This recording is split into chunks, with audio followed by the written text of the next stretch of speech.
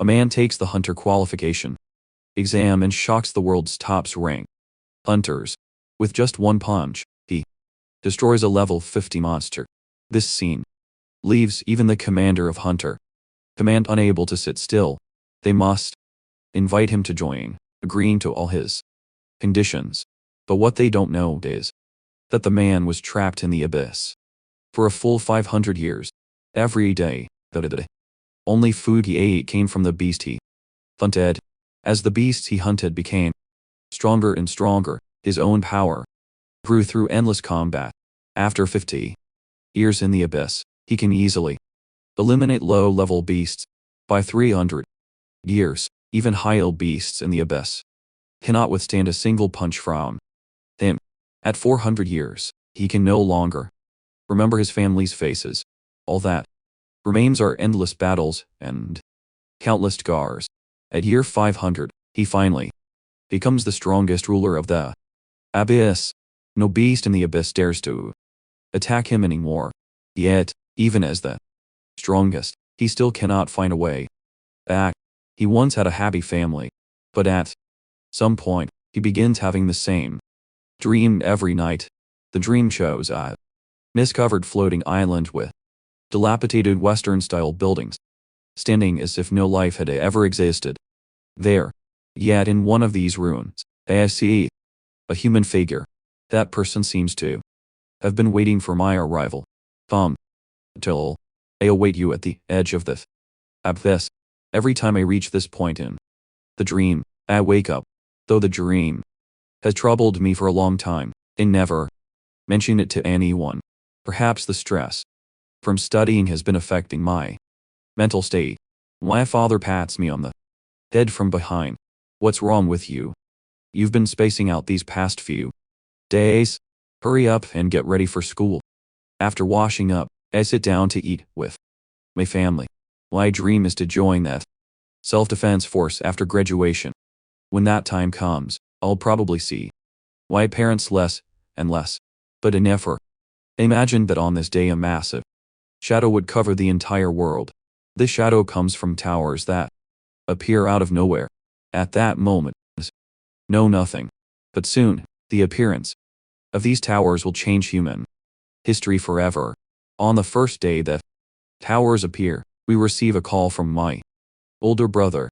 He tells us not to worry, that he's perfectly safe. However, his voice on the phone sounds extremely weak. That day, our family loses contact with him. We know he may never come back. At first, the news tells us we'll be safe if we stay home. But as time passes, over 20 such towers appear around the world. Before long, even that news stops broadcasting entirely. Information from outside can reach is. The government then notifies us to pack our belongings and prepare to evacuate to safe zones. Before leaving, my mother writes a letter for my brother. If you can come back, please find us. After that, our family begins the journey of escape. All along the way, I witness many things with my own eyes. I see despair written across soldiers' faces. Their armored vehicles are covered with horrifying claw marks. Soon, we arrive at a temporary shelter. Everyone here is eerily quiet. They look like people waiting for death to arrive with no will to live in their eyes. An argument breaks out in the shelter. A grown man tries to steal bread from a child. Little kid, your stomach is small. Going hungry for a few days won't hurt you. You don't mind giving me this bread, right? The child cannot withstand his threats and prepares to hand over the bread. But at this moment, my father, who can never mind his own business, cannot stand watching this. You know what situation we're all in. Why would you do this? But the man doesn't take my father seriously at all. Mind your own business, old man. My father's expression darkens. Give the bread back to the child. Hearing this, the man laughs loudly and swings a punch at my father. But in the next second, my father takes him down with a single kick. My father then returns the bread to the boy, completely ignoring the man lying on the ground. My father gives him a cold look. The bread thief instantly falls silent. He leaves with a threat. I'll remember this. I recognize that person my father just beat up. He's my classmate. During school, he bullied me almost every day. He've always wished I could get rid of this scum someday. Dusts. Him. A military officer rushes in. Frantically, he orders everyone to evacuate the shelter immediately and board one of the trucks. Some self-righteous person questions the soldier about why, but the soldier has no authority to explain. Just do as you're told. While they argue, a loud commotion erupts outside the door behind them. The soldier speaks rapidly. Run. Now. Don't worry about anything else. Seeing this, I urgently push my parents to leave immediately. I have a terrible feeling about this. The shelter door breaks open and several white-haired monsters rush in. The people who were arguing moments ago now flee in panic. These creatures are monsters they've never seen before. Even a fool can tell how dangerous they are. I'm completely shocked by the scene. What on earth is happening? Soon, everyone rushes onto the trucks outside. I tell my parents to get on quickly. I'll check if there's space on other vehicles. I turn and run in another direction, but the other vehicle is packed too. There's no room for me. However, I quickly find a truck that's half empty. I leap up and jump onto it. At that moment, a large hand reaches out to me quickly. I hurriedly say thank you, but the person's lips curl into a wicked smile. Isn't it a bit early to say thank you? This gives me a bad feeling. I look up and realize it's the person my father just beat up. Boy, did it have to be him who grabbed me. The next second, he swings his hand and shoves me off the truck. At this moment, I feel everything is over. My life is finished. My dreams are finished. Countless people trample over my body. But I don't want to die. I hope someone will come save me. I open my eyes and see a crystalline translucent foot appear before me. Looking closely, that figure is the old man from my dreams. He speaks the words from my dream again. Will await you at the edge of the abyss. The next moment, the scene changes. Everyone around me disappear. Dust. Then, something sharp crashes into the ground beside me. I look up. It's a goblin attacking me. I'm terrified by this sight and immediately turn to flee from this place. The experiences of these past few days push my anger to its peak. The towers that suddenly appeared. The bastard who pushed me off the truck. The mysterious old man. And now this goblin monster attacking me. I know I must fight back or I'll die here. In the next second, I pick up a stone from the ground. I turn and charge at the goblin. If you can kill me, then do it. If you can't, you're the one who dies. After a fierce battle, I kill the goblin. Never expected something that only exists in games would appear before my eyes. And there's a black number on its chest, probably indicating its level. Moments later, a black crystal emerges from the goblin's chest. I freeze in place, completely unsure of what to do. However, the crystal seems to have eyes of its own and flies straight toward me. The next second, it rushes into my body at lightning speed. I have no time to react. After I calm down, I notice my wounds are healing. I'd also feel powerful energy erupting inside my body.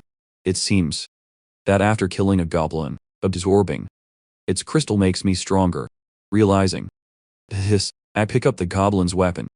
There must be many more monsters like this on the island. I need to hide to avoid being ambushed. But after circling around, I'm surprised to discover that, besides the goblin, no other monsters appear here. All the suspicious signs point to the door ahead.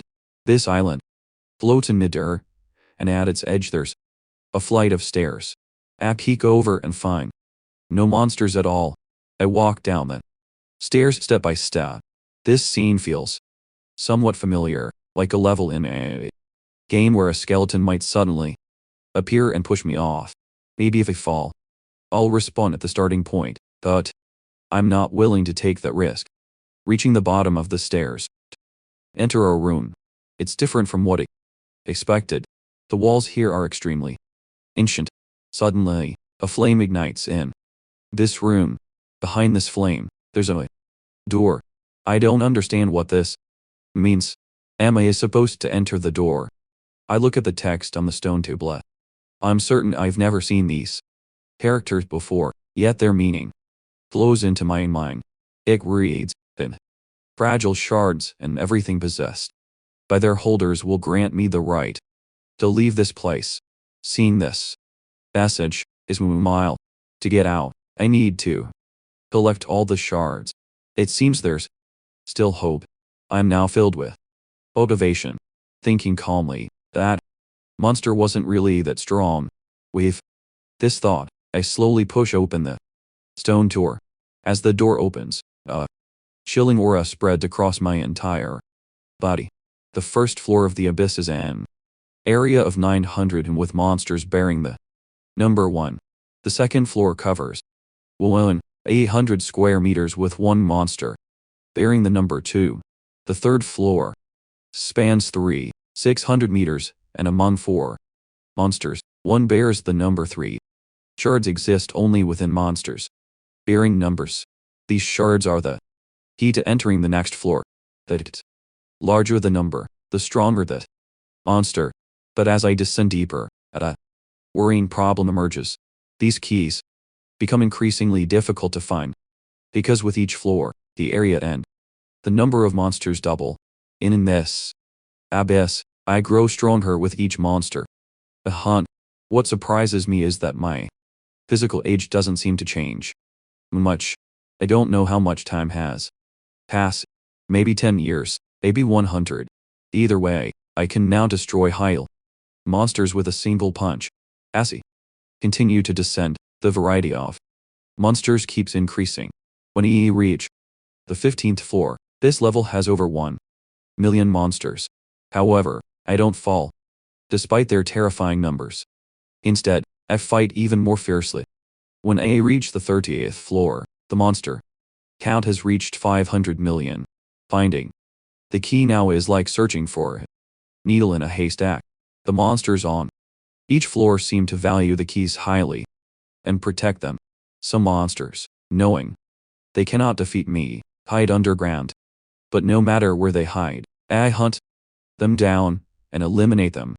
Eventually, I reach the 99th floor, continuing forward with unwavering determination. The number of monsters on this floor has reached over 2 trillion. I laugh heartily since I still haven't found the key to escape. Today, I'll kill to my heart's content. Massive dragons soaring through the sky are reduced to nothing but bones in an instant. I don't know if time flows the same here as on Earth. We've been here for a full 500 years. The walls are covered with countless marks I've made. Right now, I am truly exhausted. I've even forgotten what my family looks like. Even so, I must get out. This is my only remaining belief, even if my parents are no longer alive. Over these 500 years, I've become incredibly powerful. In the abyss, I cannot find an opponent. But fate seems to have played a cruel joke on me. I cannot find a way out. There are only endless islands to conquer. What I don't know is that while I've been trapped in the abyss, this outside world has undergone massive changes. Over 20 towers appeared in the world. Before people could understand them, something unimaginable happened. Countless monsters emerged from within and began slaughtering humans indiscriminately. This day became known as Judgment Day. A few survivors awaken and gain access to a mysterious system. As time passes, more and more awaken. Ones receive overwhelming power. Humanity is able to rebuild, and that awakened establish the Hunter Guild. Meanwhile, I'm in the abyss chasing a demon wolf. I shout at it to stop running. Let me check if you have a number on you. But at that moment, chain locks onto the demon wolf. and they hear human language. She just used an advanced teleportation scroll. Stop her. Quickly. Don't let her complete the summoning. The next moment, the demon wolf rises into the air wrapped in a massive teleportation force. This scene leaves me stunned. Could that teleportation portal above be the exit? Seeing this, I kick off the ground hard. After waiting so long, how could I possibly give up this opportunity? With a whoosh, I leap upward, following the demon wolf straight into the teleportation portal. But hit this moment, the abyss sends a warning. Warning. The abyss cannot summon two life forms simultaneously. This makes me curse silently. I won't let anyone block my path. I cling tightly to the demon wolf ahead. I absolutely cannot let it teleport out before me. Meanwhile, in the outside world, a woman is surrounded by several hunters who want to steal the level 60 scroll in her hands. One of the hunters says with a wicked grin, "Hand it over now or I won't show mercy." The woman shouts in terror, "Players can't fight each other. You're breaking the rules." The level 38 barbarian laughs. Rules are meant to be broken, not shaped. Bandus. He then raises his blade vertically in front of the woman, scaring her to tears. The barbarian says viciously, "Just hand over the scroll, and I might let you leave here with all your limbs intact." Seeing this, the woman grabs the scroll behind her. "Since you're treating me this way, I won't be polite either." Seeing this, the hunters' faces turn ugly. She's forcing the summoning. Stop her quickly. The barbarian holds nothing back, preparing to unleash his full power to kill the woman and seize the scroll. Immediately, a terrifying aura emanates from his body, with lightning crackling around him. Just as his weapon is about to strike the woman's head, the woman quickly dodges his attack and forces the summoning. This makes the hunters feel afraid. If she successfully summons it, no one will be able to defeat this little monster. We're doomed. Then they see a bolt of lightning fly out from the scroll. The woman shouts, "Die all of it. Even if I don't survive today, I'm taking you down with me." An extremely powerful vortex appears in the sky above. Lightning strikes down from the vortex, hitting the woman's summoning scroll. All the hunters present are blown away by this force. Cold sweat pours from the barbarian's forehead. So much overwhelming energy. This is bad for us. We should flee now. Moments later, a creature slowly emerges from within the lightning. They watch the summoned creature ahead with extreme tension, but when they see what was summoned, they freeze completely. It's actually a level 3 hell demon wolf. Seeing this, one hunter even tosses a bone at it. They nearly burst out laughing at this scene. Even the woman doesn't know what happened. The scroll she desperately protected only summons such a low-level monster. Fate has played a cruel joke on her. The next second, a hand suddenly pierces through the demon wolf's body. Then it exert slight force and instantly tear the demon wolf's body in half. Now the hunters completely lose their composure. This is actually a humanoid monster. They've never heard of such a thing. A female summoner is completely stunned. She probably never expected this scene either. At this moment, I speak slowly. I finally escaped. A full 500 years in that damned hell. Just thinking about it makes me sick. The next second, I cry out excitedly toward the sky. I finally escaped that place. I am finally free. The aura emanating from my body makes these hunters tremble with fear. Just hearing my laughter makes their entire body stiffen. This power is probably even more terrifying than domestic rank hunters. A female hunter stares at me blankly. What exactly are you? Why do you come out of the teleportation portal? Hearing her question, I stop my wild laughter. I take one step and instantly appear before her. My speed so fast it leaps after images. This female hunter probably doesn't know what I'm thinking. For 500 full years, I haven't seen a single human, so seeing them now fills me with warmth. I immediately put my arm around her shoulder and asked, "Is this Earth?" The woman answers, "This is Earth." Hearing her confirmation, I laugh heartily again. I'm finally back. I look at the two people nearby and find their clothing odd. You're not doing some kind of cosplay, are you? This makes their expressions turn sour. The next second, two people instantly rush behind me, preparing to ambush me. However, what they don't expect is that I don't move or flee. I just stand here, straight, letting their attacks hit my body, but their weapons shatter the instant they touch me. My eyes reveal killing intent. What do you two punks think you're doing?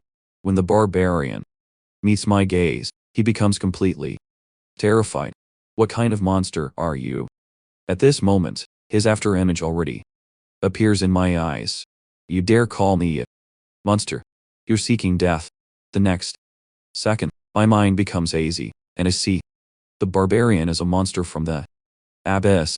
I grab him by the throat and pin him there firmly. I show no mercy to abyss monsters. I speak slowly. Let me see your number. I need to take the crystal from your body. Hearing me words, the barbarian is very confused. What number are you talking about? I have no idea what you're saying. His shout brings me back to my senses. This almost killed the wrong person.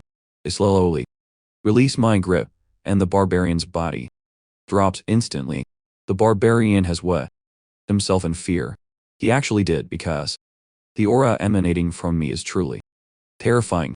He even suspects that not even the strongest rank hunter in the country is my match.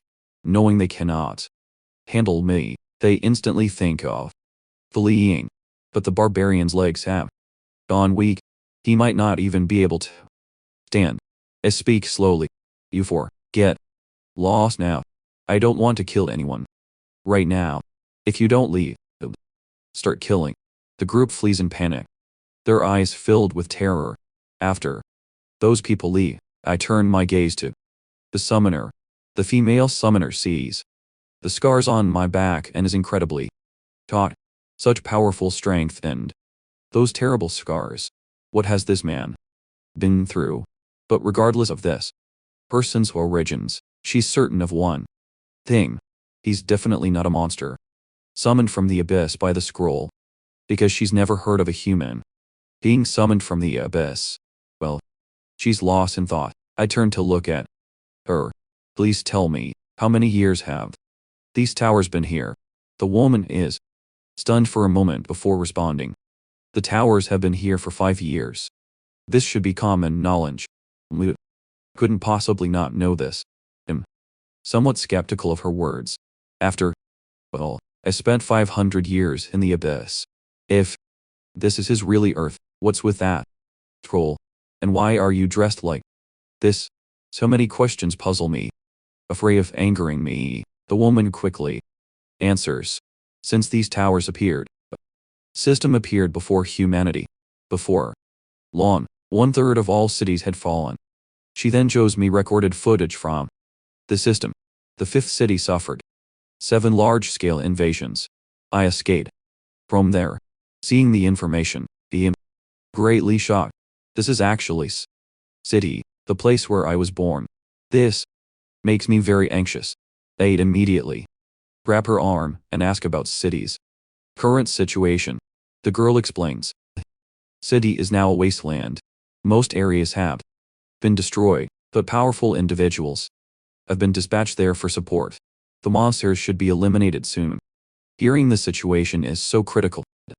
Want to rush to city immediately. Tell in which route to city is fastest. The woman raises her hand and points in a direction. At the same moment she points, my figure shoots out like phantom lightning, moving so fast she cannot see me clearly. This leaves the woman completely bewildered. This guy is definitely not a summoned beast, because summoned beasts cannot act independently. She must tell her sister about what happened today. A mysterious Man actually emerged from a summoning doorbell. This is truly incredible. Meanwhile, on the other side, since that barbarian wet himself from fear, his two companions have to carry him.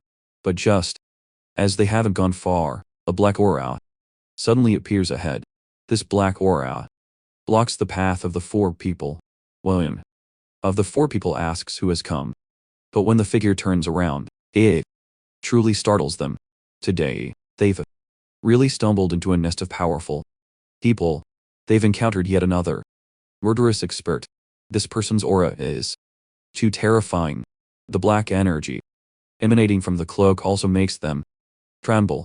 The power gap between both sides is too vast. They have no ability to fight. This terrifying aura truly makes the four people's hearts leap to their throats. Today, I'm feeling merciful, so I'm giving you 3 seconds to tell me where he is. Remember, you only have 3 seconds to answer. The barbarian is incredibly angry. Today they've really stumbled into a nest of powerful people. One expert after another keeps appearing before them. Even he doesn't know what to do.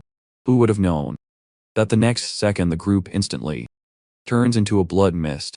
This cloaked figure simply waves his hand and easily kills the 4 hunters. 3 seconds are up. You didn't cherish the opportunity. You can't blame me. Several notifications then appear. The deceased members were all elites from Tiger Roar Guild. Meanwhile, at Tiger Roar Guild headquarters in an elegant office, a woman speaks slowly. Several of our master-level elites have lost their life signs, and that girl's scroll is also missing. Hearing this report from his subordinate, the person sitting there directly breaks the wine glass with his fingers.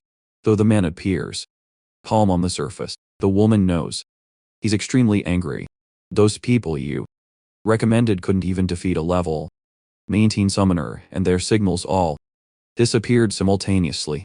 How exactly do you do your job?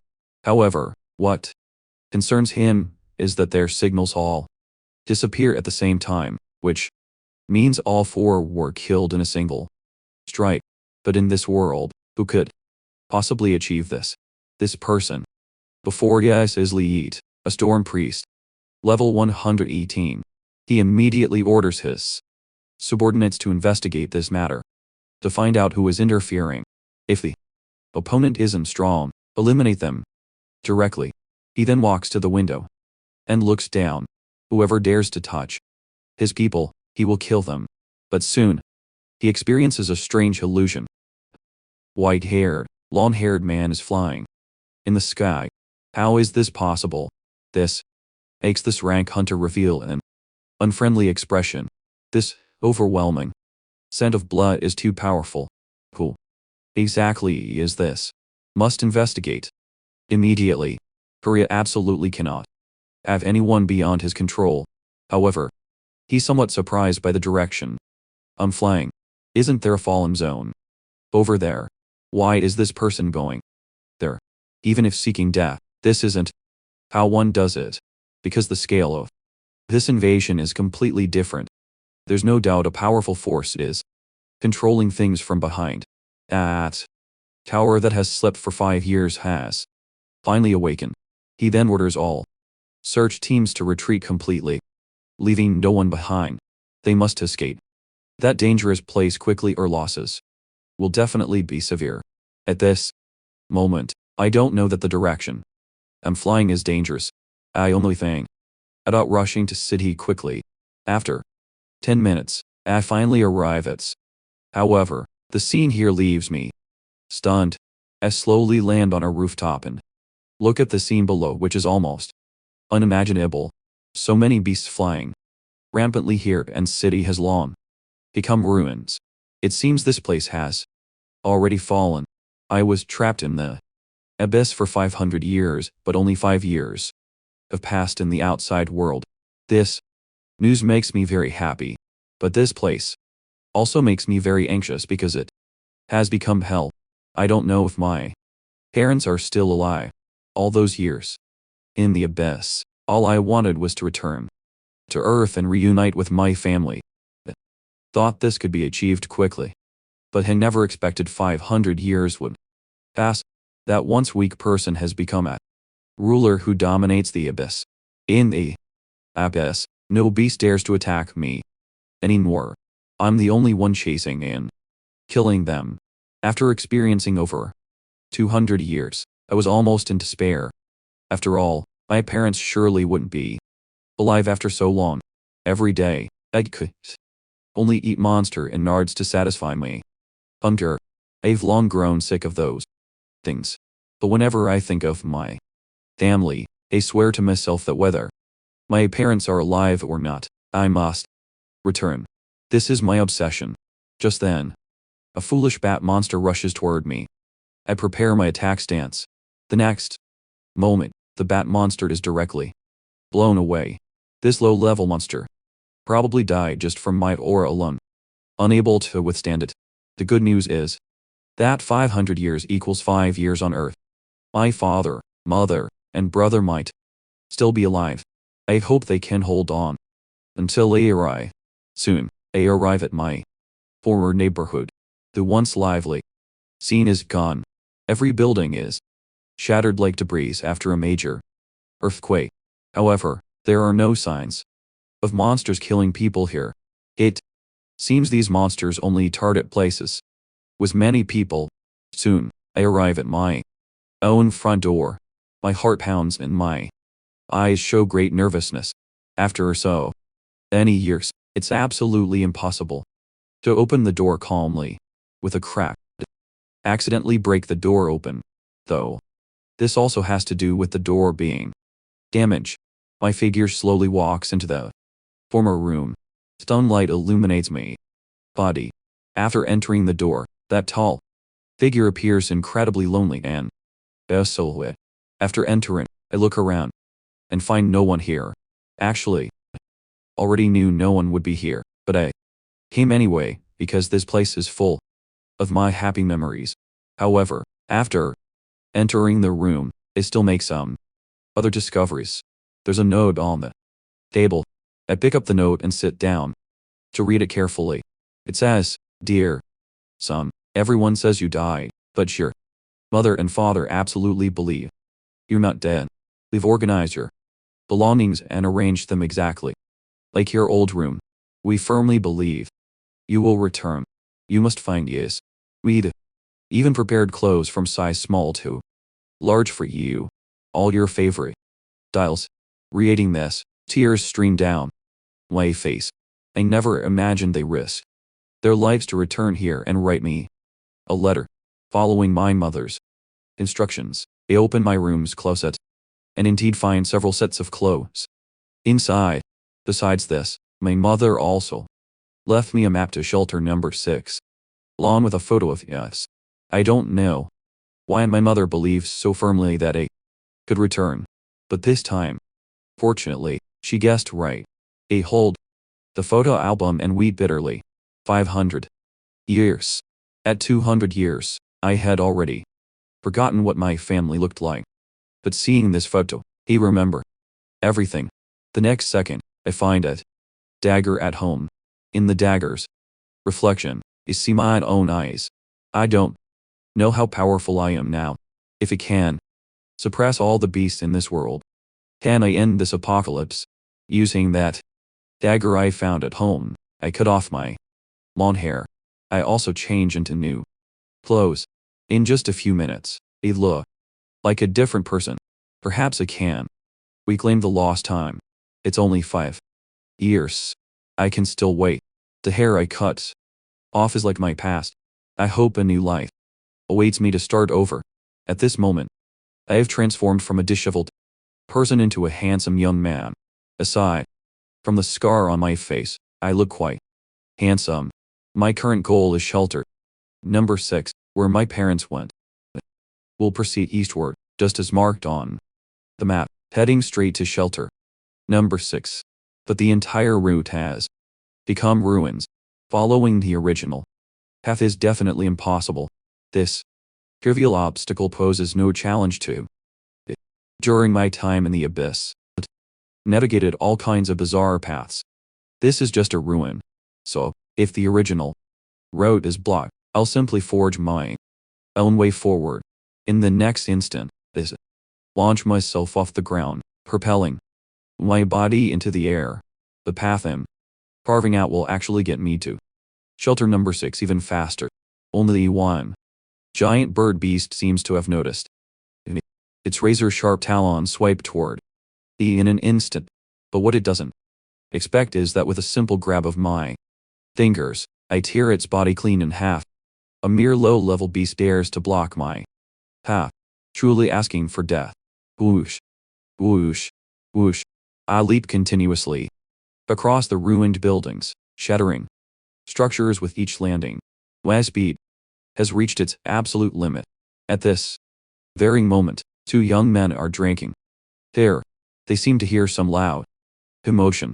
His companion thinks he must be drunk and hallucinating. Standing guard here is boring enough as it is. How could there possibly be any disturbance? The next second, they're completely stunned. Something resembling lightning streaks pass right above their heads. They can't even make out what it is, let alone a human figure. The man on the left raises his hand and points. Did you see what that was? But that other man saw nothing at all, only felt a gust of wind that stung his face. Fortunately, another companion happens to be recording video and captures exactly what just occurred. Their phones appear to be quite advanced, capable of slowing down footage by 300 times. When they review the video, they see me and realize it's actually a person flying through the air.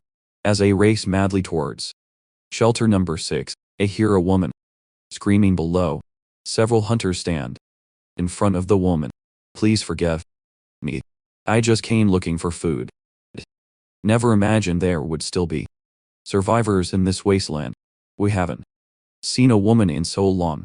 The leader is instantly drooling with desire. Don't worry, we're good people. But what kind of good person would have an expression like that? Even a fool can tell he's up to no good. The man claims he won't hurt the girl, but will instead take good care of her. But the girl is already paralyzed with fear, hoping these hunters won't come any closer to harm. The hunter shoves the woman down. Don't be afraid. We truly mean no harm. Then he reveals a thoroughly disgusting expression. We'll be very gentle. But at this moment, a cracking sound comes from behind. It's the sound of the floor shattering. Some things truly never change. Scum. My eyes fill with murderous intent as I glare at the 3. And the man seems startled by this scene. Who's playing tricks? Who's there? Show yourself. If you dare interfere, you won't get away easily. As the hunter's words fall, 2 figures behind him charge forward rapidly. One companion wields dual blades while the other appears to be a knight with a shield in one hand and a sword in the other. Don't get too cocky, the white-haired brat. In the next second, both figures rush toward me at high speed. However, I stand up without any hint of panic. With a slight flick of my arm, I slap one of them directly across the face. With a thud, this person crashes to the ground from my single slap, without even a chance to resist. Sneer inwardly. Small fries like you could handle, without even lifting a finger. Right at this moment, the other hunter thrusts his sword toward me, but I dodge it effortlessly. His movements are far too slow. As he lurches forward with momentum, I grab his arm. Terror floods the man's face as he feels intense pain radiating through his arm. Next, with slight pressure from my palm, I force his body downward. As he falls, my left knee drives into his face. This infuriates the hunter. Who the hell are you? I'm from Tiger War Guild. If you dare lay a finger on me, the guild will never let you go. What he doesn't know is that I just dealt with 4 members from his precious Tiger War Guild. They slowly call out his name. Shu Yin Han. Have you forgotten me so quickly? It's only been 5 short years.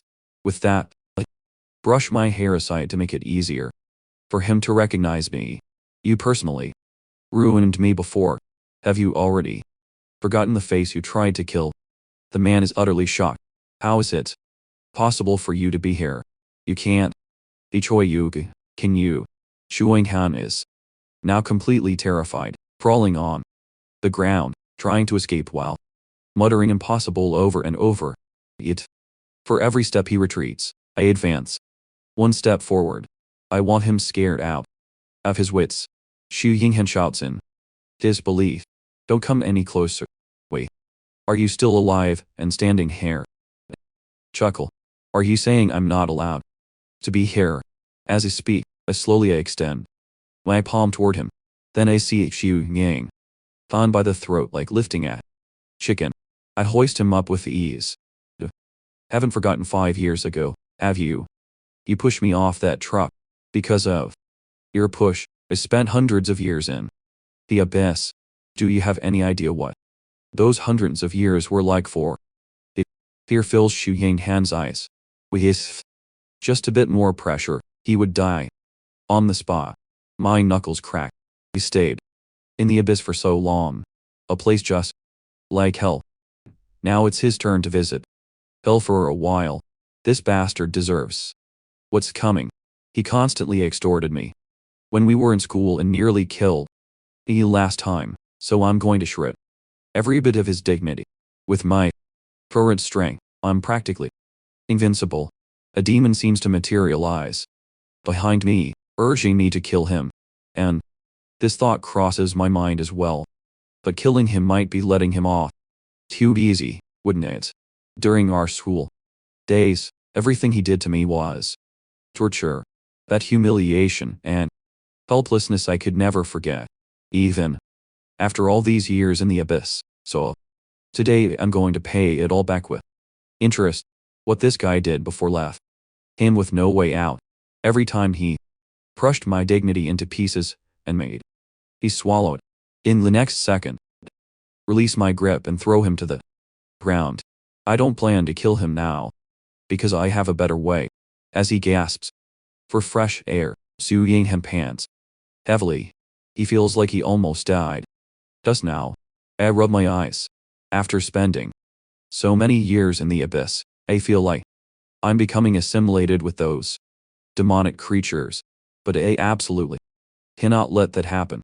But this scum in front of me not only bullied me but also tried to assault that woman just now. Who knows how many people he's victimized before. So I make a decision. I'll him, leaving him able only to breathe through his mouth and do nothing else. Because wherever he exists, there will inevitably be victims. Xu Yinghan, you tried to kill me once, but failed. I won't kill you. But I can't just let you walk away either. Xu Yinghan doesn't quite understand what I intend to do. For 2 years before, he bullied me every day at school. Those days were hellish. As it. Remember he once beat up a kid over a piece of bread. I tell him, we're about to settle the score. Now you just need to take 4 punches from me, and I'll let you go. After being released, the man seems to grasp at this lifeline, pleading with me. If you kill me with your current strength, the Hunter Guild will hunt you down, too. I grab him by the collar and tell him not to worry about my safety. Those guild people can't do anything to me. Then, under his astonished gaze, I swing my first punch toward him. I don't use my full strength in this punch, but its power is still more than he can withstand. His body slams directly into the ground, his chest caving into the rubble beneath. Then comes the second punch. 2 consecutive attacks leave his 2 companions utterly stunned. With a splat, blood gushes from his body. The third punch lands viciously on his body.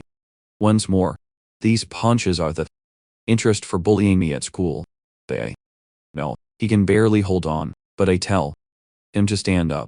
I am not done yet. As long as you can withstand one final attack, I'll let you go and won't trouble you anymore. Xu Yinghan tells me to just kill him. After these 3 punches, his body is practically ruined. Anyway, living would be meaningless. Didn't tell him to stand up to listen to his nonsense. He stomped directly on his head. Remember, this is the price you pay for what you did to me. With a boom, my foot crushes his head heavily into the ground, grinding down hard. I keep my word. As long as he survives my 4 strikes, I absolutely won't bother him again. After these blows, Shi Ying hands, eyes are blinded. Excruciating pain shoots through every cell in his body. Now with severed limbs and total blindness, if left unattended, he probably won't survive much longer. But I won't let him die so easily. I tell his 2 companions to take him to a hospital for treatment. If Xu Yinghan is, I'll make sure they meet the same fate. I hope Xu Yinghan knows better than to ever appear before me again. Otherwise, I'll beat him every single time I see him. After saying this, push off and leave this place instantly. The most urgent matter now is reaching shelter number 6. I must hurry. Otherwise my parents could be in danger. At any moment, a hooting sound cuts through the air at such speed that no human figure can be seen. Meanwhile, in the buffer zone of City 3, soldiers are chatting here at this moment. They would rather be stationed at the walls than fighting beasts in this place. At this moment, a soldier with the bearing of an officer walks over. Don't be so timid. If a beast appears, you better not wet yourselves. And one more thing, you must remain vigilant at all times, because we cannot predict when the beast will appear next. This speaker is First Lieutenant Leon Jun. His subordinate reassures him that this is the buffer zone. Beast from zone should rarely appear here. We just need to stay alert.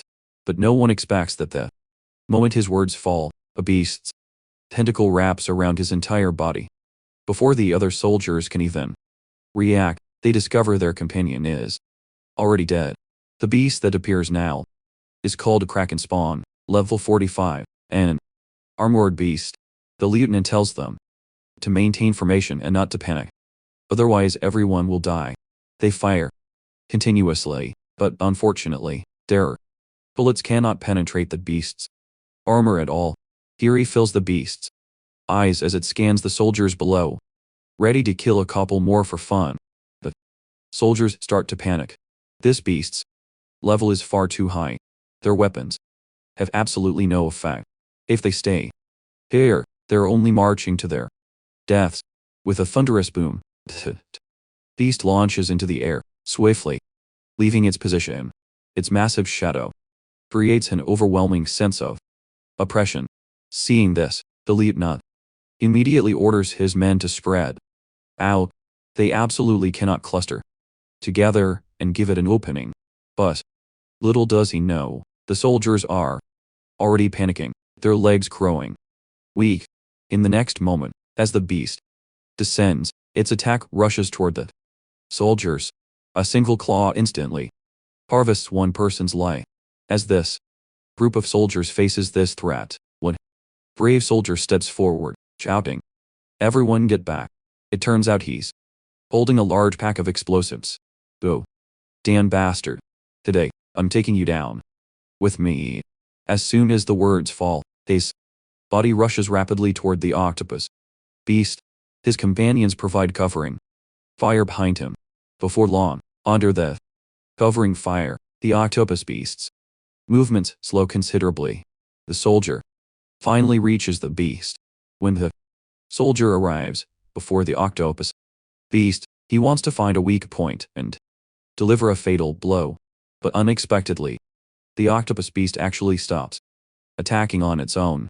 Not only that, fear fills the octopus beast's eyes. But one soldier has his life spared. However, he's still curious in his heart. Why did the octopus beast suddenly stop attacking? In the next second, everyone hears cracking sounds coming from the beast's body. Everyone is extremely surprised. What should have been a pointless slaughter? Yet, this beast actually stopped on its own. Oh. The team members are incredibly shocked. What on earth is happening? Even Matt, squad captain, shows a face full of alarm. He also hasn't figured out what exactly is happening. Fear fills the octopus beast's eyes. This makes them even more confused. They don't know what the octopus beast is afraid of. However, the brave soldier prepares to seize this opportunity and throw the explosive pack at its eyes. This is his only chance. With a light toss, he throws the explosive pack. Immediately, a terrifying explosion erupts. Massive flames engulf the entire body of the octopus beast. However, they're shocked to discover that even such a massive explosion still cannot harm the octopus beast. The reason is actually simple. The octopus beast's tentacles protect its eyes tightly. As long as the eyes aren't injured, this octopus beast won't die. The octopus beast's body advances slowly, approaching one soldier. Veins bulge in its eyeballs. This completely stuns the soldier who just threw the bomb. Such massive power, yet completely unharmed. How is this possible? That other soldiers have already fled in terror while the octopus beast tentacles fix on the soldier who threw the bomb. But at this moment, my figure suddenly appears. I stomp directly on the octopus beast's eye, crushing it.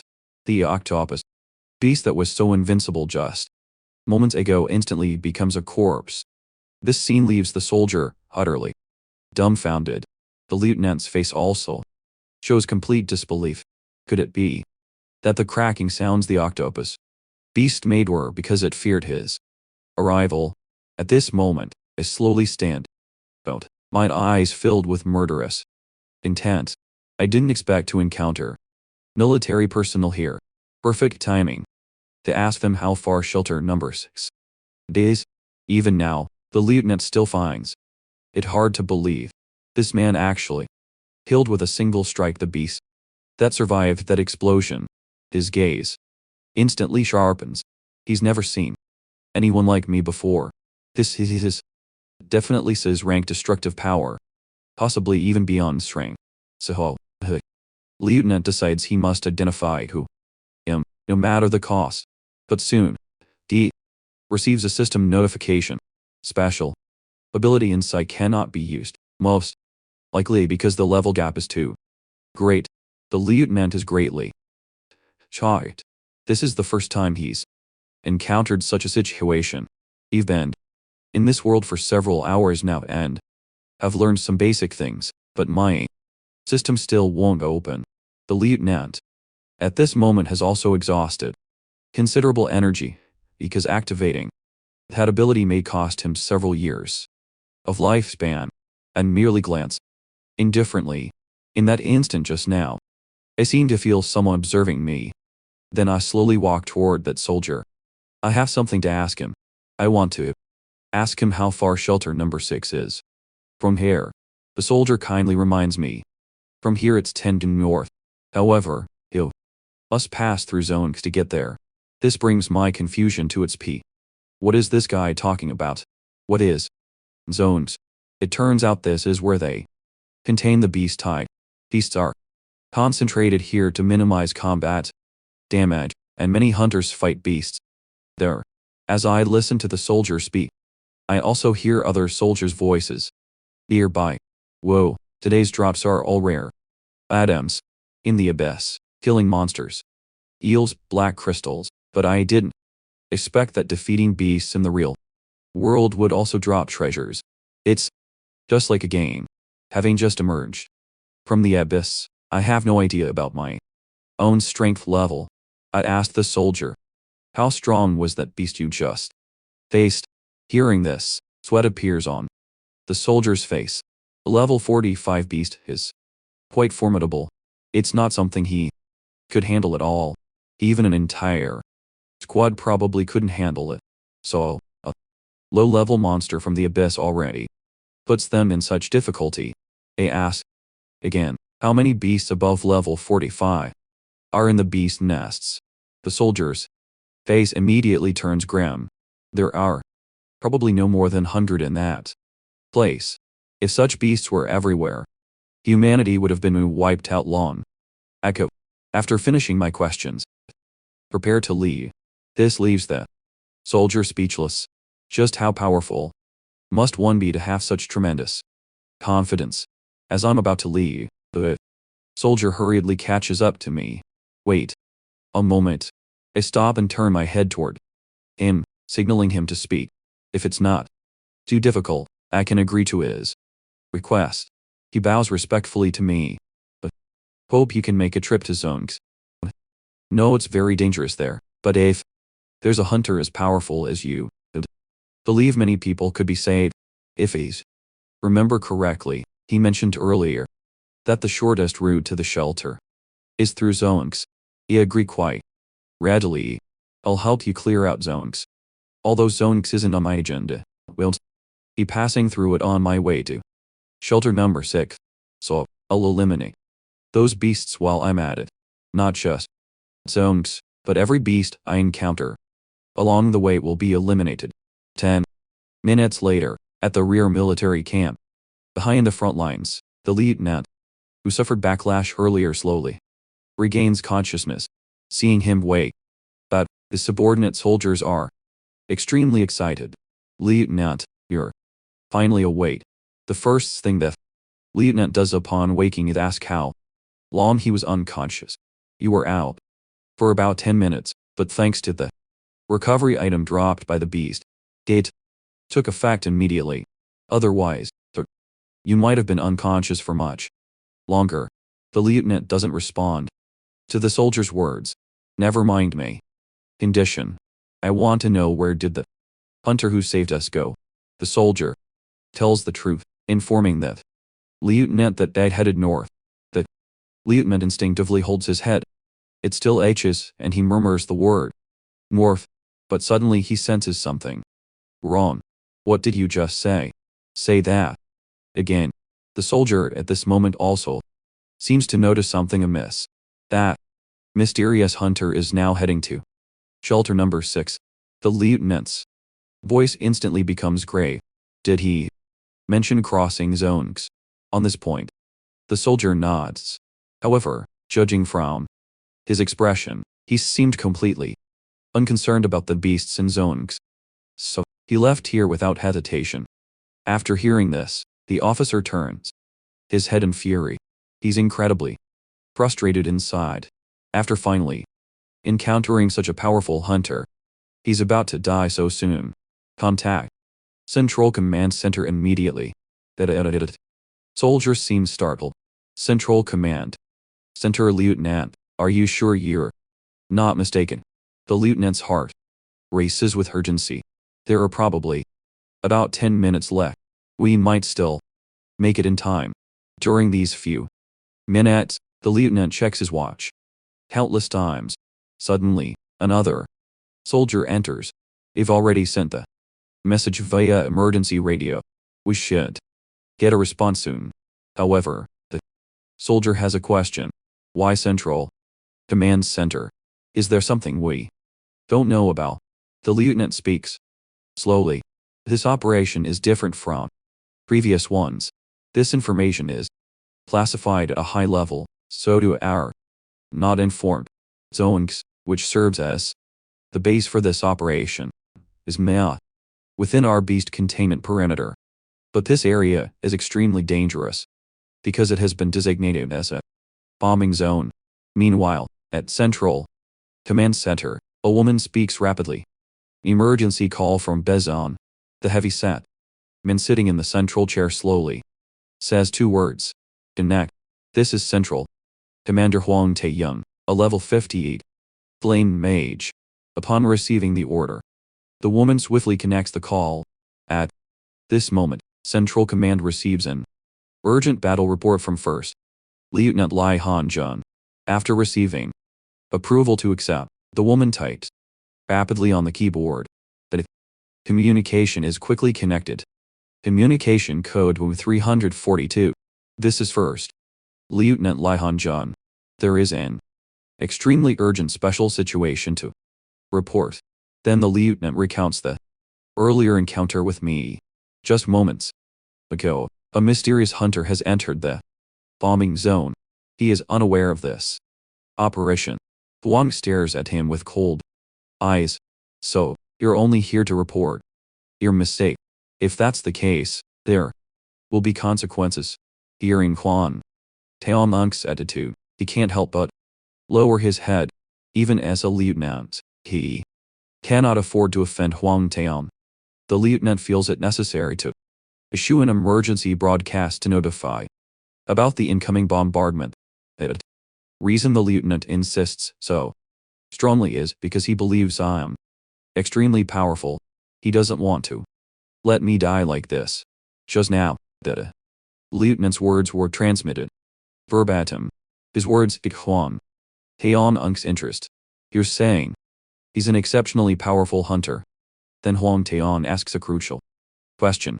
If he's such a powerful hunter, then what is his level? Tened. Lieutenant doesn't know my power level. Because when he tried to check, he couldn't detect my information. Hearing this, Huang Taon almost laughs out loud. Is this how you conduct yourself? As a lieutenant, a hunter of unknown level who didn't follow protocol entered the bombing zone, and you want me to issue an emergency broadcast for him? Are you joking? At this moment, the woman beside him speaks. That hunter will very likely be dead before any message is even sent. The two continually mock the lieutenant. You may lack brains, but you certainly have talent for comedy. Actually contacting us over such a trivial matter. After saying this, he glances at the woman beside him. It seems they haven't been taught enough to stand independently. What kind of teacher is responsible for this? At this moment, they seem to be chatting casually. While I have no position to interfere with your subordinate's actions, this subordinate of yours is rather ridiculous. Furthermore, if we report to superiors that you obstructed operational progress, all responsibility will fall on you. Now you make a decision. In par. Sujin's eyes, facing such a formidable enemy, is he really going to drag his people down? She feels the heavy setman beside her is an incompetent fool without any command ability. If this heavy set man didn't have some talent and the backing forces behind him, he would never have reached this position. Then Park Sujin shifts her gaze to her subordinate. The lieutenant, a carefully cultivated, is now attempting to save it. Complete stranger. Even if it means abandoning the operation. She has known the lieutenant for a long time. He doesn't seem like a fool, but rather an intelligent person. Now that he's defending this unknown hunter so vigorously, that alone proves how powerful this individual must be. The lieutenant somewhat dares not meet Park Sujin's eyes. He can only silently lower his head. After pondering for a long while, Park Sujin finally makes a decision. She cannot offend the heavy set man, but must also give the lieutenant an opportunity. Then she speaks slowly. I believe you absolutely did not intentionally interfere with our plan. There must be your reasons for this, so I'll give you a chance to convince me. Otherwise, this operation will continue, and I will personally have you court-martialed. This response serves dual purposes, both giving him an opportunity and avoiding offense to the forces behind the heavy-set man. But at this moment, the lieutenant is speechless. He only met me a few minutes ago and doesn't know how to make a judgment. Moreover, if he goes to military tribunal, he's finished. Won't those in power simply dictate whatever they want? The woman turns toward Huang Taon beside her. You should be quite satisfied with his response. Let's at least hear his reasoning. This greatly displeases Huang Taon, though he doesn't dare challenge Park Sujin. After all, she's an rank hunter. He then vents all his displeasure on the lieutenant. First, Lieutenant Li Han Jun, please give me an acceptable reason now. Otherwise, Park Sujin and I will have you court-martial together. Hearing this, the lieutenant knows there's no way out, so he reveals everything directly. The person I'm referring to, Hilda level 45 juvenile kraken spawn. with a single strike. Hearing her subordinate report this, Park Soo-jin's eyes fill with shock. It's simply too outrageous. If it's truly as that, subordinate says, wouldn't he be even more powerful than a rank hunter? Could he be a military's rank hunter? If he's truly military personnel, then we absolutely must rescue him. However, his words are disrupted by Huang Taeon beside her. What you're saying is absolutely impossible. All rank personnel have assigned missions, and there's no confirmed signal from Biz. He's most likely just a wild hunter. Although Park Soo-jin is somewhat shocked, her rationality remains. Wait, don't you know his level? Don't you have insight ability? This doesn't quite add. Does it? Regarding Park Soo-jin's question, the lieutenant is somewhat at a loss for words. He doesn't know what the situation was either. After using his skill, he couldn't see my level and wasted some lifespan. Most importantly, I actually suffered backlash from trying to view his information. This has never happened to me before. At this point, Park Soo-jin is completely dumbfounded. She knows that the lieutenant had previously checked her information, too. Although it wasn't easy, he did uncover some information. This alone demonstrates that Hunter's tremendous power. The level gap is too great, so he couldn't view it. The lieutenant speaks again. This person is truly formidable. If I hadn't lost consciousness from trying to view his information, absolutely would not have let him enter the bombing zone. At this point, even Huang Taeon loses his composure. If you cannot view his information, he has at least reached level 100. The entire command center falls silent. You could hear a pin drop as they need to process the information they've just received. Kang's hand taps continuously on the chair. This situation is indeed extremely rare. Then Huang Taeon makes a decision. I know that Hunter is strong, but this cannot be a reason to halt the operation.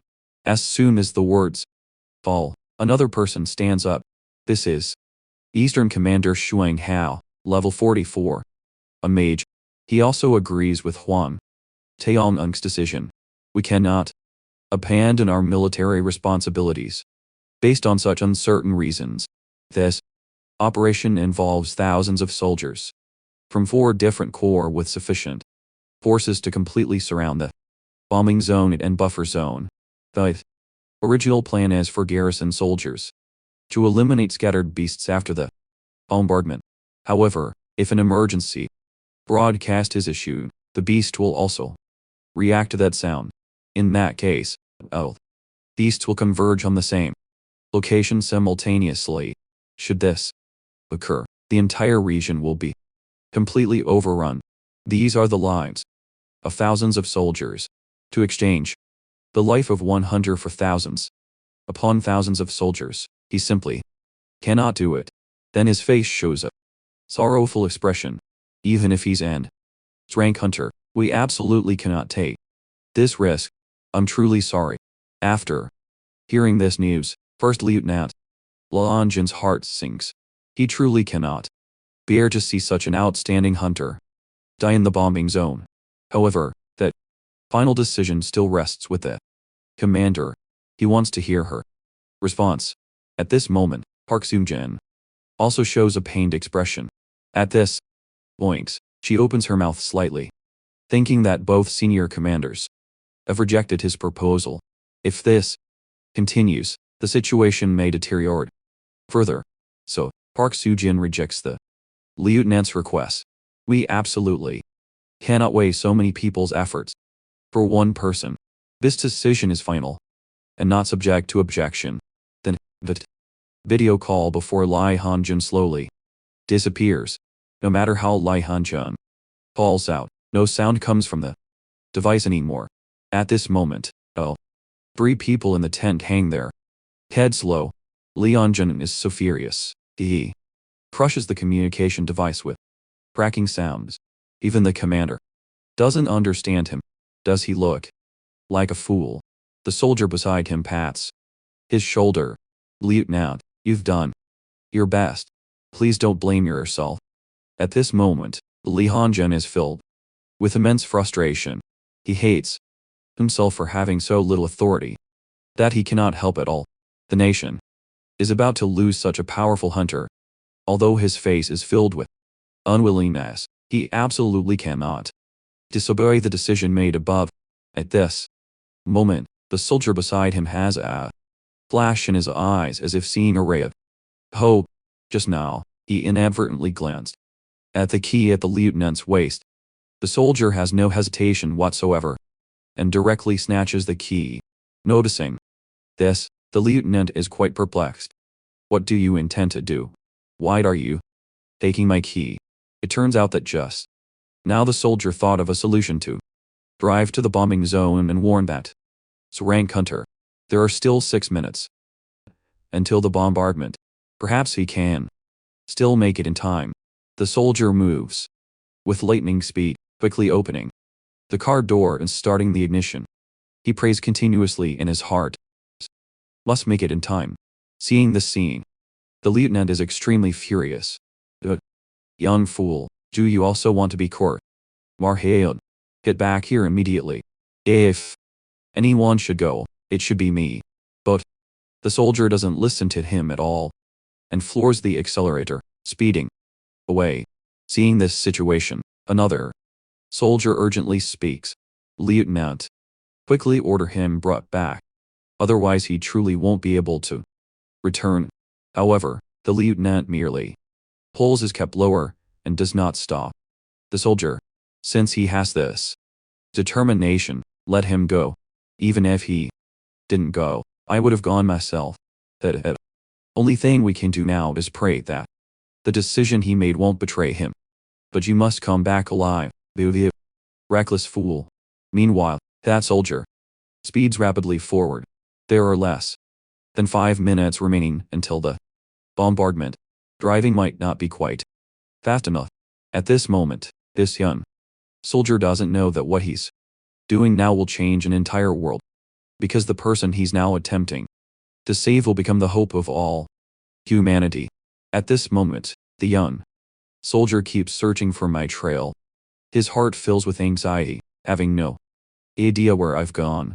He's now taking the fastest route on the eastern side, with his gas pedal pressed all the way down. But if he still can't find any trace of me along this route, it means I'm moving faster than his vehicle. Soon, the vehicle reaches the area close to Zonx. The soldier can't help thinking that if he turns on the loudspeaker, should be able to hear it, but he doesn't have the courage because if he turns on the loudspeaker, all the monsters will lock on to him, and then there will be no escape. As he hesitates and struggles, time slips away quietly. Only 2 minutes remain before the indiscriminate attack begins. Thinking of this, the young soldier slowly reaches his hand toward the loudspeaker. Ahead. It doesn't matter. My life is worthless anyway. If I can save that hunter, it's definitely more valuable than me staying alive. The next moment, he no longer hesitates and grabs the loudspeaker firmly, bringing it to his mouth to speak. But just as he's about to open his mouth, his voice trembles uncontrollably, unable to make any sound, no matter how hard he tries. More than 10 seconds pass his way with his vehicle still driving forward continuously. He feels like he's a disgrace to the military. Such a coward doesn't deserve to be part of the army. But is he really a coward? If he truly feared death, he wouldn't have come here in the first place. He takes a deep breath, gathers all his strength at his lips, and shouts loudly, mysterious, "Hunter, I'm the soldier you helped before. I don't know if you're nearby, and I don't know if this voice can reach you. But if you hear this, please leave immediately because this area is about to be bombed.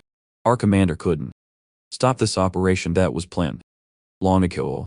So, I came to notify you to evacuate quickly. Otherwise, you'll definitely die in this explosion."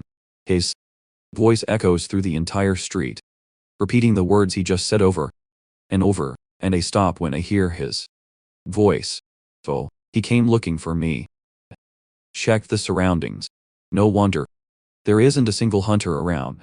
This place is about to be bombed. My fingers crack as I clench them. The monster's in. The city can't harm me at all. But I don't know if my own strength can withstand high temperatures. After all, I don't understand the country's advanced technology since they have the confidence to use these bombs to kill these monsters. Perhaps my body might not be able to withstand it either. Even if it can endure it, I might be severely injured. The next second, my figure begins to flicker as I search for the direction of the sound. This young soldier came to such a dangerous place just to inform me about the bombing. So I absolutely cannot let him die here. On the other side, this soldier is so anxious. He's nearly in tears. He has already reached the central area, but still cannot find any trace of me. Meanwhile, at 4:59:25, a group of monsters flies toward the direction of the sound. At 4:59:32, these monsters have already arrived in front of the soldier. Terror fills the soldier's face. This is really the end. Just as I guessed, my voice has attracted the monsters. At 4:59, the soldier quickly jerks the steering wheel.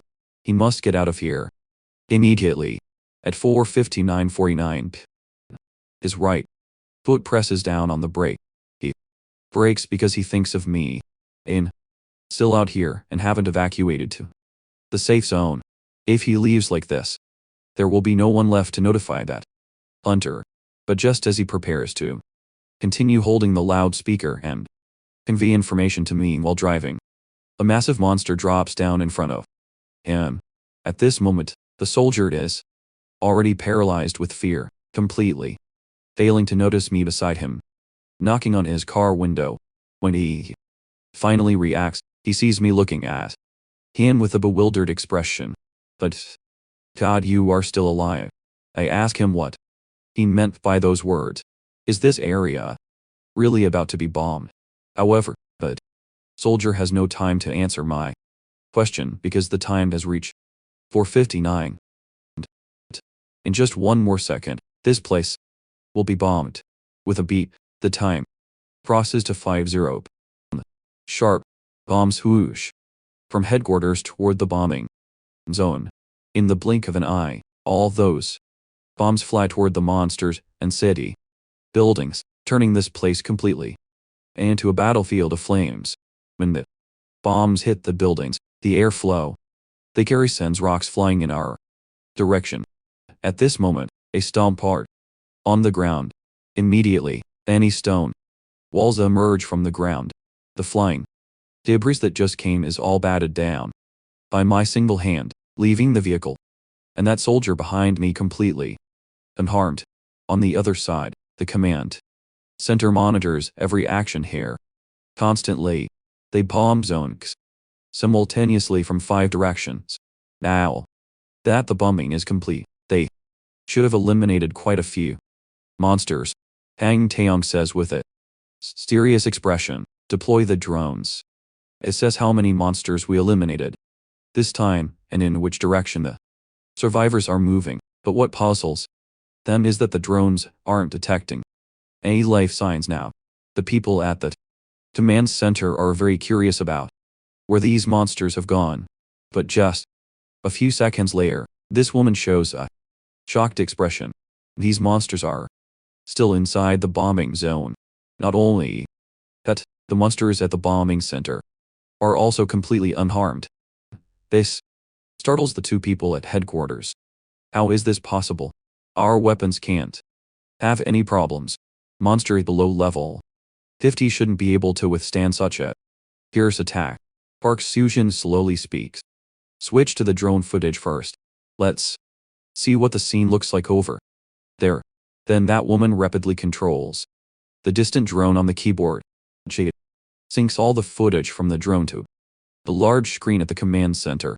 Everyone's eyes fix on the large screen. Soon, the drone footage appears on the large screen. A layer of red defensive Barrier surrounds those monsters. No one knows how this defensive barrier formed. Generally speaking, monsters can't possibly have such a skill. But at this moment, they discover a cloaked man standing on the monster's shoulder, and he has white hair. Everyone seems to have their doubts resolved. This protective barrier must be coming from this man. The next second, the footage cuts off abruptly because the drone was attacked by monsters. They prepare to deploy another drone, but as soon as it flies over the monsters, they lock onto it as a target. Immediately, this other drone also loses its feet. The monster's palm simply squeezes gently and crushes the drone into a ball. At this point, the command center has completely lost contact with zone techs because all their drones have been destroyed. Park-Jan's expression becomes extremely grim. They said this attack would be different, but what was that just now? A bold speculation emerges in Park Soo-jin's mind. Could it be that these monsters have gained intelligence and know we're using drones to scout them? This startles the senior commander greatly. If this is true, things will be terrible. He immediately gives orders to begin evacuation from the residential area. All soldiers must evacuate. At the same time, Park Soo-jin also issues orders. Everyone must retreat and hold the walls. This is the final line. These monsters absolutely cannot be allowed to break out of zones. However, the receiver's next words shock them all on the spot. These monsters' target doesn't seem to be the civilians. Instead, they're heading to Zone B22, as if something there is attracting them. Looking at the display on the equipment, they appear to be entering Zone B22. Park Soo-jin immediately thinks of something. That seems to be where the mysterious person went. But why do those monsters also want to go to that place? Park Soo-jin immediately orders to dispatch all remaining drones to Zone B22. They must find out what stopped this monster's advance. At this time, Zone B22 has stopped being bombed, but this place has already turned into ruins. After that explosion style, that soldier finally dares to get out of the vehicle. He truly can't believe that he actually survived this explosion. Just as he approaches me with excitement to chat, he finds me staring straight ahead. Without blinking, I turn my head and tell him to leave here immediately. Because you're alive, which means that monsters are also still alive and they're heading our way. But at this moment, my gaze flashes as I see an attack flying toward us. Just as that attack is about to hit that soldier, push him down to the ground. But when we look closely, it's actually a military drone. This shocks that soldier tremendously. Monsters actually attack a drone. How is this possible? This kind of thing has never happened before. Tell him not to be surprised yet. An even bigger surprise awaits you. Look him up. Hundreds of monsters ahead of us are slowly walking toward us. The soldier's heart fills with tremendous shock. What is going on? Monsters have never concentrated like this before. Moreover, these creatures have terrifyingly high levels. They're all level 50 and level 60 monsters. They are the highest level group among this batch of monsters. Their leader is level 90. Seeing this scene, the soldier collapses directly onto the ground. We're finished. There's absolutely no way we're getting out alive. I tell them not to be so discouraged. If even bombing can't kill them, it's not like I don't have other methods. And my method is much simpler than their bombing. Just beat all of these monsters to death. As soon as the words leave my mouth, I leap up and charge forward. I tell this soldier to quickly hide inside the jeep. Everywhere my figure passes, all the monsters are stomped to death by me. And my ultimate target is this highest level monster. Figure seems to be standing on his toe, but I want to see exactly who is playing tricks here. Just as I'm about to rush over, a monster blocks my path and swings the iron hammer in his hand. But what he doesn't expect is that piss iron hammer is blocked by my single hand. I sneer inwardly.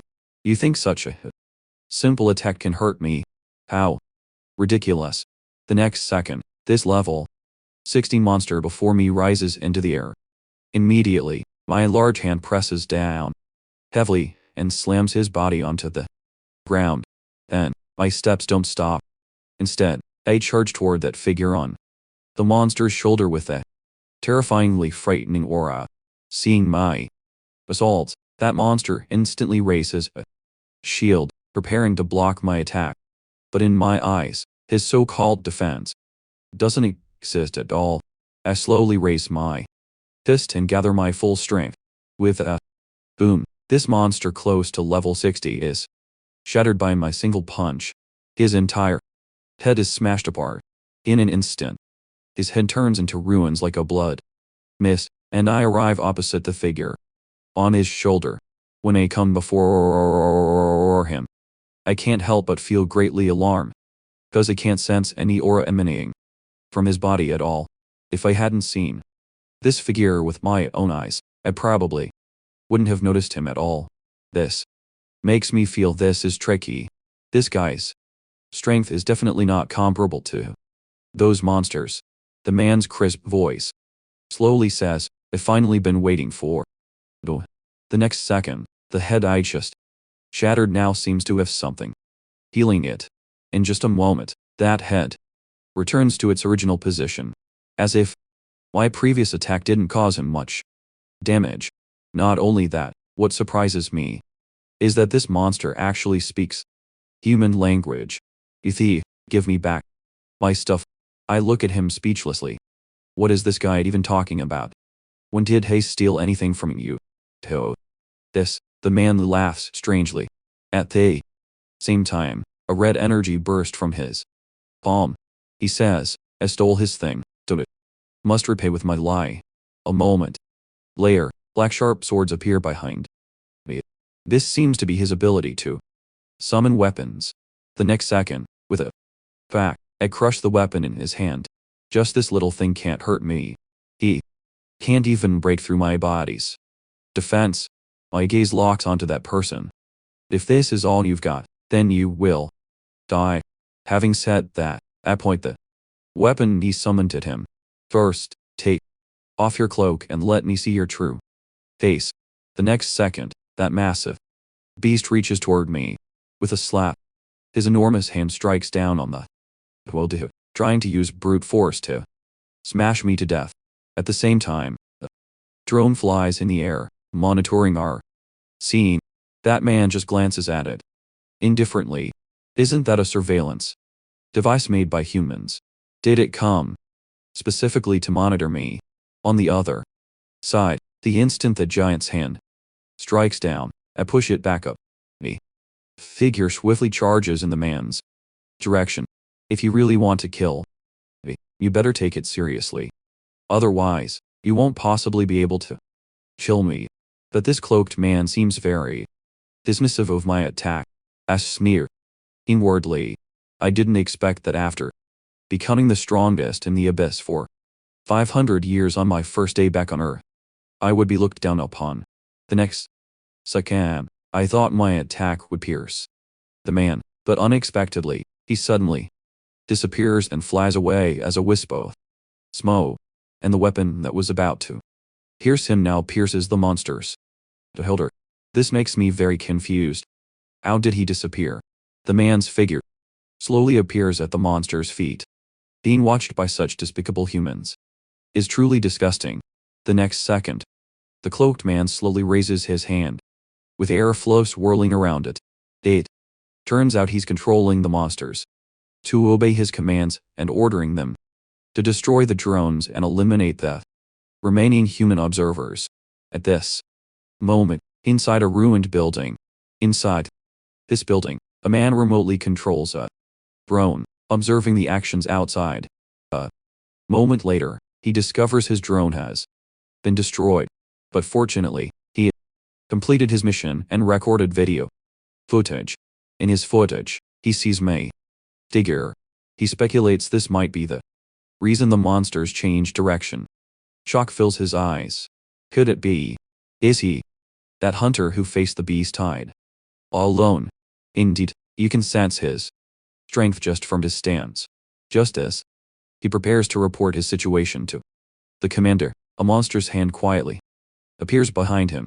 However, this monster doesn't attack him. Instead, it helps close the door, probably preparing to trap him like a turtle in a jar. This makes that soldier feel helpless. He truly didn't expect to be discovered so quickly. The next second, I turn my head and see several octopus monsters climbing up the building. The man laughs loudly. My servants, kill them all. At this moment, I recall what the soldier told me before. If there's a powerful hunter, I believe many people might be saved. This is why the soldier disregarded his own safety to notify me to escape quickly, all to let me save more people.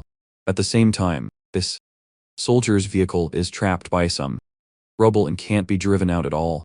This makes me set a certain decision in my heart.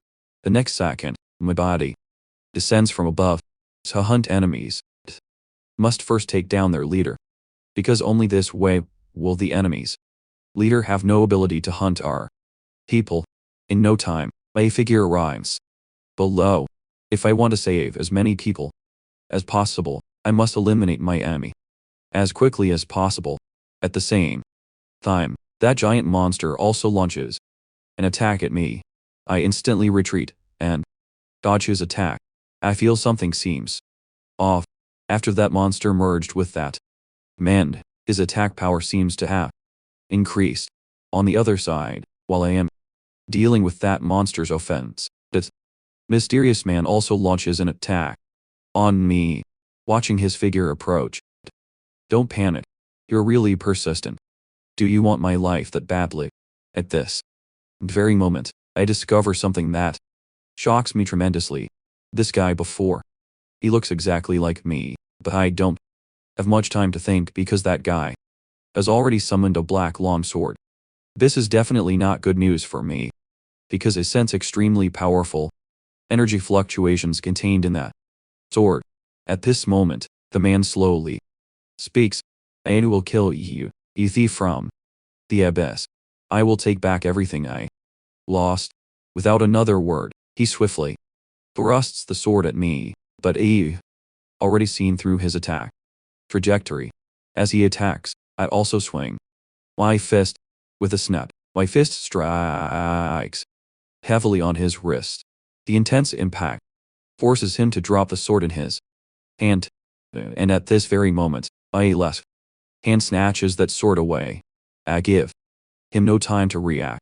The instant he sees the sword, I assume a slashing stance. He absolutely cannot dodge the strike.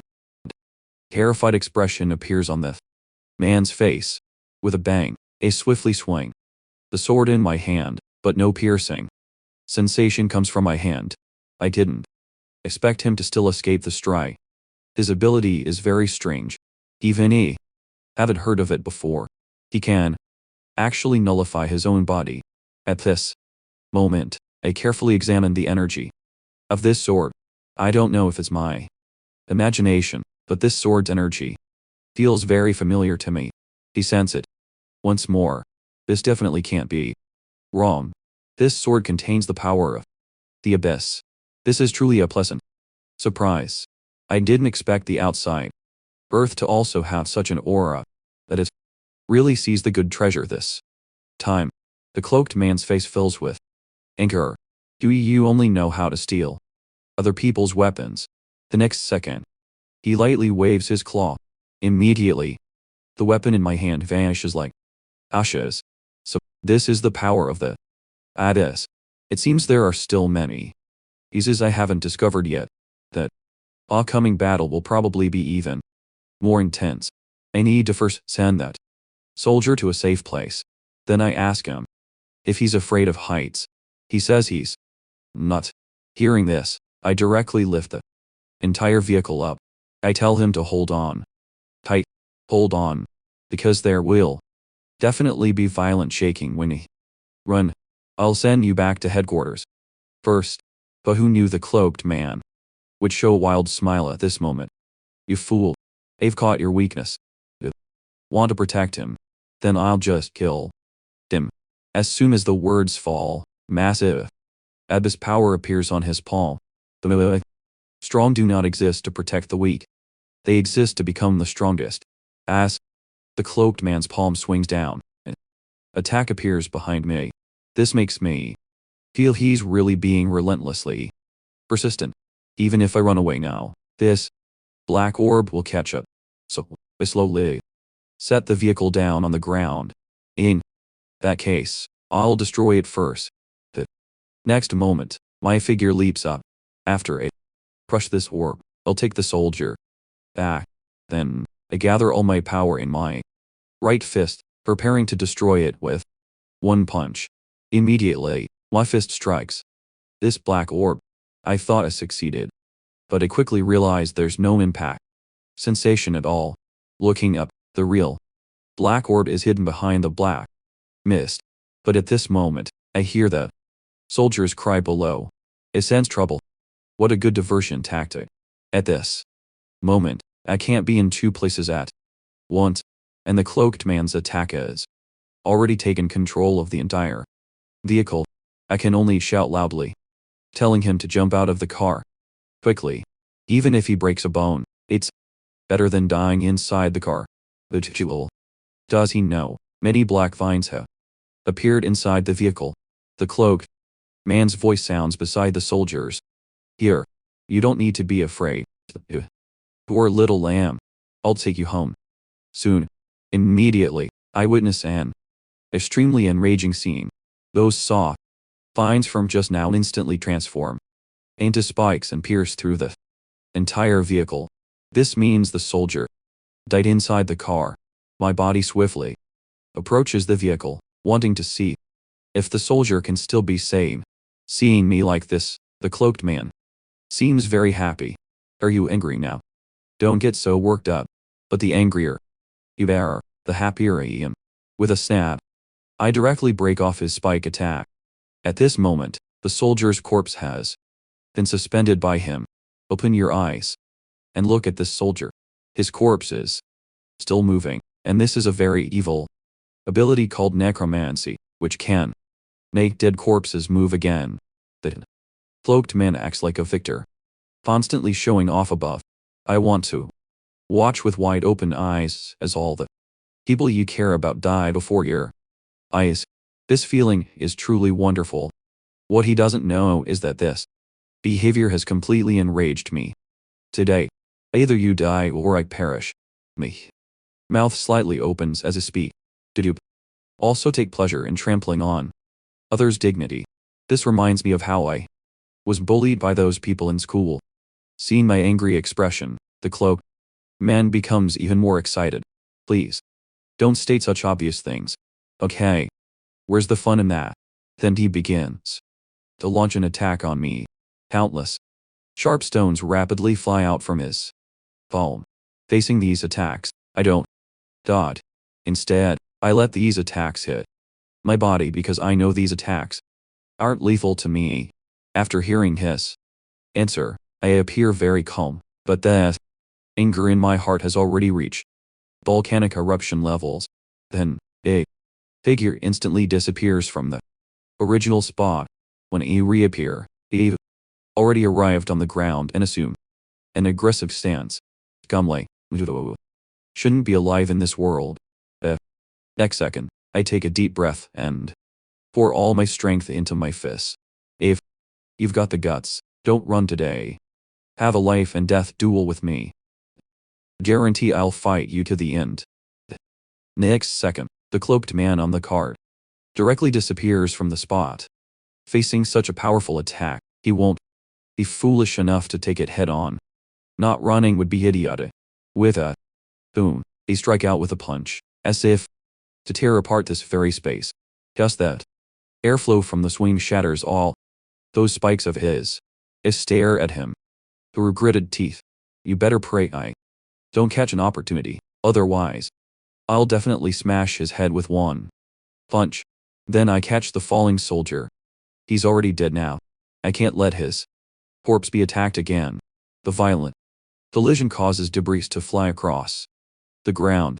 But unfortunately, even though the soldier is dead, he still has to be controlled by the cloaked man. Regarding the soldier, the guilt in my heart weighs tremendously heavy. And I'm truly very sorry for involving this soldier in this turmoil. Then I place him inside the car door. Good brother, swear to heaven that I will definitely avenge you today. After handling the soldier's matter, next comes his turn. Life for a life, blood for blood. The next second, my speed explodes to the extreme. In the blink of an eye, arrive before him so fast he can barely react. But what's strange to me is that my fist can't hit his body. Did he use Abyss power to evade my attack? Then I don't know what happened, but he suddenly appears behind me. Yuruaki, who can't even control Abyss power, dare to fight me. This is suicide. I sneer inwardly. You fool. You finally fell for it. He immediately, I backhand punch him in the cheek, directly caving in his face. After being hit by my punch, the cloaked man's figure continuously flies backward, then crashes onto the ground. With a clang, I shake off the blood on my hand. You're not my opponent at all. Why act so arrogant in front of me? Do really need a beating to learn your lesson? At this moment, the cloaked man still controls monsters to block in front of me, probably trying to buy himself some time to escape. He asks me, with a puzzled expression, how exactly did you hurt me? Phasing his question appear before him like teleportation. You idiots. People grow up. How could someone never learn anything? You just die here honestly today and accompany my brother in death. Now the cloaked man is completely terrified. He's never seen someone with such strong learning ability. If the fight continues, he'll definitely die. Then he jumps onto the monster's shoulder, wanting to escape. However, how could I below possibly let him succeed? I leap up, jumping to the same height as him. You think you can run after killing my brother? How could there be such an easy way out? But this guy is much more cunning than I thought. When I jump into midair, he quickly escapes downward. At this moment, the cloaked man is completely terrified. This guy is actually even more tenacious than I imagined. My gaze filled with killing intent stares at him. He might escape from my hands, but let me see how you dodge this next move. The next moment, massive energy crashes down with my punch. This time, I use an attack of Abyss power. You bastard. I will definitely kill you today. The power of this punch directly shatters the monster's body. But what I didn't expect is that the monster's body actually begins to reconnect. But this time, won't let him succeed. My hands instantly grasp the severed parts of the monster's wound. I directly tear out all that abyss power from the monster. But monster stares at me with fearful eyes. How exactly did you do that? Without the support of abyss power, his body begins to burn away completely. Then I leap down, chasing the cloaked man. Don't think you can escape from my grasp today. This scene enrages the cloaked man greatly. Helplessly, he can only release his ultimate move. He shouts from his mouth, Shadow Union. All that surrounding monsters have their abyss power extracted by him. In this instant, a terrifying aura erupts from the cloaked man's body. The cloaked man strikes me with half of the abyss power on his body, causing my eyes to barely open. At this moment, I seem to see a figure flash past before my eyes. A moment later, the place where I am returns to calm, and the cloaked man has also disappeared without a trace. This leaves me stunned. So, he used such a powerful skill just to escape. Directly throw my shattered clothes onto the ground. Although my clothes are damaged, fortunately, the photo of my parents is still intact. Opening the car door, I see the soldier inside has become a corpse. It seems the necromancy has been lifted from his body. I pull off the pendant from his neck. Then, they hit and bury the soldier here. This time, it's because of me that this soldier died here. At least I need to take something back for him. When I think of that cloaked man who looks exactly like me, I become extremely angry. This can't end like this. He absorbed so many shadows before and could launch an attack any time. There's also one thing he said before that I care about very much. Watching the people I care about die before my eyes. It seems I need to reach the shelter quickly next. It absolutely cannot let him arrive before me. The next moment, I stop my feet and swiftly leave this place. My body moves like lightning, continuing towards shelter. Number 6. What I don't know is that everything that just happened between us was all recorded by the drone on the ground. 15 minutes later, Park Soo-jin also arrives at this place. She tells her subordinates behind her to search thoroughly and make sure not to miss even a single rat. A soldier sees the footage captured by the drone and feels greatly shocked. The footage shows all the monsters have been completely eliminated. Park Soo-jin, the ranked hunter, feels her scalp tingle. She tells her subordinates to check the drone data and report all information. She sees obvious battle traces here. That powerful hunter Leon Jun mentioned before not only survived this bombing, but also cleared out the entire monster nest. Even its rank probably couldn't accomplish this. At this moment, Park Soo-jin's subordinate makes a new discovery. Now, there's actually an intact drone on the ground. His expression looks fierce. The SD card on this drone is in very good condition. I can read the data out right now. A minute later, Park Soo-jin sees the footage from the drone. Park Soo-jin watches the footage from the drone from beginning to end, not missing even a trace of suspicious evidence. She sees the soldier who reported to me earlier, and beside him stands a white-haired man. That must be the mysterious hunter. While Park Soo-jin watches the drone footage, the soldiers under her command are collecting treasures dropped by the monster. Soon, one soldier discovers a treasure on the ground glowing with purple light. Information appears above it. This white bottle is a special energy potion that permanently increases the user's magical power. The white sword is an rank weapon, the ancient royal dagger. What intrigues him most is the golden box. Its information cannot be identified at all. Just as he's about to pick these items up, a soldier behind him suddenly asks, "What did you find?" He immediately clutches all the treasures to his chest, claiming he found nothing. Before he can react, the man above jumps down with a sinister laugh. This startles the soldier. Terrified, the man will expose what he's doing. The man sees the box's value at a glance. If I'm not mistaken, this was dropped by the assault leader. It looks like a rare item. Even its information can't be read. His lips curl into a smirk. Keeping military property for yourself is a crime. You know what to do, don't you? The soldier's heart sinks. Is he really going to expose me? If so, I'm finished. Left with no choice. He proposes splitting the treasures. If you expose me, you won't get any of these either. The man seems satisfied with this proposal and directly picks the golden box. The soldier protests. This box clearly contains a legendary item. How can he just hand it over? The man grabs his Howdito. You have no choice. Either let me pick first or I'll report you. Helpless, the soldier has to give him the golden box. After obtaining the golden box, the man reveals an evil expression. I finally gotten this puppet. Relict. Meanwhile, after a long sprint, finally arrive at shelter number 6. Carefully observe the surroundings. It doesn't look like there have been any monster attacks recently. The place is heavily guarded with heavy weapons. Positioned at the rear, the people coming and going seem quite normal.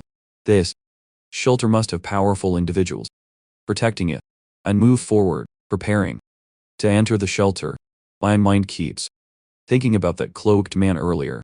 I couldn't sense his presence at all. Actually, I can't sense any powerful presences here. But if there weren't strong individuals protecting this place, it would have been destroyed long ago. At this moment, a man wearing a conical head appears right in front of me.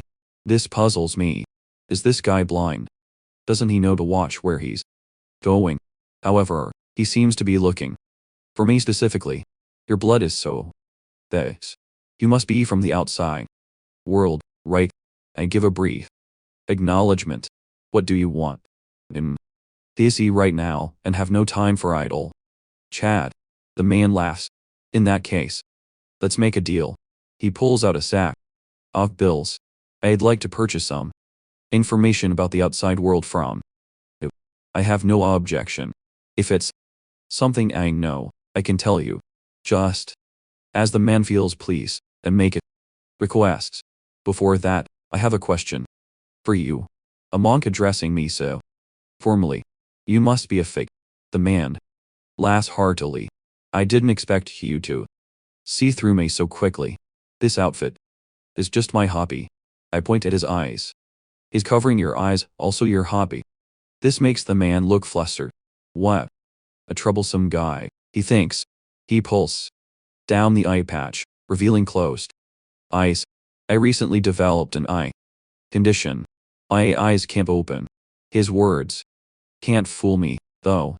I can sense the terrifying light bursting from his eyes. This guy is definitely not as simple as he appears. He must have his reasons for hiding his power. It seems this shelter harbors a wolf in sheep's clothing. Don't dwell on it further and ask what information he wants. Ow, it's finally the man's turn to ask questions. The man has been in the city for a long time. He's eager to know what's happening outside. He's also noticed armed soldiers gathering at the city walls. Clearly, they're entering combat readiness. He's certain ordinary civilians haven't noticed this, but he heard explosions from outside, which piqued his curiosity. He wants to know what's really happening out there. After hearing him out, I paused to think. This guide isn't as simple as I thought. Better hide my true nature for now. It left. Honestly, I don't really know what happened outside either. I just heard a huge explosion from the southwest. I was so scared I dropped my letters and had to use my shirt as a makeshift map.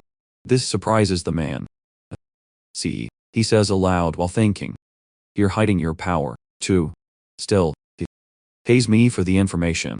Knowing that direction is enough. You've been a great help. He actually heads alone toward that vague direction. I wonder what he's planning.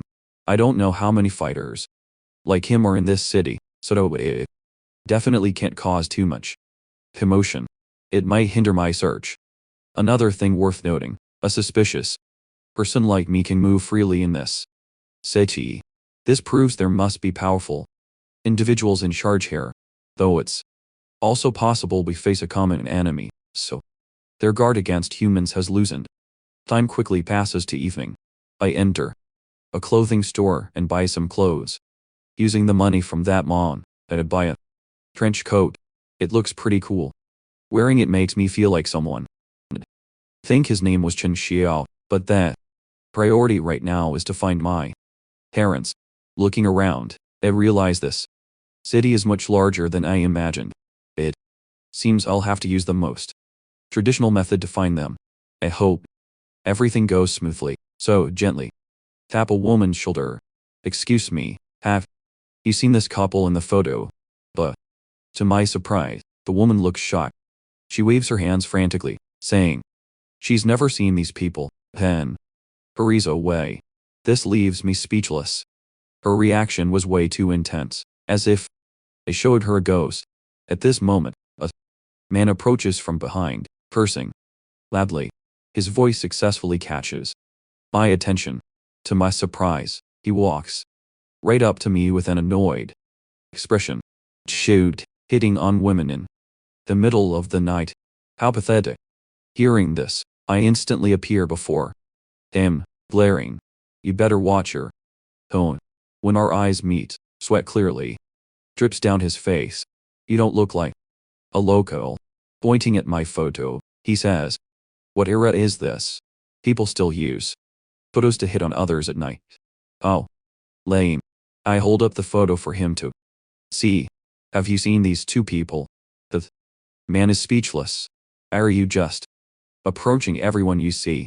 However, the man's voice stops abruptly, and his face shows terror. How do you have their photo? He looks up and asks, what's your relationship with these two people? This fills my heart with joy. He's finally found a lead on my parents. Quickly tell him, I am their son. Baki. Hair carefully compares my appearance with the child in the photo. You look completely different. This angers him. He rolls up his sleeves, ready to hit. But are you messing with me? At this moment, a truck carrying monster drives by. The truck driver panics and frantically hits the brakes, but I pay no attention to any of this. The next moment, the truck crashes heavily into me, but I don't move an inch. This completely stuns spiky hair. Is he seen a human or a ghost today? I dust off my shoulders. I'm sorry. I didn't hear what you said. Could you repeat that? The man's arrogance vanishes. Instantly, he becomes a meek and obedient young man. He even pretends to know me. Oh, it's you. Long time no see. He points me toward a road. Just follow this road, and you'll find your home. Even held you when you were little. Remember. I ignore his words and walk in the direction he indicated. Thanks for this. Once I find my parents, I'll give you a reward. Spiky hair smiles and waves at me. No need to be so polite. Don't need a reward. But immediately after, he runs quickly in another direction. This seems like big trouble. I need to gather everyone. I feel somewhat puzzled. Even a small-time thug knows my home address. This is quite incredible, but thinking about it, it seems normal. Dad treats everyone he meets very well. It's probably because of this habit that everyone has such a deep impression of him. Mom is the same. Treating neighbors very well. People as kind as them will only be taken advantage of in this world. My fist blench. My parents are good people, but I am not. Now that I'm here, I can protect them. No one will ever bully them in my presence. After walking a bit longer, they stop at a corner. This should be the place Bucky Hair directed me to. But to my surprise, there's not a single passerby here, and there's a very long wall at the entrance. Do my parents really live inside here? That's quite luxurious. Just from this entrance, I can tell my parents are doing quite well. In this city, they probably haven't suffered, so I eagerly knock on the door. Joy immediately appears on my face, because I hear a familiar yet distant voice from inside. 500 years. It's been 500 years since I heard this voice. It's Dad's voice. He might be talking to Mom. Did your work end so early today? Dad opens the door to welcome Mom home, but instead sees me standing before him with white hair. When they see who it is, the expression also changes. Dad has changed more than he imagined. After opening the door, Dad shows a confused expression. Then his expression becomes furious. Who the hell are you? You're interfering with me welcoming my wife home. Dad stares at me for a long time, but still doesn't recognize me. I can't blame him. My changes over 500 years are too drastic, though I haven't aged compared to my former self. I'm a completely different person. Dad, it's me. Did you forget about me? Hearing this, Dad is instantly shocked. Do you think I'm stupid? My son doesn't have white hair. After that, Dad brings me to the hall. Once we sit down, neither of us says a word. At this moment, Mom walks in from outside carrying tea. After Mom sits down, Dad slowly speaks. I can hardly believe it. He looks completely different from our former son, so we should conduct some tests. I chuckle. What kind of test do you mean, Dad? Dad says, I've changed too much, so we must exchange secrets between father and son to make him believe I'm really his son. At this moment, Dad also glances at the shadow unit on the ceiling. If I say anything suspicious, the shadow unit above will eliminate me. Little does he know, I see all of Dad's actions. He's still on guard against me. However, the tight security puts me at ease. Dad has been doing quite well these years. Next comes our unique father-son secrets. It's really feel for Dad's subordinate, because he's about to hear things he shouldn't. So, the first round begins. Every weekend, Dad goes to the home economics mutual aid group for cooking classes. Dad looks shocked. How does he know about this? The shadow unit leader is stunned. He never imagined the boss would attend cooking classes at the home economics mutual aid group. This is just the first secret I reveal about Dad. Next comes the bombshell. Dad sneaks off to bullet classes every week. The shadow unit leader lying on the ceiling wants to die. He truly doesn't know if he'll make it out alive today. He simply cannot imagine the boss attending bullet classes. Dad glares menacingly at the shadow unit on the ceiling as if saying, if you dare imagine it, I'll kill you. Meeting Dad's gaze, the shadow unit leader feels as if a sword beam has walked onto his throat, sending chills down his spine. An awkward atmosphere fills the entire room. Dad still seems cautious. Even if you know these things, it doesn't prove you're my son. I laugh heartily at this. How about I tell you some things about our family? Dad's eyes show some surprise. If you know, then go ahead and tell me. Of course, I know these things, but don't say I didn't warn you. Are you really comfortable letting others hear what I'm about to say? I clearly see sweat forming on Dad's face. He even stutters a bit. Go ahead and say it. Then I turn and point at the two swords displayed there. Dad's Japanese sword is just a replica. Hearing the word replica, the shadow unit leader sweats profusely. A trace of panic flashes in Dad's eyes, but he still argues. Don't joke around. What evidence do you have that it's a replica? To find the evidence Dad mentioned, I stand and pick up one of the swords. This handle has my brother's tooth marks on it. The shadow unit leader's heart pounds. He knows he's definitely going to die here today, because he's discovered the boss's big secret. He'd heard the boss tell the story before. This sword had tooth marks from when the boss fought with it in his mouth while his hands were bound, killing 38 people. With a swing, I draw the sword from my hand. At the same time, the shadow unit leader prepares to attack, sensing I might use this opportunity to strike at their boss. However, I press the blade against my palm. If you remember correctly, this sword is retractable, isn't it? See, it was right. At this moment, Dad suddenly curses at me from behind. You bastard. The next second, he throws himself into my arms and starts sobbing. The owl thought you were dead. We searched for so many years and couldn't find you. At this moment, Dad is like a child, tears streaming down continuously. This is the expression of crying tears of joy. Our son has really come back. Ever since I disappeared, Mom and Dad never gave up searching for me. Dad searched every landmark for information about me and unknowingly became the boss. And now, this boss is crying his heart out. How pitiful. Can you bring that person down from above? At this moment, the shadow unit leader is deeply shocked. This is the first time he's seen the boss like this.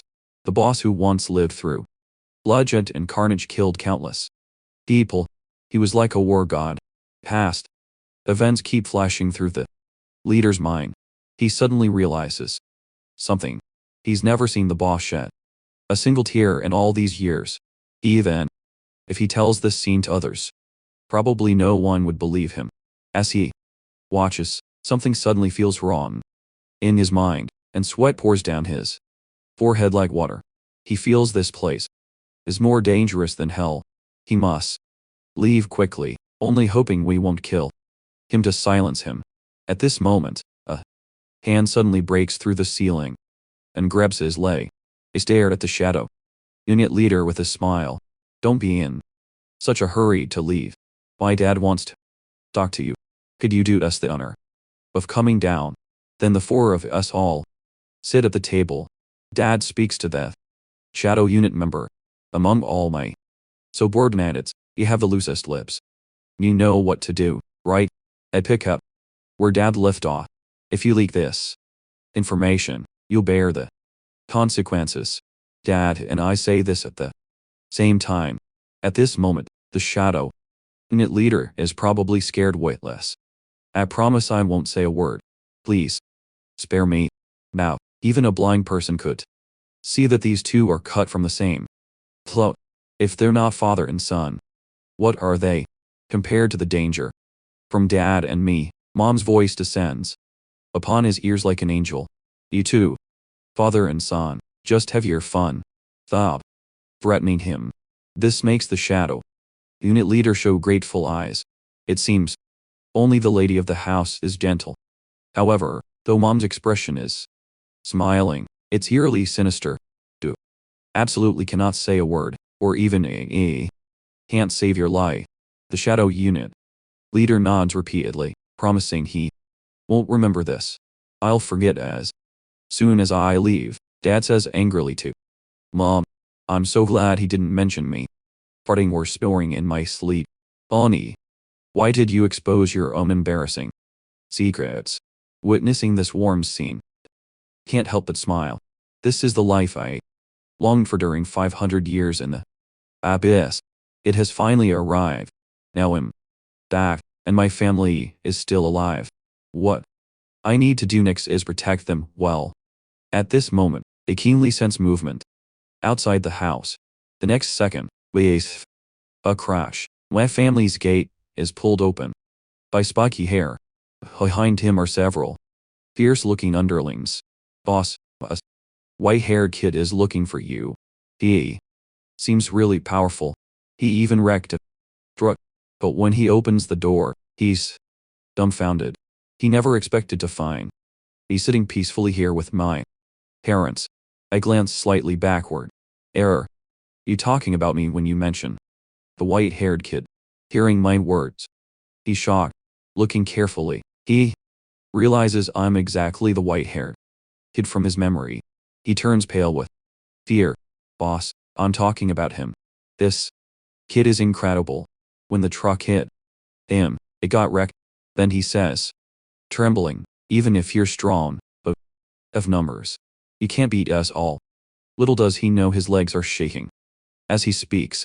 In comparison, I'm much calmer, seemingly not taking him seriously at all. Spiky hair keeps shouting. What do you plan to do to our boss? Are you from Tiger Roar Guild? Grab his knees with both hands. Come on. Stop your legs from shaking when you talk. When I stand up, my eyes burst with immensely powerful aura, making him shudder. I pat his shoulder lightly. He seems to be Dad's subordinate. Ha, why don't you introduce your men to me? Dad laughs heartily. Don't be so nervous. He's my son, Toyukta. He disappeared for 5 years and has finally returned. His current level is. Dad's words stop abruptly here. He remembers something. He knows nothing about my level. As a dad, he's really failed. He hasn't learned about his son's situation for so long. But now that his subordinates are there, he can't show this or it would be too embarrassing. At this moment, I pick up where Dad left off. What is saying nearly scares everyone to death. I don't have what you call the system at all, so don't even know what level I am. This shocks the underlings behind. Survived in the fallen zone for 5 years Without the system, how did you even survive? Spiky hair from earlier is also stunned speechless. Without the system, no matter how you train, you can't break through level 10.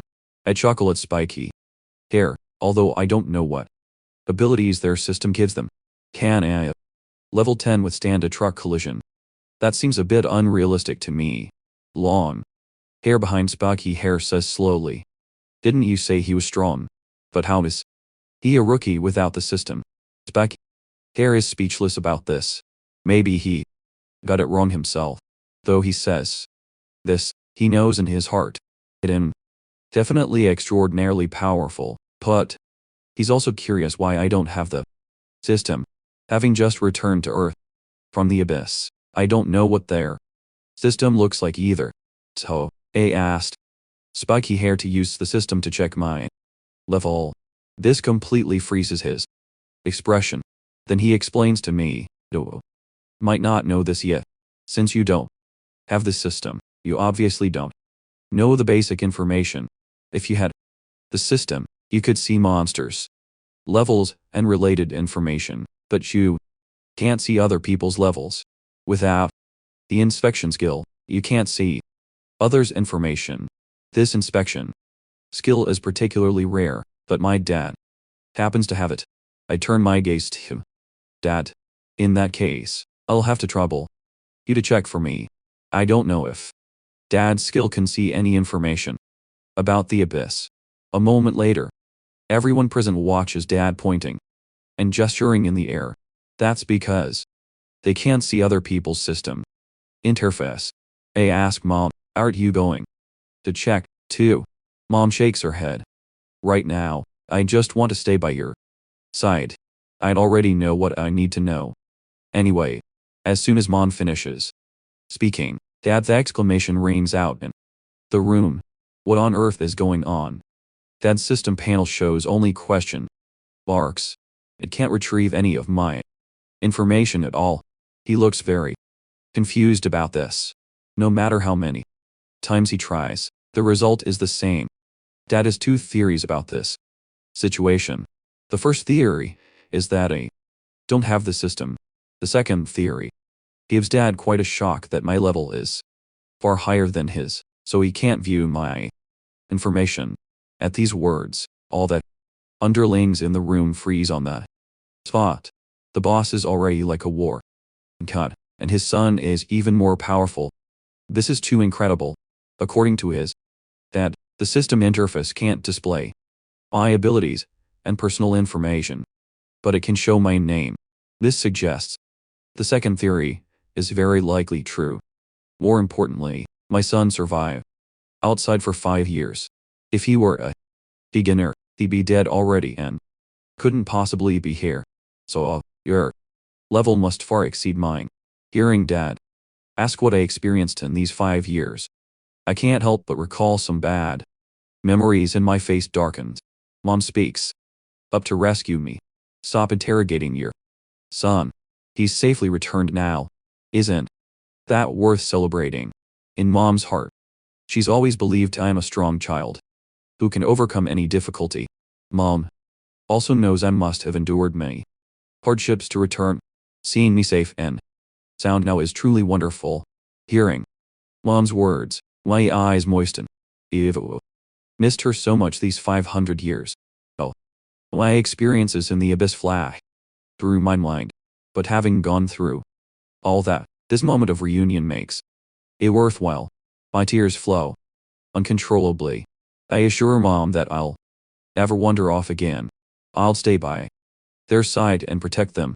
At this moment, Mom in my arms is sobbing uncontrollably, tears flowing like a waterfall. Seeing this touching scene, Dad also sheds tears. Then he drives all his subordinates out. "You guys don't interfere with a mother-son reunion. Get out now." He orders his subordinates not to disturb him for anything today. Tonight, they'll cook a feast to welcome his son home. After everyone leaves, only Mom and I remain in the room, chatting. "By the way, Mom, where's my brother? I haven't seen my brother since entering the house," which gives me a bad feeling. Mom tells me not to overthink. Your brother is alive and well. He doesn't come home much because he's serving in the military. Since you're back now, should I call him to come home for dinner? At this moment, I'd also see what my brother looks like on the phone. Mom tells me he's been fighting on the front lines, almost as if trying to avenge me. I haven't seen him in a long time. My brother always stood in front of me to protect me. Since childhood, no one ever bullied me in front of him. After chatting with Mom for a long time, I finally ask what's puzzling me. Mom, is your status here very high? Mom nods. My status here is quite high. He awakened the complete priest inheritance, so those people are willing to follow my orders. I'm also a healer with many healing abilities, able to provide powerful support. Most importantly, have a prophecy ability. Hearing Mom's words, I look extremely surprised. Since you're a priest, can you see if there's anything wrong with me? But Mom says she can't see through me because she doesn't have that ability. Then how did you know? I definitely return. You even left clothes and a letter in my room. Mom touches my face with her hand. You silly boy, didn't I just tell you I have prophecy ability? I saw a vision of your return in the future. Mom laughed. I told your dad before that you definitely return, but he didn't believe me. He went out early and came home late every day, constantly searching for you and ended up becoming the boss of this place. Unfortunately, prophets cannot foresee their own fate or they'll suffer backlash. The prophecy ability also has many restrictions. Certain conditions must be met before I can prophesy again. Meanwhile, a group of uninvited guests arrives outside my home. The leader has a scar on his face.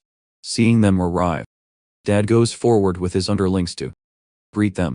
Welcome back, my friend. This person is Han-san, vice president of the United Guild. Seeing his expression, Dad grows curious. Why do you look so troubled? Did something happen? Dad quietly approaches him and asks in a low voice, what happened? Secretly sent people to investigate some things. What did they find? Aunt Sans speaks in a low voice. Just as you suspected, Tiger War has connections with the military. Boss, should we take action? We turned in monster corpses to the military, as usual, but that guy with a notebook started nitpicking during inspection. He said the monsters we hunted were too damaged for them to accept. They always have various excuses and reasons, only giving us a small portion of the points, then reporting the full amount to their boss. After investigation, all the injustice points to Tiger Roar. Hearing Han explain, Dad shows a look of realization. I see this matches my earlier suspicions.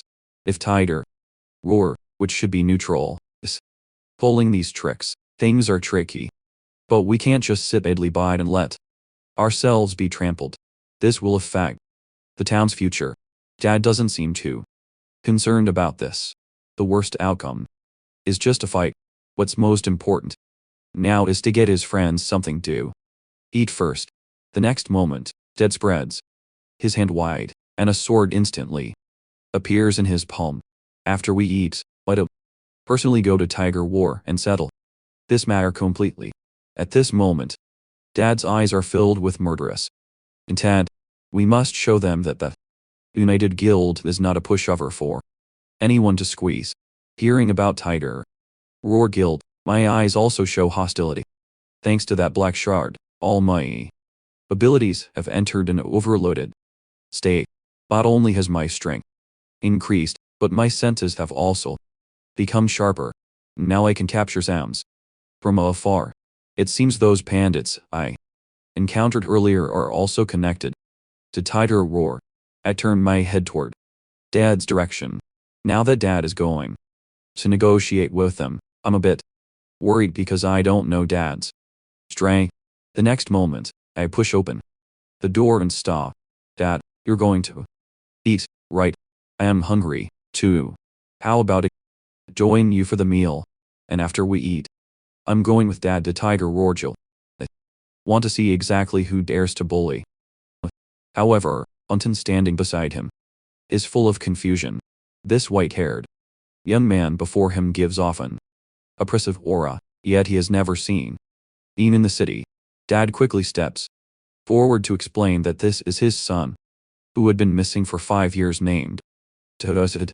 Unfortunately, my son has not awakened the system. This shocks Ontosin immensely. How could someone survive outside for 5 years without the system? His astonished gaze meets mine. For a moment, without the system, that means he is just an ordinary person. Someone without the system would probably perish within 3 days outside.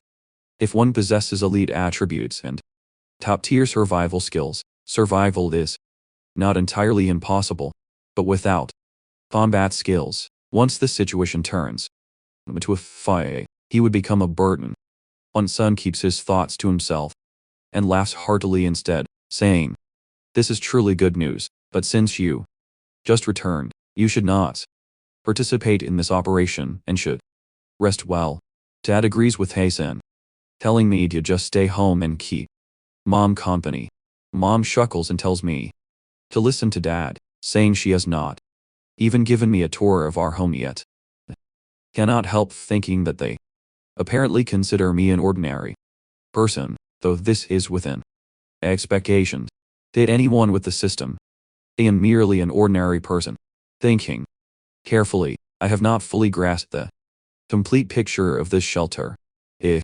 Monsters like those I imagine truly exist. I must hide my real power to avoid dragging my parents into danger. So, I'm not in agreement. In that case, the uncles should accompany Dad together. However, the subordinate behind me shows a regretful expression. He feels frustrated inside, realizing he has missed a good opportunity to witness my abilities. It is all because of Haunted San running his mouth. He has cursed him countless times in his heart. Thus, Dad and his group march toward Tiger Roar Guild in force, ready to demand justice. Watching their departing figures, I still feel somewhat worried because I just returned home and do not want Dad to be in danger. Mom tells me not to worry. Your father is very powerful and not letting you go this time is for your own good. Just stay home obediently. Actually, my thoughts now align with Mom's. We have finally reunited after so much difficulty, and neither of us wants the other to face danger. Mom passed me head at this moment, telling me to trust her words. Your father is truly powerful, and she uses her prophecy ability every month to check on Dad's safety. Each time, she can see Dad in the coming month, so I need not worry anymore. I stop Mom from continuing to pat my head. I am not a child anymore, and it feels quite embarrassing when you pat my head like this. Although Mom can indeed foresee danger, Tiger Roar has connections with the military. In the future, Dad will only have increasingly frequent conflicts with them. I turned to ask Mom a question about the current situation at the shelter and why Tiger Roar has a poor relationship with us. Mom explains that after Judgment Day an awakened one established Hunter Guild that jointly managed the shelter with the military. Then your father founded United Guild and worked with the military at shelter number 6, hoping to find you. United Guild has grown so strong because everyone was moved by your father's vow to help find each other's families. United Guild maintains order, searches for supplies in the wilderness, and fights monsters while the military handles hunting operations and tower raids. Your father is a kind person, which is precisely why he does not want his people to enter the rifts. This is how Mom and Dad maintained peace over the past 4 years, avoiding danger as much as possible while gradually growing their forces. However, a few months ago, Tiger Roar Guild from Shelter Number 4 came here to establish a branch. From that moment on, conflicts between Dad's side and theirs have been continuous, whether major or minor incidents. The conflicts never ceased. This puzzles me. Since the shelter has connections with the military, why does the military not intervene to stop the conflicts between these two guilds? It turns out that because enemies keep growing stronger, the military is no longer capable of stopping them.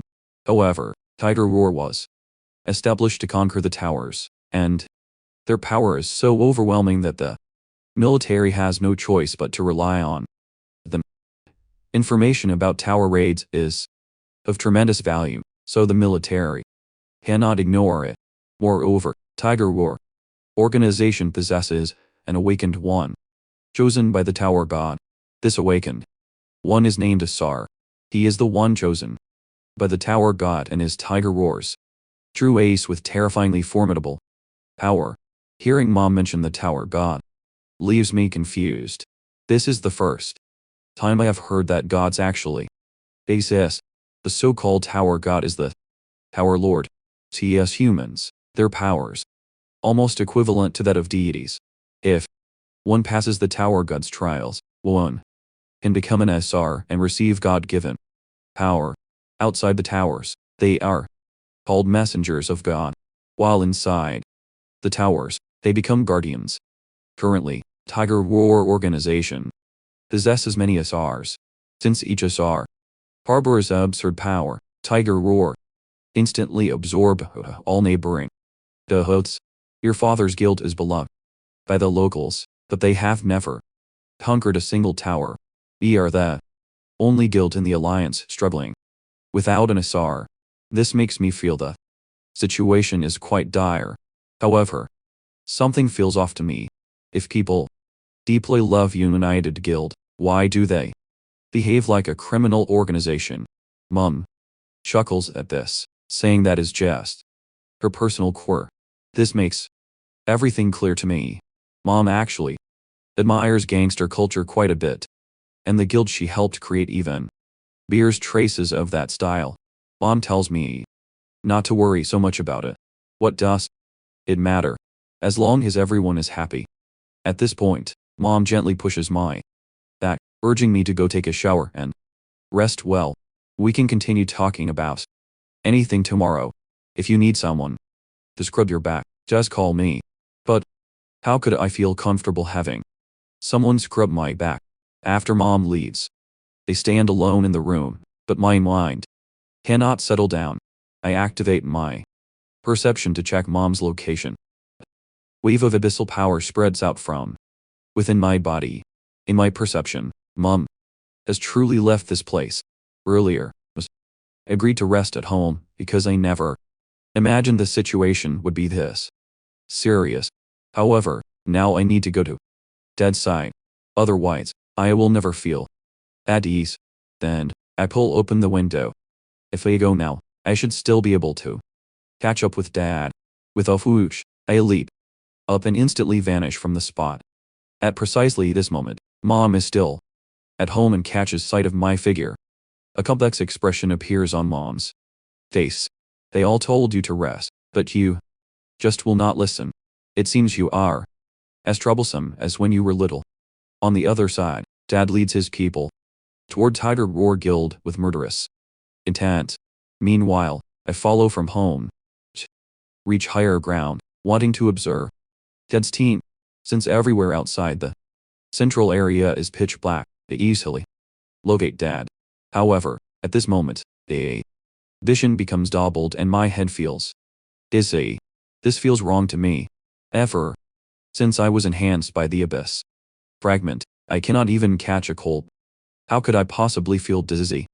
However, at this moment, I hear a familiar voice. Seed of the abyss. Cannot escape.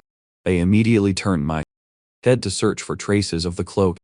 And, however, this person is extremely cunning, completely concealing his presence. I cannot sense him at all. This fills my heart with immense anger.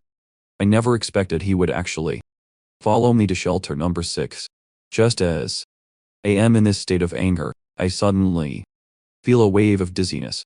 Immediately after I hear his voice again, I will not let you escape, Sea of the Abyss, because your soul has already been locked by me.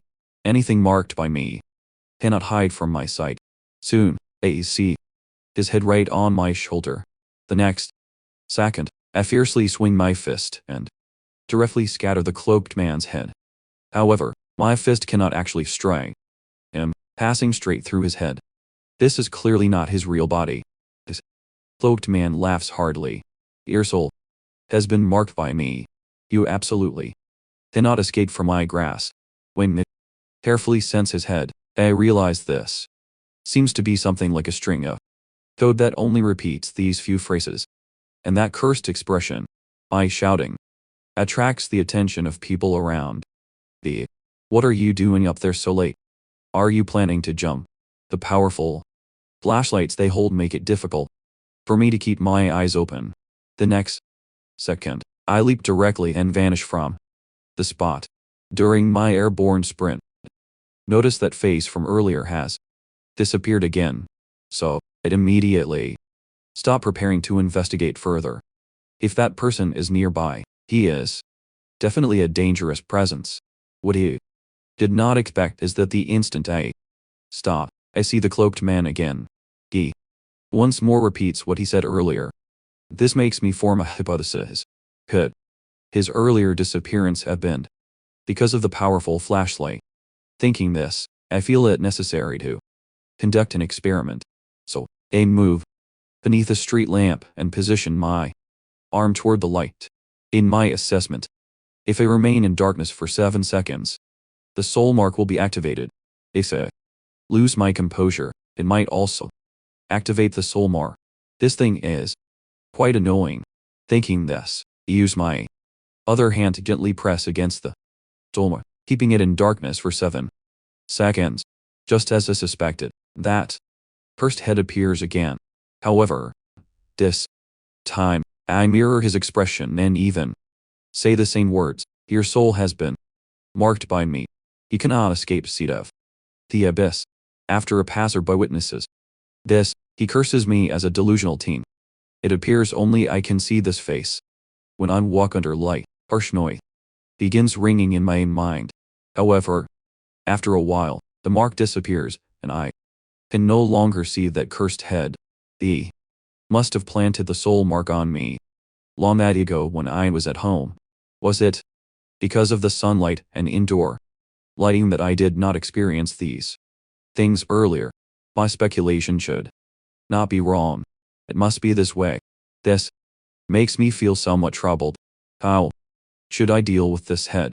The reason the cloaked man planted this soul mark on me is probably to easily locate my position. It appears he could launch an assault at any moment, so I absolutely cannot lower my guard. This person is an extremely dangerous existence. First, must find Dad. As for this infuriating face, I will ignore it if he can. When light shines on me, that face disappears. It seems my hypothesis is correct. He does not appear when there is light. If it is truly, as Mom said, an united guild has become useless to the military, then Dad may very likely be in mortal danger. At this moment, think of the monk I encountered during the day. I do not know how many powerful individuals are in the shelter, but that military alliance with Tiger Guild absolutely cannot just sit quietly. They may very well be attempting to destroy United Guild. If this is the case, even if I must kill everyone, I will protect Dadu and Mom.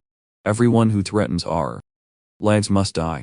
At this moment, expression becomes somewhat desolate. Truly wish to return to the peaceful society of the past where our whole family could live safely every day. Soon, I arrive at Dad's location. They stand before the Tiger War Guild building. However, I do not follow them, but hide behind a pillar, observing the situation ahead. I really want to know how Dad will negotiate with Tiger War Guild when conflict arises with others. Violence is actually the last resort. This is the truth Dad wants taught me. However, at that time, I was half understood because I was still young and did not know how to fight at all.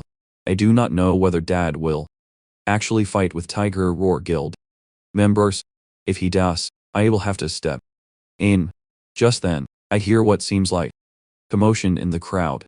Could negotiations be starting? Turning to look, I notice two guild members ahead seem extremely excited, unable to suppress their smiles. Then, I see Dad ahead making a sword drawing motion. Dad's aura at this moment is incredibly intimidating.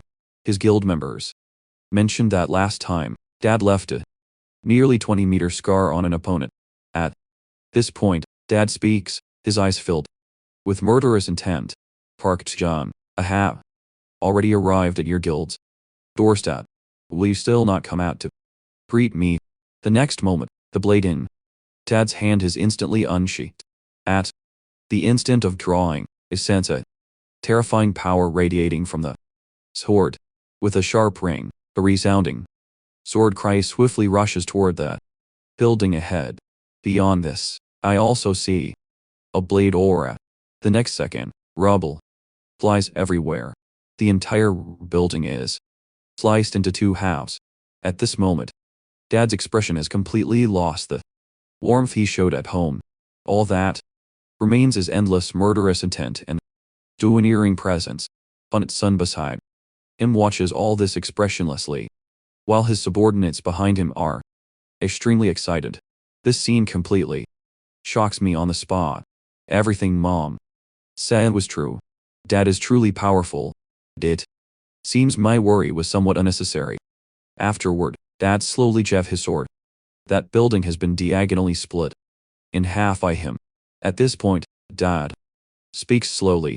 It has been a while since I last took action. Do they truly think we are dead? How dare they so brazenly bully our people? At this moment, it is gently tap one of Dad's subordinates. Want to ask him a question. Has the boss always been like this? He is incredibly fierce. Hearing this, that subordinate shows an extremely admiring expression. Do you not know? The boss is famous for being the first to charge into a fight. Hearing this, I am extremely surprised, and casually remark that he always likes to save violence as a last resort. Does he not? From this subordinate tone, it seems Dad has said this to them, too. But that was his old philosophy. Back then, he still believed the military could solve problems. But now, things are different. What happened later was quite interesting. Whenever our people went to the military-controlled area, small conflicts would always break out. The continuous conflicts led to a change in the boss's philosophy. Solving problems with fists is the fastest way. If you cannot win the fight, fucking is useless. Basically, beat them first, then reason with them. This is the boss's new philosophy and also the philosophy we pursue. After listening to the subordinate's account, I feel Dad's behavior is still somewhat reckless. From my observation of that monk, do you not? The strong usually avoid trouble. How is it that Dad rushes toward difficulties? Instead, looking at Dad's figure ahead, could I have misunderstood him earlier? Or does possessing power like Dad's allow one to act domineeringly as one pleases? Perhaps I was simply deceived by that monk earlier. He may also possess terrifying power and acts domineeringly everywhere. It seems I still do not understand this world well enough. Meanwhile, inside a building, a figure emerges on the rooftop. He watches that scene ahead where several helicopters are handling a monster corpse. At this moment, the monk has removed his blindfold. A green gleam flashes across his eyes. This is his skill. The auspicious eye has been activated. He sees what appears to be a torn apart level 90 boss without burn marks from heavy weapons or other scars. This scene is the monster I killed during the day. The monk once again covers his eyes with thought, sighing that this world actually has so many powerful individuals. This is truly frightening. It seems we must be cautious, even more cautious. On the other side, inside the building, Dad slice through. Wisps of white smoke still rise. Dad and his group are all here waiting for Tiger War Guild's leader to come out and negotiate. Before long, a group walks out from inside. The person leading them curses angrily, calling Dad a bastard. That person says angrily that you think the current situation is the same as when the shelter was first built. Hearing this, Dad seems to recall unpleasant memories and retorts angrily, of course, the situation has changed, especially since annoying people like you appeared. As soon as he finishes speaking, Dad lifts a blade in his hand slightly. I should have killed you directly back then to eliminate future troubles. That person seems unconcerned by Dad's provocation. Then why do you not do it now? Are you afraid? After being provoked by him, veins bulge on Dad's face. Do you think I cannot kill you now? The next second, the blade in Dad's hand immediately unsha. Bolts of lightning dance all around the sword. This scene makes Park Tae-jun tremble in fear, terrified that Dad will strike him down with one blow. Park Tae-jun's heart becomes extremely anxious. I have completely enraged him. You people should come out quickly. Is his anger still not enough yet? Thinking this, Park Tae-jun insults Dad again. You cannot even draw your sword properly. You coward. If you have the guts, strike me. I want to see if you truly have the courage. Park Tae-jun becomes increasingly agitated. Someone as weak as you is not even worthy of carrying tighter Roar Guild shoes.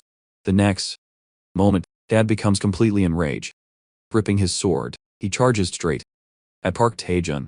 However, at this moment, Park Tae-jun instantly releases his shield and summons God-given power, blocking Dad's strike. At this instant, a shadowy man and Park Tae-jun simultaneously share a thought. You have finally taken the bait.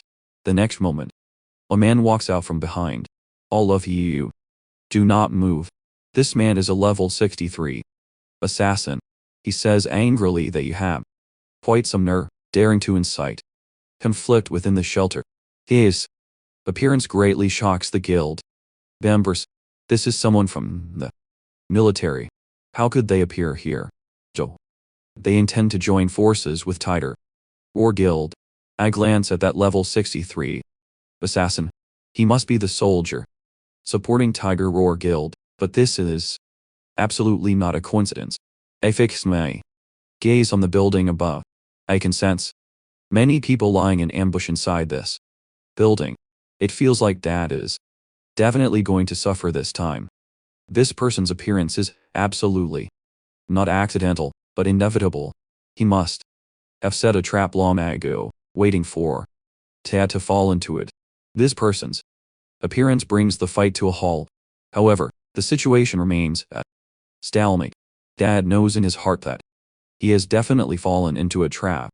Today, however, he never expected that military to directly abandon United Guild and turn to cooperate with Tiger Roar Guild. The smile on that assassin's face never ceases. According to Article 15 of the Temporary Shelter Safety Law, dueling within the shelter is prohibited. Violators will face imprisonment of 15 days or more based on the severity. If severe, one may even face the death penalty. Will you comply with our instructions? Now, Dad completely understands. So, this is their plan. First, provoke him. Then, when he retaliates, use the law to arrest him. This is simply a top-tier conspiracy executed in plain sight. When Dad sees the assassin's composed expression, he cannot help but feel puzzled. Does he not worry about his corrupt behavior being exposed? This is unbelievable. He is so brazenly attempting to frame him. Dad also knows that once imprisoned, they can indefinitely extend his sentence or make him disappear in an unfortunate accident.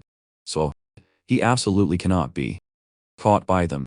Otherwise, Tiger Roar Guild will seize his territory and assets while he is imprisoned, and even his wife and child will face this calamity. However, why would that military go to such great lengths to disrupt the balance? Could there also be power struggles within the military? If so, That would be truly terrifying. Although Dad is unclear about what these people are plotting, he knows one thing. He absolutely cannot admit to any wrongdoing. After thinking this through, Dad laughs heartily at the assassin. Believe you are surely mistaken. There is no conflict between him and me as a supporter of United Guild. Cannot admit to crimes without evidence. Officer, do you not think I am right? The officer laughs heartily. You are talking to me about evidence, right? Then let me show you. Do you see the sword mark on my wall up there? And have personally made that just now. Does this not count as evidence? Dad begins. Playing dumb. You must be joking. Officer, how can this possibly count as evidence? Dad argues frantically with them. This sword mark was made while I was testing the structural integrity of the building. If it is a dangerous building, I must notify my good friend to repair it promptly. At this moment, the officer steps forward, coming before Dad, and says in a cold tone that you still do not quite understand. This place is not decided by you now, but by. If you say this is evidence, then it is evidence. Today, you engaged in conflict with another guild within the shelter. If you are dissatisfied, then him report me. Simultaneously, over 100 hunters suddenly appear inside this building, aiming guns at us. This assassin reveals a triumphant smile. From the moment you step foot here, you already lost. You had better surrender obediently, or I will order my subordinates to open fire. This makes Dad instantly sense the crisis. He will not die in this gunfire, but his subordinates may not be able to withstand such fierce firepower. The group of subordinates behind Dad are also greatly alarmed. You despicable scoundrels dare to design a trap to harm us. Everyone urges Dad not to surrender. At worst, it is death. We must fight them to the end. At this moment, Dad's expression is extremely serious. He knows he faces a difficult dilemma. Today, all of this has resulted from military intervention. The guild members behind him are already prepared with resolve to fight to the death, but Dad tells them to remain calm because they are also within range now. They will not open fire. The level 63 assassin chuckles. Do you want to gamble with your brother's lives against me? I do not mind a high-stakes gamble with you. But can you afford the price of the beggar? With a sharp sound, Dad's blade instantly unsheathed. Dad can no longer contain his inner fury. However, facing the level 63 assassin, even Dad feels the pressure. Thus, Dad locks his target on Park Tae-jun. If we take him hostage, we can get through this crisis. Thinking this, Dad swiftly draws his blade. The assassin and Park Jun instantly become alert. Is he finally making his move? Park Tae-jun immediately activates his sword shield.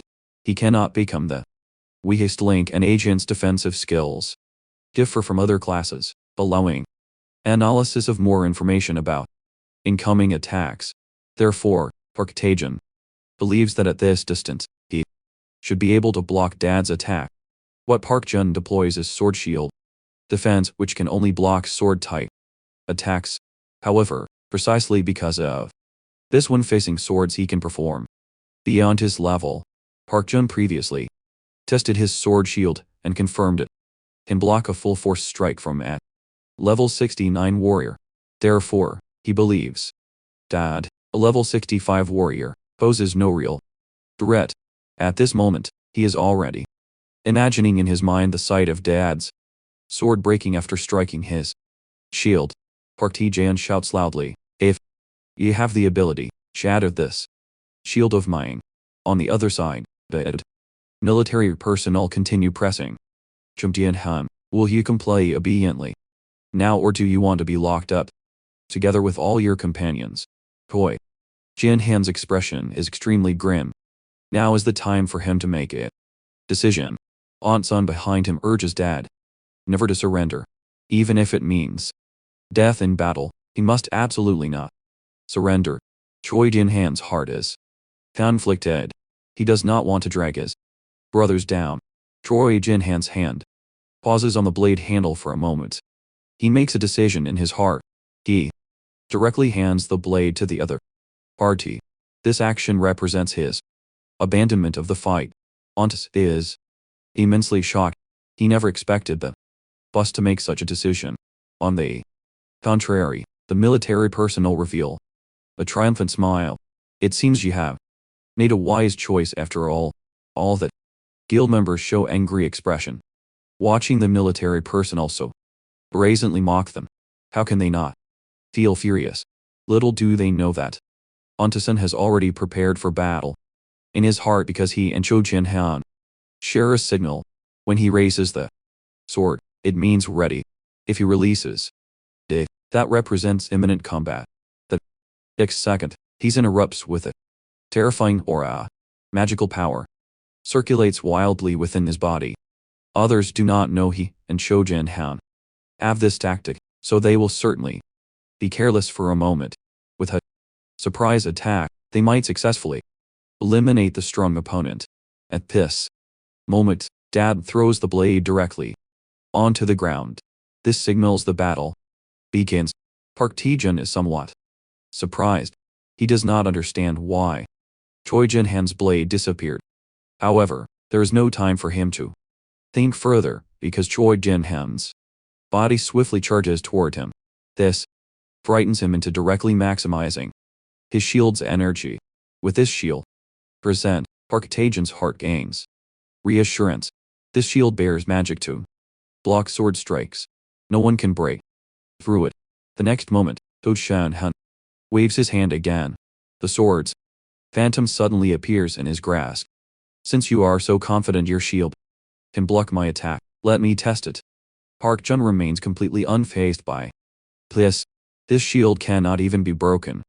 By level 69, what makes you think you can succeed? However, at this moment, On-san behind them instantly releases the magical power he has been accumulating. He controls the rubble on the ground, causing it to slowly float upward. The purpose of doing this is to have the rubble cover the sword tip. They also understand Park Tae-jun's defensive method. What he deploys is a sword shield, which can only block sword strikes. Immediately after, Cho Jin-han swiftly swings his sword and directly shatters Park Jun's shield. The power of this strike feels as if a hammer smashed his shield, causing his internal organs to churn continuously. What a miscalculation. It was not a sword strike, but a hammer strike. In this case, even the hardest sword shield cannot withstand his attack. At this moment, Dad's attack does not stop, but intends to deliver consecutive fatal blows. The soldier beside him laughs heartily. I know what your target is. Having said this, he swiftly turns and swings a dagger toward Dad. Now he can touch you, but you cannot touch me. If you dare lay a finger on me, you are finished. However, how could Han-san behind them allow this to succeed? With a squeeze of his large hand, he directly assists Dad's defense remotely. A stone net rapidly bursts from the ground at this instant, preventing the assassin's arm from penetrating. The assassin feels somewhat challenged. These floating zones restrict his movements. On the other side, Park Jun completely panics. He feels Cho Jin-han has completely lost his reason. He orders his subordinates to immediately open fire on him without mercy. The soldiers receiving the order continuously pull their triggers. Countless bullets emerge from the gun barrels. However, at the same time, On-san acts again. He brings his two fingers together and points upward. Presume to harm my boss in my presence. The next second, a stone wall blocks Park Jun-uk's escape route, and also blocks the soldiers' gunfire. It could be said that Han-san uses the stone wall to create an opportunity for Cho Jin-han to secure a solo kill. Cho Jin-han's heart is thrilled at this moment. As long as he can capture Park Jun, use his life as a threat to allow the brothers to retreat, They can leave safely. Just as Cho Jin-han's palm is about to reach Park Tun's body suddenly vanishes like a shadow, causing Dad to grasp nothing but air. Cho Jin-han feels utterly shocked. This is the first time he has witnessed such an uncanny skill. The officer lets out a sinister cackle. Your ally's stone cage trapped me in the shadows, and when Park Tae-jun's shield shattered and marked him with residual magic, he has now met the conditions to unlock the assassin skill called Shao Trace. For those who don't understand, think of it like the yellow flashes, flying thunder god technique. Now that you've lost your hostage, won't you surrender? The officer displays an arrogant grin and waves his hand broadly, ordering all his subordinates to move in together and capture Choi Jin-han. This turn of events catches Choi Jin-han completely off guard, and this defeat might spell his utter ruin. However, Hazen beside him wears an expression of sheer terror, completely unable to comprehend why that person would appear here. His eyes filled with disbelief and confusion. Besides Han, even the soldiers present are visibly shaken. The assassin doesn't understand the meaning behind their expressions. What's so surprising about this? Wait, aren't you moving yet? As his words fall, I slowly speak up. You just said to make a move. Against whom exactly? Against my father. My voice carries overwhelming killing intent, causing the assassin's expression to freeze. He feels utterly shocked inside. Someone has actually managed to circle behind him and approach silently. Could this be another assassin like himself? The assassin glances at me inadvertently. Although he doesn't know who I am, he knows one thing for certain. I am his enemy. He decides to strike first. I have no choice but to use that technique. With that, he slowly reaches his hand toward the potion at his waist. Park Tae-jun notices his movement as well. This appears to be the lethal poison prepared for defeating level 90. Ba says, but this belongs to them. Whoa. Knows when this officer stole it. After preparing everything, the assassin instantly unleashes all his strength at this moment and breaks free from my restraint. At this moment, the overwhelming killing intent permeates my entire body, and I summon the power of the abyss to envelop myself. The assassin moves incredibly fast. The instant he turns around, he swings 3 daggers at me, aiming for my vital points. Dad sees this scene and panics completely. You do. Get out of here now. Park Tae-jun has already cursed that officer countless times in his mind. This action might drag everyone down with him, because no one present can withstand this poison's corrosion, himself included. Soon the poison begins spreading through the air in all directions. In merely the blink of an eye, 4 or 5 soldiers are poisoned to death. Although Park Tae-jun doesn't want things to unfold this way, at least this poison can eliminate shelter number 6 allies. He needs to escape this toxic zone immediately. However, just as this thought crosses his mind, a massive palm reaches toward them. They swiftly grab both their fleeing bodies back. Light lifting chicks, they render them unable to move. Park Tae-jun feels utterly stunned. Why can he still move? This is lethal poison capable of killing a level 90 boss.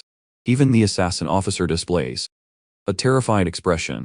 If someone can still move their body within this lethal poison, there's only one possibility. They are a monster so powerful that even level 90 poison cannot kill them. At this moment, both individuals trapped in my grasp share the same thought. Today, they have provoked someone they should never have crossed. The assassin's earlier attack against me has been completely caught in my mouth. I spit lightly, ejecting the dagger handles from my mouth onto the ground. The thought alone seems ridiculous. That assassin actually believes such a simple attack could kill me. How absurd. I tell him both not to move. If either dares to move again, I'll send them to meet the King of Hell. Today's matter must reach a conclusion. Park Jun feels immensely shocked inside. Regardless of your class, every player has 5 attributes: intelligence, perception, strength, agility, and constitution. If he can withstand that toxin, his constitution equals that of a level 100 player. I speak to them furiously. Order. You're meant to drop their weapons. However, this officer refuses to listen to me at all. He reaches back and grabs my leg. Then his body leaps into the air. Soon, he locks my right arm and tells Park Jun to attack me quickly. A smile curves at the corner of Park Jun's mouth. This is an absolutely golden opportunity. Park Jun prepares to launch a sneak attack while I'm busy breaking free from that joint lock. However, in my view, his attack moves slower than it. Turtle. The next second, I become thoroughly enraged and directly hurl both their bodies flying. 2 figures flash past Dad in an instant. With a thunderous crash, both their bodies slam heavily into the wall behind Dad. After receiving the heavy impact, clouds of dust rise from the ground. This attack leaves both of them nearly unconscious. Dad displays an utterly shocked expression. My son has actually managed to instantly defeat 2 experts. However, at this moment, the assassin's body slowly disappears. I snort coldly to myself. Petty tricks. Yet, you dare show off before an expert. The assassin uses shadow shield and instantly appears behind me. He believes absolutely cannot dodge this move. With a thrusting sound, he stabs the blade in his hand directly into my body. However, what he never expects is that the blade stops abruptly, completely unable to penetrate my skin. This leaves the assassin in disbelief. How is this possible? What shocks him even more comes next. His blade is stuck, and no matter how hard he tries, he cannot pull it out. I quickly turn around and swing a fist toward him. As he retreats, I catch his dagger with my hand. With a sound, his nose suddenly bleeds. My previous punch merely created a gust of wind that grazed his face. Yet, it injured him. He has only one thought now: escape.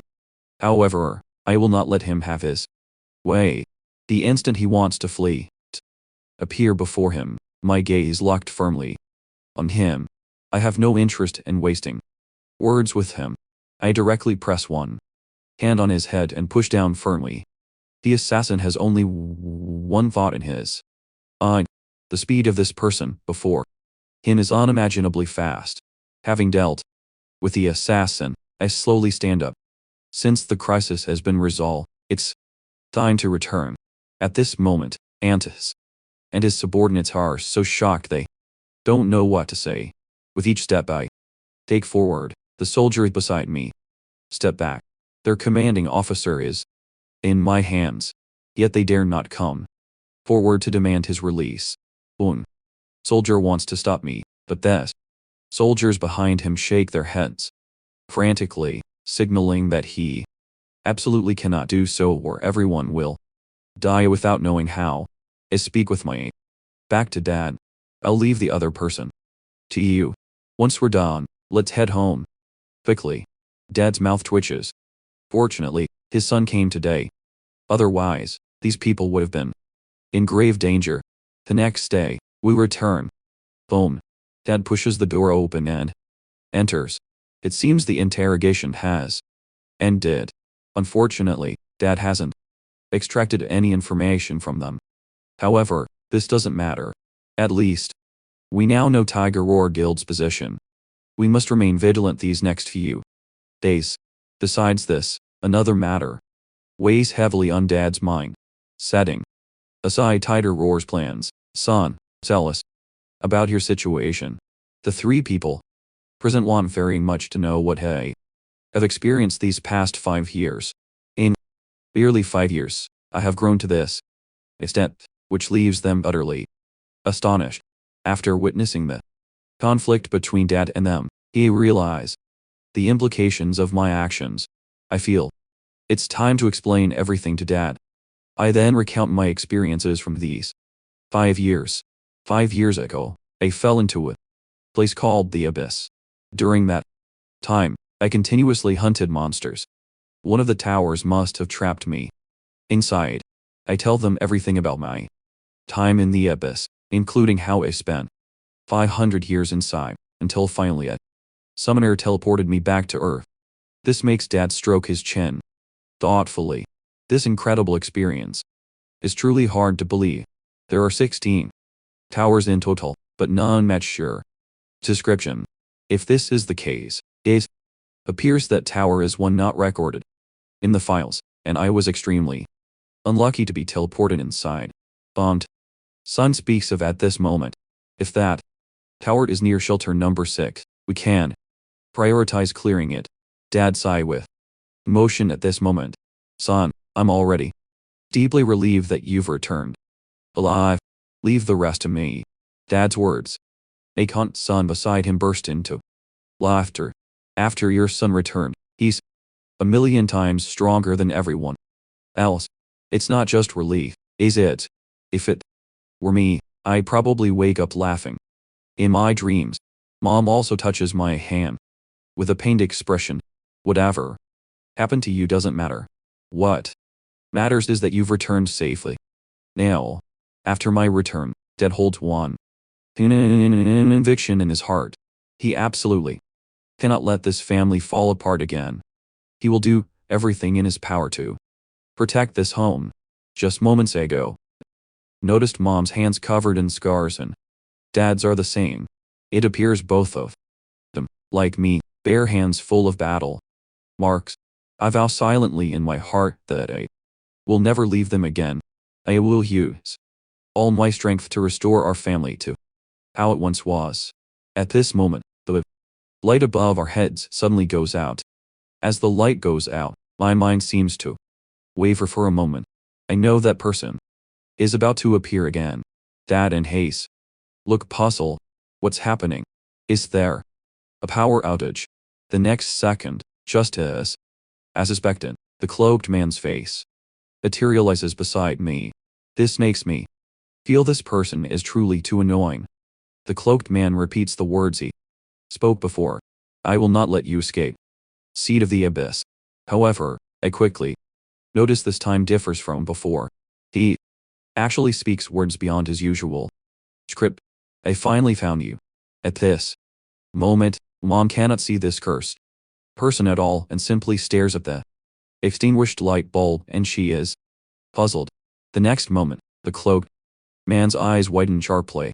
Then he vanishes from my shoulder. Although it appears like dispersion, I sense he has barely left my body. The instant that disappears, the cloaked man's figure appears behind me. Long time no see. Seed of the Abyss. This makes things become interesting. He has actually regained self-awareness. Wonder whether his current form is illusory or physical. I carefully sense the cloaked man's presence. Although I feel nothing, I believe he hasn't materialized. This must still be an illusion. I plan to deal with it after I finish my current matters. Unexpectedly, the cloaked man slowly extends his hand. Are you trying to pretend you can't hear? Idiot. You think this is an illusion? Ordinary people truly love deceiving themselves. Immediately, the cloaked man covers my eyes with both hands. Today, you'll taste the price of arrogance. When he removes his hands, my eyes transform into a mass of black mist, and I can see nothing.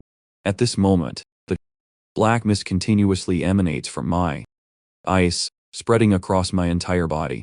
I cannot see now, which proves he is not an illusion. What I don't know is that this scene leaves all three people present completely stunned. Mom hastily asked me what's wrong. Why so much black mist is appearing around my body. Dad quickly notices something wrong. Your eyes have turned into a massive black mist. I can't see your whites or pupils at all. What on earth has happened? Mom immediately uses her purification ability, attempting to remove the abnormality from my body. However, she quickly realizes something is wrong. Her System displays a message. Your target is not affected by any curse. Therefore, this skill is ineffective. However, the situation before her eyes is clearly abnormal. I curse myself for being a complete fool. I was truly careless just now, resulting in my current blindness. Fortunately, my perception hasn't disappeared. The next moment, I subtly brace my stance. I absolutely cannot let my parents be placed in danger. The figure instantly rushes from my position and seizes the cloaked man's throat. The others are startled by my action. They can only see me swinging my fists in the air and nothing else. The cloaked man laughs loudly. Are you afraid? If you have the ability, strangle me then. Dad's expression at this moment is extremely anxious, his mind filled with confusion. Son, is there an enemy nearby? Why haven't I seen anything? Mom hasn't seen anything either. I don't answer my parents' questions, but instead glare at the cloaked man with killing intent. Why do you keep pestering me? Coward. Hearing the word coward, the cloaked man nearly laughs aloud. Don't misunderstand. I am no coward. Come to think of it, I haven't introduced myself yet. I am from the noble Acer clan. Again, Forel, god of darkness. The reason he keeps pestering me is because I absorb the black crystal in the abyss. That is the divine power the Acer left in the abyss. Strictly speaking, that is his domain of darkness. When I was in the abyss, the messengers of God were monitoring me because I left the abyss. Without authorization, those messengers had begun gathering. He tells me to return to the abyss with him. Immediately after hearing his account, those so-called messengers of God are likely the ear that Mom mentioned. At this moment, that is already prepared to draw his blade. Although he doesn't know what's happening, he can sense that cloaked man is a dangerous figure. Must kill him. However, Mom stops him. Let's observe first. A cold laugh escapes my mouth. Even a god like you was defeated by me. What qualifications do you have to make me return? Don't think a mere few can do anything to me. If you push me too far, whether messengers of God or gods themselves, I'll kill them all. My words truly anger the cloaked man. Don't get carried away. Just because you won against me once by look, the other far surpass my current strength. You underestimate them far too much. I could even take your power without the slightest effort. His words surprise me somewhat. I didn't expect such an arrogant person to actually admit he's inferior to the Isar. But why should I believe his words? The cloaked man laughs loudly. Don't blame me for not warning you. Everything I'm doing now can be said to be for your benefit. You foolish commoner. You don't believe it, do you? When the blood rain begins to fall upon this land, you will regret everything you've done. His words make me hesitate. I have no reason to believe him, but believing him might be the only thing I can do. I don't know what to do. Now, even now I remain uncertain about my own strength and whether I can defeat the Asar. At this moment we both hear movement outside the door. Someone appears to be entering. Before seeing the person, we hear their voice. A deep incantation accompanied by golden light resonates within the room. The next moment a terrifying power seems to erupt from outside the door, shining upon the cloaked man's figure, causing him to cry out in pain. Simultaneously, the mist over my eyes slowly begins to dissipate. The cloaked man's figure seems pinned in place by a binding force. No matter what techniques he uses, he cannot escape this constraint. The newcomer speaks slowly. What he said just now is true. Does this believe him? Upon seeing the arrival, father displays a delighted expression. Shuk-san, see, how did you come here? Meanwhile, when that radiance covers my eyes, my sight has already been restored. Looking up, the person before he turns out to be the monk from the shelter entrance. Just as I suspected, He is indeed a hidden expert. Ayla. Ford father behind me. Do you know him? Other nods. I not only know him, but we're quite familiar.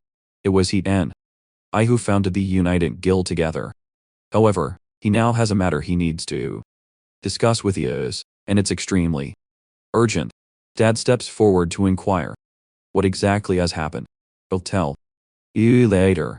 Let me finish discussing matters with your son first, then I'll explain to you. 2 hours pass. This way. After everyone leaves, I asked Xuanzi to explain what this urgent situation he mentioned actually is. Xuanzi points to his own eyes. Although my eyes can see divine power. Because of this, I was able to use forbidden arts to seal that God refers to the cloaked man. Moreover, although my divine power shares the same nature as the cloaked man's, its strength far surpasses any deity. Regardless of how I obtained it, we no longer have time to investigate. Several massive divine powers are converging here, so we must quickly discuss countermeasures. The reason they're coming here is most likely because they covet my power, although I don't know what transpired between you and that DT. His words are true. However, cannot return to the abyss, because what lurks within the tower poses a far more troublesome threat than the ear. He attempts to deceive you and drag you back to the abyss solely to reclaim your divine power. What you must do at this moment is leave here and join the military. Xuanzi's words provoke my aversion. You want me to join the military? You mean those people who once tried to bomb me to death? Hearing this, Xuanzi laughs heartily. The current military may indeed be so, but there is one person among them worthy of your trust. As long as you officially join the military, the Asar won't dare move against you easily. Let's not discuss joining the military first. If I leave here, how can I ensure my parents' safety? He reassures me. The Slar follow an unwritten rule. They won't easily involve ordinary civilians. It is precisely due to this convention that the alliance continues to exist. But next moment, Shutshins instantly releases his aura. Countless points of light emanating from his body. Most importantly, with me present, they won't act rashly. After all, the latent people's power equals that of the ear. As long as they're not foolish, they won't dare touch your parents or anyone else here. Meanwhile, in another location within Tiger Roar Guild's conference room, several people stand gathered here with displeasure. What a meaningless mission to think they've assembled the four of us for someone who doesn't even have the system. According to intelligence, that white-haired youth is Cho Jin-han's son, who disappeared years ago. He probably succeeded in entering a tower by luck. For trash like this is leaving it to Philom alone would suffice. There's no need to assemble all four of us. Bay's words greatly displeased Philom. Why should this trash be assigned to me? Why don't you handle it yourself? Just as the two were about to erupt into conflict, a hand rests on Philom's shoulder. The blue-haired woman shakes her head, signaling him to stop arguing and follow the boss's arrangements. This woman is Athena, also an Asar member. The man seated at the front speaks slowly. It will also participate in this operation. This causes them to display shock expressions. Even the boss is making a move. This is a direct order from Zeus. We must eliminate the child named Yutu. Additionally, Tower 15 near Shelter 6 is about to activate. This is the benefit of clearly controlling a tower. The Stubborn Alliance refused Tiger's proposal and plans to proceed with their own plan. Therefore, this time we must eliminate not only Yutu, but also his parents who formed the alliance. Infinite killing intent erupts from the boss eyes. No one can refuse Zeus's command, and we must resolve this matter perfectly. Do you hear me? This is the boss of Tiger Roar Guild named Lit. Level 118. Who has inherited the divine power of Zeus. On the other side, but have also made thorough preparations and arrangements. Shushansi tells me to go to command and find Park Soo-jin. He indicates that Park Soo-jin is an old acquaintance of his and will certainly take good care of me so I can go find her with confidence. Additionally, if battle breaks out, please be sure to watch for the curse master. Once the curse formation activates, even tighter war cannot interfere. Mom smiles at me. The alliance stands guard here. You can go with peace of mind. Your father and I are also very strong. Nothing will happen. A nod, indicating I understand. However, I always feel a sense of unease in my heart. Is it because I've just reunited with my parents and don't want to leave? 15 minutes later, Shuchi sits quietly at the main gate, waiting for those who should come. The next second, the leaves in the courtyard move without wind, sounding particularly eerie. This signifies the calm before the storm is about to break. At the same time, Shuchi immediately senses something wrong.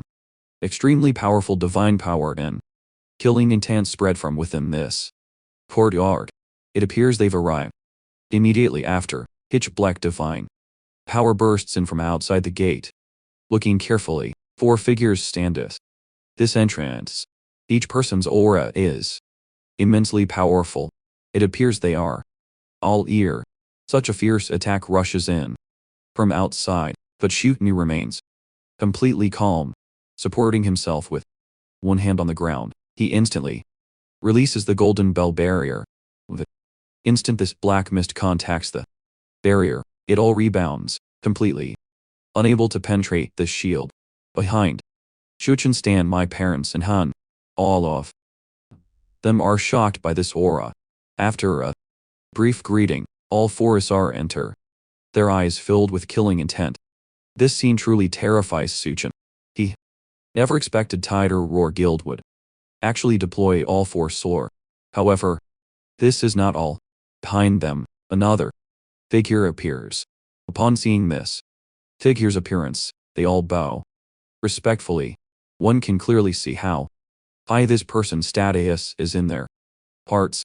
This person who appears is none other than Lit, the boss of Tiger Roar, and the world's strongest hunter. This makes Shuansi sense grave danger. Even has come.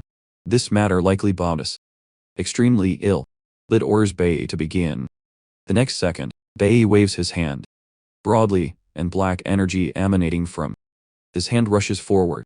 Everyone present is stunned by this momentum.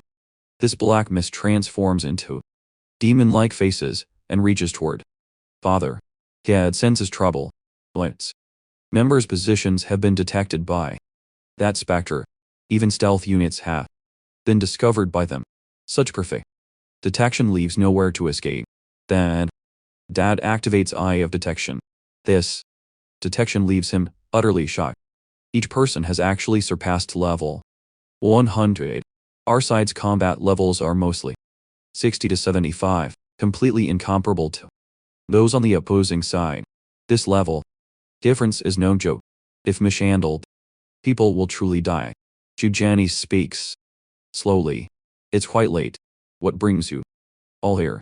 They turns to look at their boss. According to the specters' detection, that person doesn't seem to be here. Licht steps forward. Sup? Lying dumb. Tell me where he is. However, Shuansi continues feigning ignorance. What do you mean? The suddenly mentioned him out of the blue. Have absolutely no idea who you're referring to. This provokes the hot-tempered Philong beyond tolerance. His mouth twists as he speaks. You bald fraud. If you don't speak now, everyone here will die. I advise you to wise up. Facing Phalong's outburst, even Shugen's size good temper flares. It appears you lack proper upbringing. Allow me to educate you properly. This suits Fion perfectly. They've always despised you. Monks acting so superior. Today, I want to see exactly how you plan to discipline me. Meanwhile, Mom has already prepared herself here. At this moment, Mom no longer displays her usual donativeness. Her eyes brim with killing intense. The instant she activates the barrier, a mass of black-green smoke envelops all enemies present. This is one of Mom's skills, capable of placing curses on opponents' bodies to weaken them. However, they don't seem to feel anything and instead observe their systems with interest. Fei Long can no longer tolerate the monk before him and prepares to start with him. Despicable people actually ambush us with curses in merely the blink of an eye. Fei Long arrives before the monk, his face displaying an extremely arrogant smile. Even cursed by trash alone can crush your alliance. At this moment, the reversal comes. Duanxi swiftly opens his palm and catches Fei Long's incoming fist. This shocks Fei Long immensely, his eyes filled with disbelief. Duanxi smiles and speaks. You seem to lack understanding of this alliance. Today, let me show you the alliance's power. Fei Long then discovers with horror that his level has actually dropped from 100 to 70, a full 30 level decrease. Shu Kenny chuckles coldly. Losing levels isn't such a big deal, wouldn't you say? Immediately after, his palm presses heavily upon Fei Long's collarbone. The next second, the body is directly sent flying by Shu Kenny without even a chance to retaliate. Simultaneously, not only Fum, but all Tiger Roar Guild members prison drop 30 levels. This is the power of the curse. Upon entering the first zone, levels decrease by 50. The caster's level. I want to see how you defeat us when the level gap isn't significant. However, Lake displays no trace of fear and instead laughs. Strangely, his expression turns wildly arrogant as he speaks. It appears things have become interesting. Then he signals to Athena behind him. It's time for your performance. After hearing his command, Athena waves her palm as streams of magical power coals in her hand. At this moment, full-scale battle erupts completely. Lit wants very much to know whether you two will rush back after learning of the situation here. A wave of dust sweeps over all of us and teleportation power manifests around Dad and Ju Kansei. When they open their eyes again, they discover they have arrived at another location. This place is Athena's arena, specifically designed for dueling. This incredible power greatly shocks Yukon. This is absolutely terrible. Map. Meanwhile, Lib remains at the United Guild. It's been so long since I encountered evenly matched opponent. My heart is racing, waiting for Yuku to fall into their trap like. This is actually not boring at all. Simultaneously, other United Guild members curse at Lick furiously. Moo. Bastard. What have you done to our boss? Next, Lick intends to deal with these guild remnants. Your time has come. Meanwhile, on the other side, I have also found the direction where Park's Jin is located. I leap down from the air and land before them. This entrance completely impresses them. Park Soo-jin displays utter shock. Why is this mysterious hunter appeared here? After landing, I pull out the photo from my pocket and compare it with the blonde woman before me. There should be no mistake. She is Park Soo-jin. I hastily raise both hands, indicating I have no hostile intent. I'm from the Alliance. I'm seeking military protection. Park Soo-jin waves her hand, signaling her subordinates to lower their weapons. This person presents no danger. Park Soo-jin has already obtained my basic information. Your Choi do, correct? He disappeared suddenly 5 years ago and returned triumphantly 5 years later. However, she has something she's extremely curious about and wants to discuss with me properly. Meanwhile, inside the arena on the other side, the duel has also begun. Athena thrusts that staff in her hand forcefully into the ground. She begins summoning the gods. With her voice, please emerge and judge our battle. As she speaks, the staff in her hand gradually glows with red light. The next second, radiance from the staff shoots skyward. This light gradually pulses into a humanoid figure. In merely moments, an angel manifests before their eyes. Father is greatly. Ah, is this the power of the gods? This duel feels extremely ominous. Below this angel, a blue barrier appears. Within this barrier lies the dueling space for both sides. Each side shall send 5 warriors. The first to achieve 3 victories will receive the blessing of Olympus. The losing side will be burned to death by divine light. Thelon glares at us with extremely vicious eyes. You people are destined to be defeated here. Await the burning that will descend upon you. Mon feels somewhat worried in her heart. The gap between both sides' power levels and combat abilities is too great. Moreover, things happen too suddenly. She no longer has a way to foresee the future or view future scenes. Dad's eyes show some confusion. It's clearly 5 warriors. But why do we only have 8 people total here? Athena tells Dad not to worry. Since we said 5 warriors, 5 warriors will certainly appear. As for the remaining 2 warriors, they're probably still on the road. Although they'll be late, they absolutely won't be absent. Moreover, they are the protagonist of this decisive battle. At this moment, Thelon can hardly wait to deal with our side. Who wants to come up first to die? I'll accompany you. Everyone on our side has received notification that entering the battlefield now will initiate the decisive battle. Dad glances at Fong. Across from him, this punk really looks like he's asking for a being. Let me deal with him. However, Shushan sees figure blocks his path. This situation occurred entirely because my judgment was lacking. Therefore, I must take responsibility for securing victory in this match.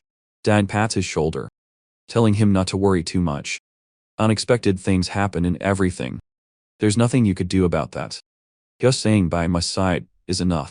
This isn't your responsibility, because my wife's curse lowered their levels. We still have a chance in one-on-one situations. So, let me handle this match. Even Aunt San beside him agrees. Moreover, she isn't suited for combat. We only need to secure 3 victories. I believe in the boss's strength. He will definitely defeat the opponent. However, Shu Kansai merely chuckles. You probably don't know one thing yet. That person named Fawn across from us is no simple matter. When he raises his head again, his eyes become extremely serious. That person is Tiger Roar, Guild's fiercest existence. Fighting above his level is as simple as eating and drinking for him. After becoming a messenger of God, relying on overwhelmingly powerful divine skills, he single-handedly defeated a guild with 5 members. Most critically, he didn't even suffer serious injuries. Therefore, this battle is best fought by me because I have a strategy to win one arena match. With that, he steps into the battlefield without looking back. Leave the first match to me with confidence. I absolutely will not disappoint you. When his foot enters the battlefield, he discovers no particular sensation. At this moment, the first arena match is about to begin. The combatants from both sides represent each side's most powerful forces. Chan. His gaze becomes extremely sharp. Lad, he face you. Don't you dare disappoint. B. He is provoking his opponent. Only by making his opponent lose rationality can he increase his chances of victory. Just as Shu Chani predicted. Upon hearing these words, Feng displays furious anger. You bastard.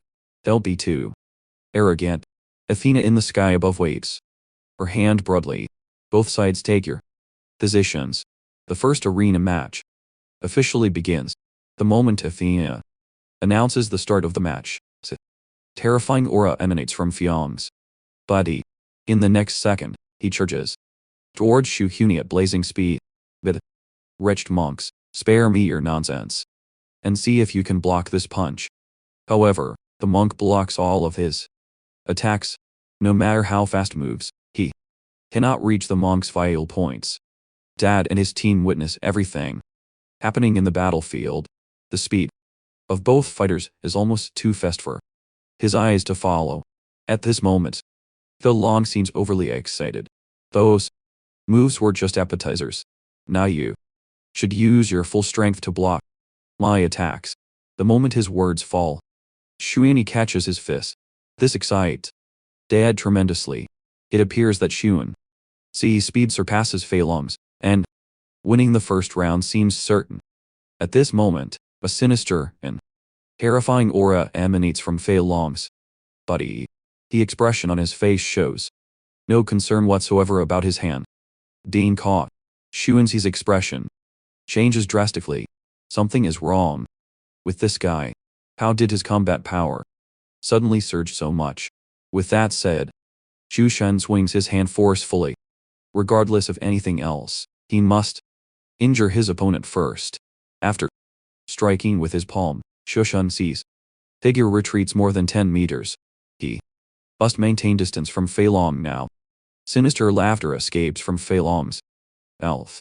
You are quite cautious, aren't you? Even Athena and Bei outside the arena admire Shuji's caution. After launching an active attack, he immediately creates distance. His sense of danger is clearly very sharp on Shuji's side. When he struck Fion with that palm just now, his hand has already suffered backlash damage. Seeing this scene, the Fion cannot help but laugh. Maniacally, he slowly extends his hand. I told you before that you're a fool. It seems I was not wrong. How does my Thimus Fang taste? Hearing this name, a shocked expression appears on Xuan Sai's face. Hedmus is Philom's pet serpent, possessing his body and fighting alongside him. Philom tells Xuan Sai not to be afraid and to attack as much as he wants. His interest has been key, and he does not want this to end so sloppily. As Phil Long's words fall, his figure vanishes from its original position. Since you won't attack, then I'll be the one to strike. However, whether you can block my attacks depends on how good your defense is. Fei Long's body quickly arrives in front of Xu Chen's side and swings a punch toward his face. Xu Chansei has no choice but to dodge because a serpent is coiled around Fei Long's arm. The serpent's attack speed is incredibly fast. There is no telling whether its jaws will bite him in the next moment. Xu Chen curses internally. This serpent is far too troublesome. After just a few exchanges, Xuan clearly notices that the speed of the serpent on Fei Long's hand seems faster than before, and its bite force is even more astonishing. In anger, Xuan saps his eyes wide open. Do you really think a monk is easy to bully? In the next second, Xuan sees other fist strikes heavily on the serpent's head. However, at the same time, while using the serpent to attract Xuan sees attention, Fei Long's figure moves like a phantom. With a bang, Fei Long's punch forces Xu Chen's body backward. Only at this moment does Xu Chen get a chance to catch his breath. He feels something is wrong. Serpent's speed increased. But how did Fei Long's speed also increase? Then he realizes he has been poisoned by the serpent. His overall attributes have decreased, and he instantly understands that it is actually his own speed that has slowed down. At this moment, Fei Long is extremely arrogant. As a monk, your endurance to last this long is already quite impressive. The poison dragon's fang enhances strength and restores health from the blood it absorbs from its victims. In Fei Long's view, this wretched monk has already reached his limit. Dad begins to assess Fei Long's condition at this time.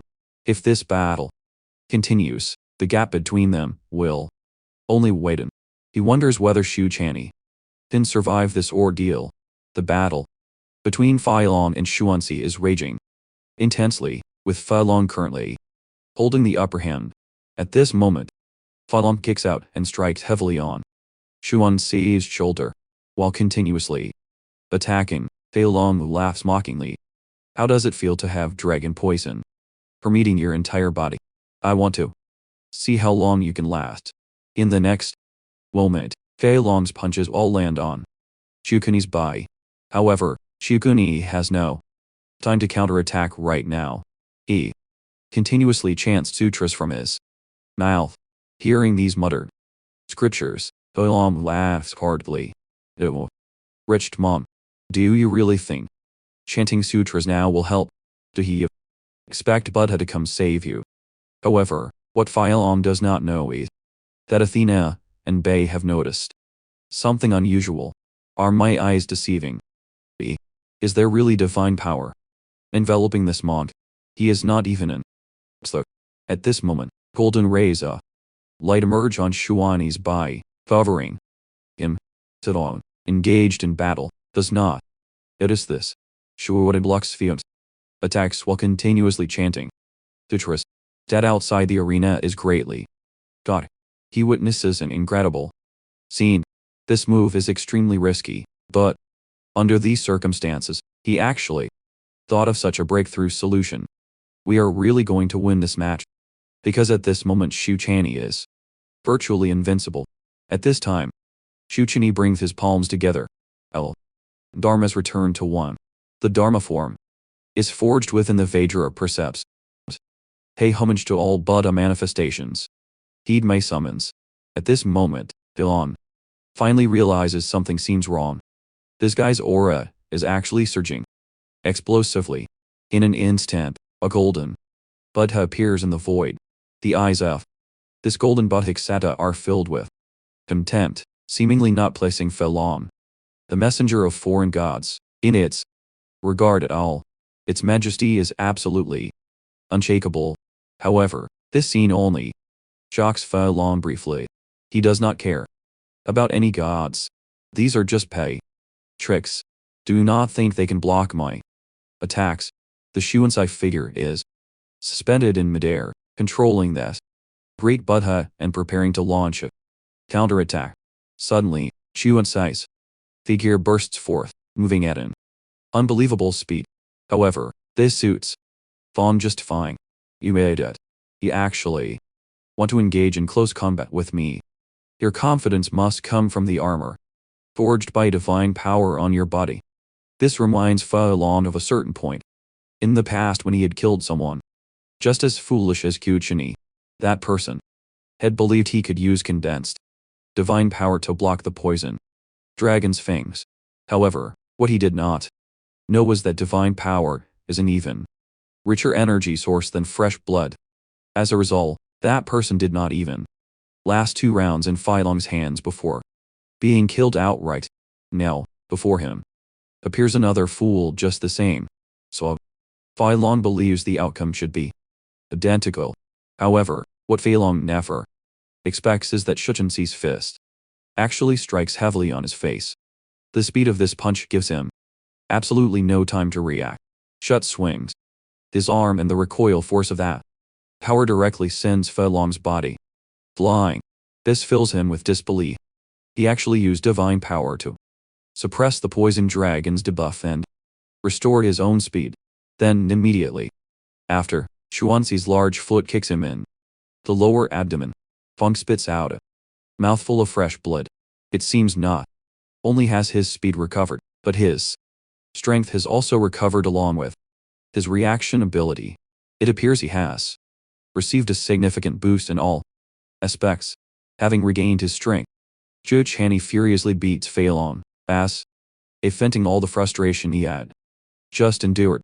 Fei Long's pain tolerance is also extremely formidable. It can be said that he is the strongest tank in the guild. He directly withstands Xuan's eyes attacks and seizes opportunities to use the poison dragon to counterattack. Fei Long's eyes are filled with excitement.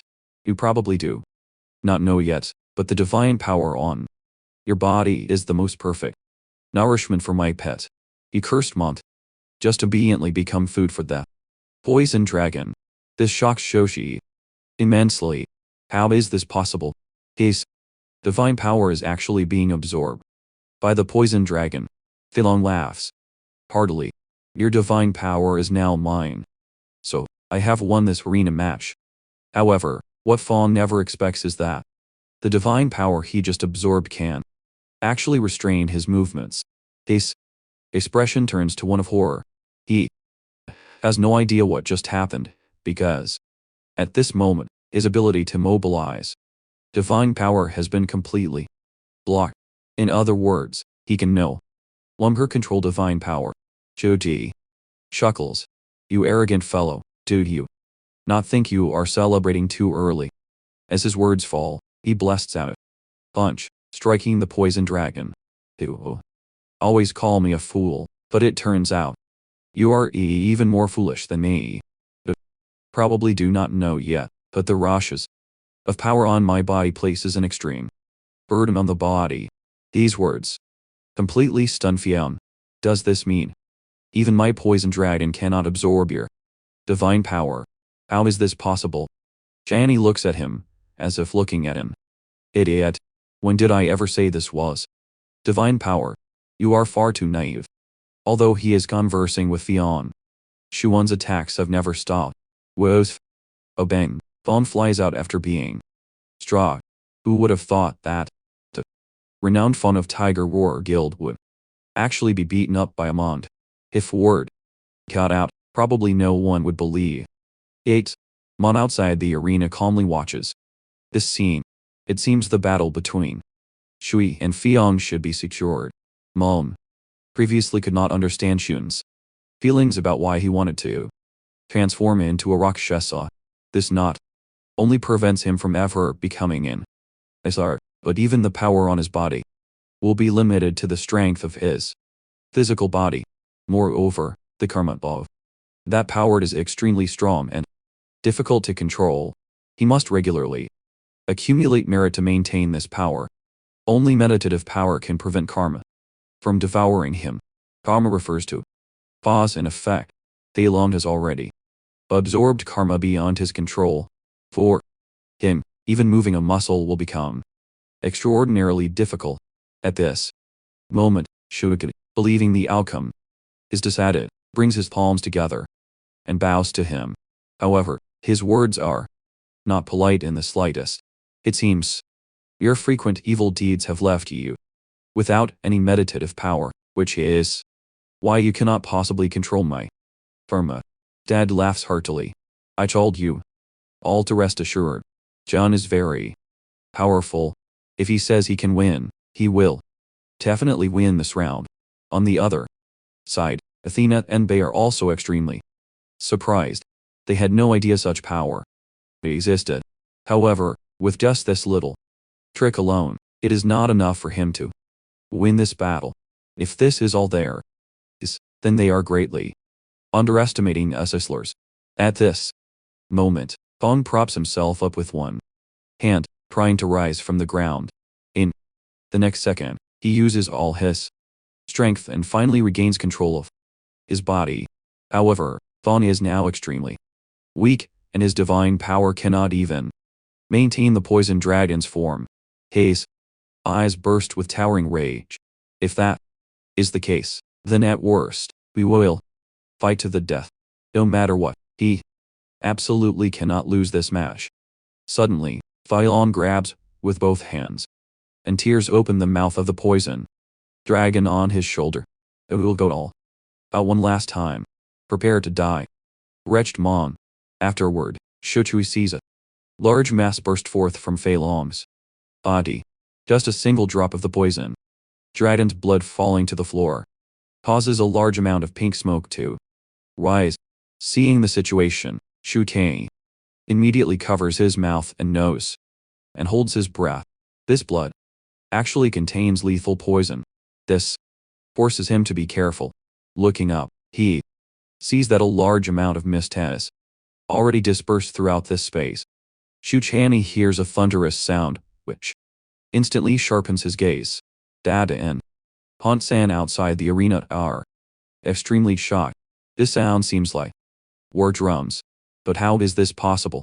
At this moment, Philon is completely unaffected within the smoke, as if still conducting some kind of ritual. General Aris, I offer the blood of the poison. Dragon, please grant me your spear. Ask.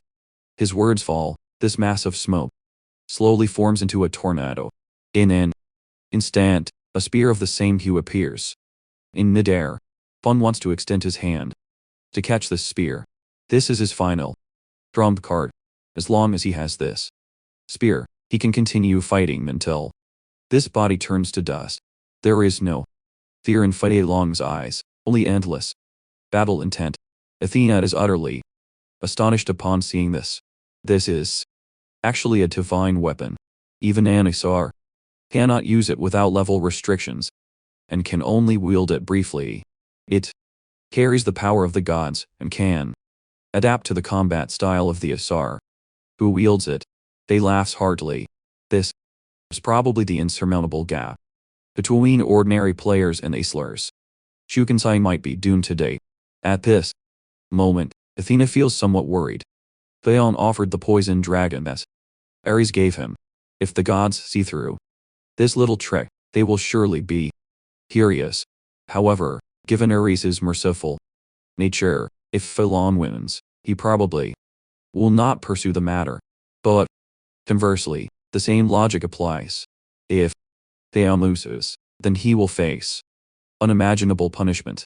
Clearly, at this moment, Phelon cannot care about any punishment and only wants to win the battle before him. Athena quickly dismisses her concerns. An ordinary player could never possibly defeat him. Here wielding a divine weapon. I am really worrying for nothing. After obtaining the spear, Phelon confidence surges greatly. He now completely does not place Shushan Silicon in his regard, and his strength has also received a certain boost. Next is the time for him to begin his counterattack. Shuansi is greatly startled. Does he intend to engage in close combat again? However, in the next second, Shushansi actually cannot see the spear in Phelong's hand. Although he cannot see Phelong's weapon, Shochai understands one thing. He must maintain distance from him. As long as he creates a certain distance, Phelong should not be able to reach him. However, as this thought occurs to him, a spear attack slashes across his chi. This shocks Yukansei's expression immensely. Gee, think this is over now. My next attacks will be even more fierce. You wretched mont, explode for me. As Phelong's voice falls, sure enough, an explosive sound rings beside Shuchani's ear. This explosion catches Yukansei somewhat off guard. Fortunately, he senses something wrong and blocks it in time with an incantation. However, he feels that the spear is also covered with a corrosive effect similar to the poison dragon. The system notification he receives states that due to the corrosive effect of Ares' blood, his defense has decreased by 50. That is 50. In other words, Shushansai's defense has now been reduced by half. At this moment, Phelon walks leisurely towards Shukukani. I presume your armor should be broken now. Let us see how you will defend next. In the next moment, Thom moves like lightning, rapidly approaching Shukansa. After reaching him, he swiftly swings a punch, but Shuaini cleverly dodges it. However, although he evades the punch, this does not mean Shuchani can dodge the spear's attacks. Shuan's eyes are filled with shock. He can actually launch spear spikes from various parts of his body. How can I fight this? If he had not previously weakened Phelong's abilities, he would probably be dead by now. Juan seizes the opportunity and swiftly strikes out with the palm. However, the power of this strike is completely negligible and is easily evaded by Beyond. However, Shushansi also takes this opportunity to quickly create distance from Fawn. Right now, he still does not know what the maximum range of the spear's attack is. At this time, Shu Chen slowly raises his hand and continuously chants, "May the three realms be purified, all conflicts be cleansed, and blazing karmic sins be eliminated." Film laughed cynically. Is this your limit? As he speaks, he even uses his fingernails to slash open his palm, letting his fresh blood spray out. Within just a few seconds, a large amount of fresh blood flows from Fion's wound. Do not think keeping your distance will save you. Now, I'm going to extend my attack range. Let us see how you handle this. To Fong's provocation, Sine pays no attention whatsoever. He continues to silently recite the mantra. Soon, Fong witnesses something that shocks him immensely. Above Fong, a magical formation envelops his entire body. The golden light seems to imprison him with an immense pressure, threatening to crush his form. This fills Fei Long's eyes with disbelief. This is Shushan Si's silently recited mantra of Lan, a sacred incantation that purifies and dispels obstructive forces. The effect of the poison dragon's blood has now been mostly removed. However, arrogant laughter emanates from Fiong's mouth. He feels he has not been defeated. You want to use incantations to seal my movements and then win from a distance. Do not be so naive. What follows is an incredible scene. So the Levon actually stands up while bearing that pressure. Moreover, a terrifying aura emanates from his body. When Dad detects Fiong's information, he cannot help but be greatly shocked. He immediately warns Shutensai to be careful. Right now, Fei Long is extremely dangerous. With that swoosh, that crimson spike directly pierces through Sei's head. Fortunately, it only pierces his conical hat and does not cause him substantial harm. However, it is still very dangerous and gives Xuanzi quite a fright. At the same time, Athena's figure appears before Dad. Her entire body radiates sacred light. However, her mouth speaks with extreme coldness. Interferes will be punished with a boom. A golden punishment descends upon Dad. Unable to endure the pain, he directly falls to his knees. Mom behind him immediately begins healing Dad. Oni, are you all right? At this moment, Dad's heart is filled with terror. Just the flames alone prevent him from standing. Just how powerful are the gods? Moreover, what disgusts Dad the most is that the goddess Athena actually reduced 1 point of his health. He feels extremely humiliated. On the other side, Fei Long blood energy surges skyward. Every blood trail is poisonous gas plus fear spikes. If someone had not just warned you might already be dead. The gaze then glances toward Dad. It seems that person has received his due punishment. At this time, cold sweat has already formed on Shushansai temples. Close combat is already fraught with risk, but his blood swords can actually attack from range. This greatly increases the difficulty. He stands up and slowly performs a breathing exercise. Considering my remaining stamina, I probably only have 3 minutes left. Even so, I have no choice. Nab. Can only fight. On the other side, Fei Long is different. His patience has almost worn out. He just wants to quickly end this battle because continuing to fight is just a waste of time. Both simultaneously release their magical power. In an instant, crackling thunder reverberates through the air. Xuanzi closes his eyes. The realms of the Arhathat are divided into celestial wisdom eye, dharma eye, and buddha eye. If he used the dharma eye, I might be able to win. All dharmas return to one. Dharma eye open. At this moment, the monk is like a buddha killer. His heart no longer holds mercy, but embodies the way of killing to the end. The ability of this dharma eye can greatly increase his combat capability. At the same time, Fei Long also readies his spear. Although he has already activated the dharma eye, at this moment, its effect will not last long. He must quickly find it. Break through, otherwise he will be the one to die. Shoshi locks his gaze on that spear. He discovers that not much divine power is concentrated on the spear.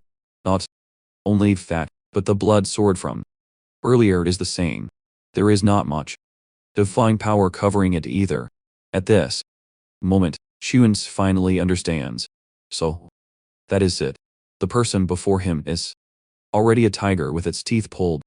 In the next second, 3 Buddha seals appear behind Xuan, facing Fei Long's attack. Xu Chuni directly catches it with his hand. This astonishes Fei Long's expression. Right there, he actually saw through my attack. How is this possible? Can a wretched monk be this clever? Channy laughs heartily. This is your blood spear. This is truly beyond my expectations. It seems it does nothing special after all. Then, with a slight exertion of force from his hands, he directly shatters the spear in Feng's hand. You are truly laughable actually. Using this blood spear is your ultimate weapon. In my eyes, your ultimate weapon is absolutely nothing. Fei Long cries out in disbelief. How could my blood spear break so easily? This scene shocks Athena and Bei outside the arena immensely. How did he block those blood threads as fine as hair? Can human eyes see something so thin? In contrast to those two, Dad's heart is filled with wild joy. It seems everything Xu Qin Sai said before was true. He really does have countermeasures against having such a person by our side is truly reliable. Xu Jinny glances at the blood mist on his hand. With so much evil energy accumulated within the body, evil thoughts will naturally arise as well. Thinking of this, Shushi prepares to purify all the evil energy in this blood mist. Incomparable karma permeates his fingers and the blood mist is instantly purified. At this time, Fei Long is still somewhat unconvinced. So, what if you saw through my attack? I can still continue fighting you. At this moment, Shoshini is also somewhat shocked. The blood mist that was just purified has actually emerged once again. And this blood mist can actually control itself autonomously and attack. Athena on that side slowly speaks. The divine power in the bloodline is not balanced.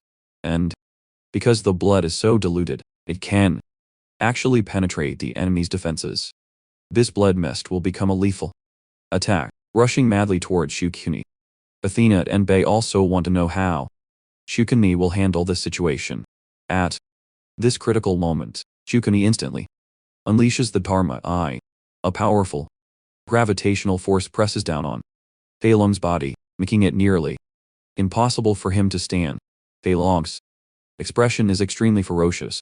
This damned wretched monk actually still has a killing move. At this moment, Shi-chan extends one hand. Instantly, the blood swords around him cannot advance even half an inch further. All beings are bound by ignorance, bound by afflictions, falling into the 3 evil paths and enduring boundless suffering. Outside the arena, Athena anxiously shouts, "Be careful of that wretch." Monk's eyes. He can see the flow of divine power. Fei Long is very confused. What kind of eyes are those exactly? Athena tells Fiong very bad news, which is that all of Fei Long's current attacks are completely meaningless against the monk. Hearing this, Anton's expression shows great shock. Damn Athena. She actually saw through the monk's Dharma eye so quickly. He immediately looks up at the phantom of the goddess Athena. Above that, Athena on the other side is attempting to interfere in this battle. Will you not stop her? The goddess Athena seems to show a troubled expression. As the arbiter, she absolutely cannot turn a blind eye. Then, the phantom of the goddess Athena points toward Athena. One warning. If this happens again, there will be punishment. Anton is so angry he curses out loud. Is this not blatant favorism? Why did our boss receive punishment, while that woman on the other side only received a warning? However, Tad directly stops him. It doesn't matter. Quickly observe the monk's battle. As long as Xu Chan Si wins this match, nothing else matters. At this time within the battlefield, Xuan Si's hand remains raised. Countless gravitational forces like multiple layers stacked upon one another, pressed down on Feng's body, preventing him from standing. The throne curses at Athena. Shut your mouth. It is not your turn to help me. A mere wretched monk cannot do anything to me. However, immediately after, he pays that price for these words because he witnesses an extremely terrifying scene. At this moment, the monk's aura changes dramatically as he mutters sutras from his mouth. More importantly, a dharma form actually appears behind him. This dharma form is great origins. This is the sacred form of Fudume, that phantom of the dharma god. Although it only possesses 10 of the original's power, this is still not something mere Asar can handle. In his fury, Philon is almost driven to desperation. At this moment, damn, wretched monk, why do you constantly have trump cards emerging? Shuchen does not pay him any attention and continues chanting sutras. If this sutra is recited, he will manifest before use, removing obstacles and granting peace. If sentient beings sincerely recite my name, just like this, Suzimsi continues devoutly chanting the summoning sutra.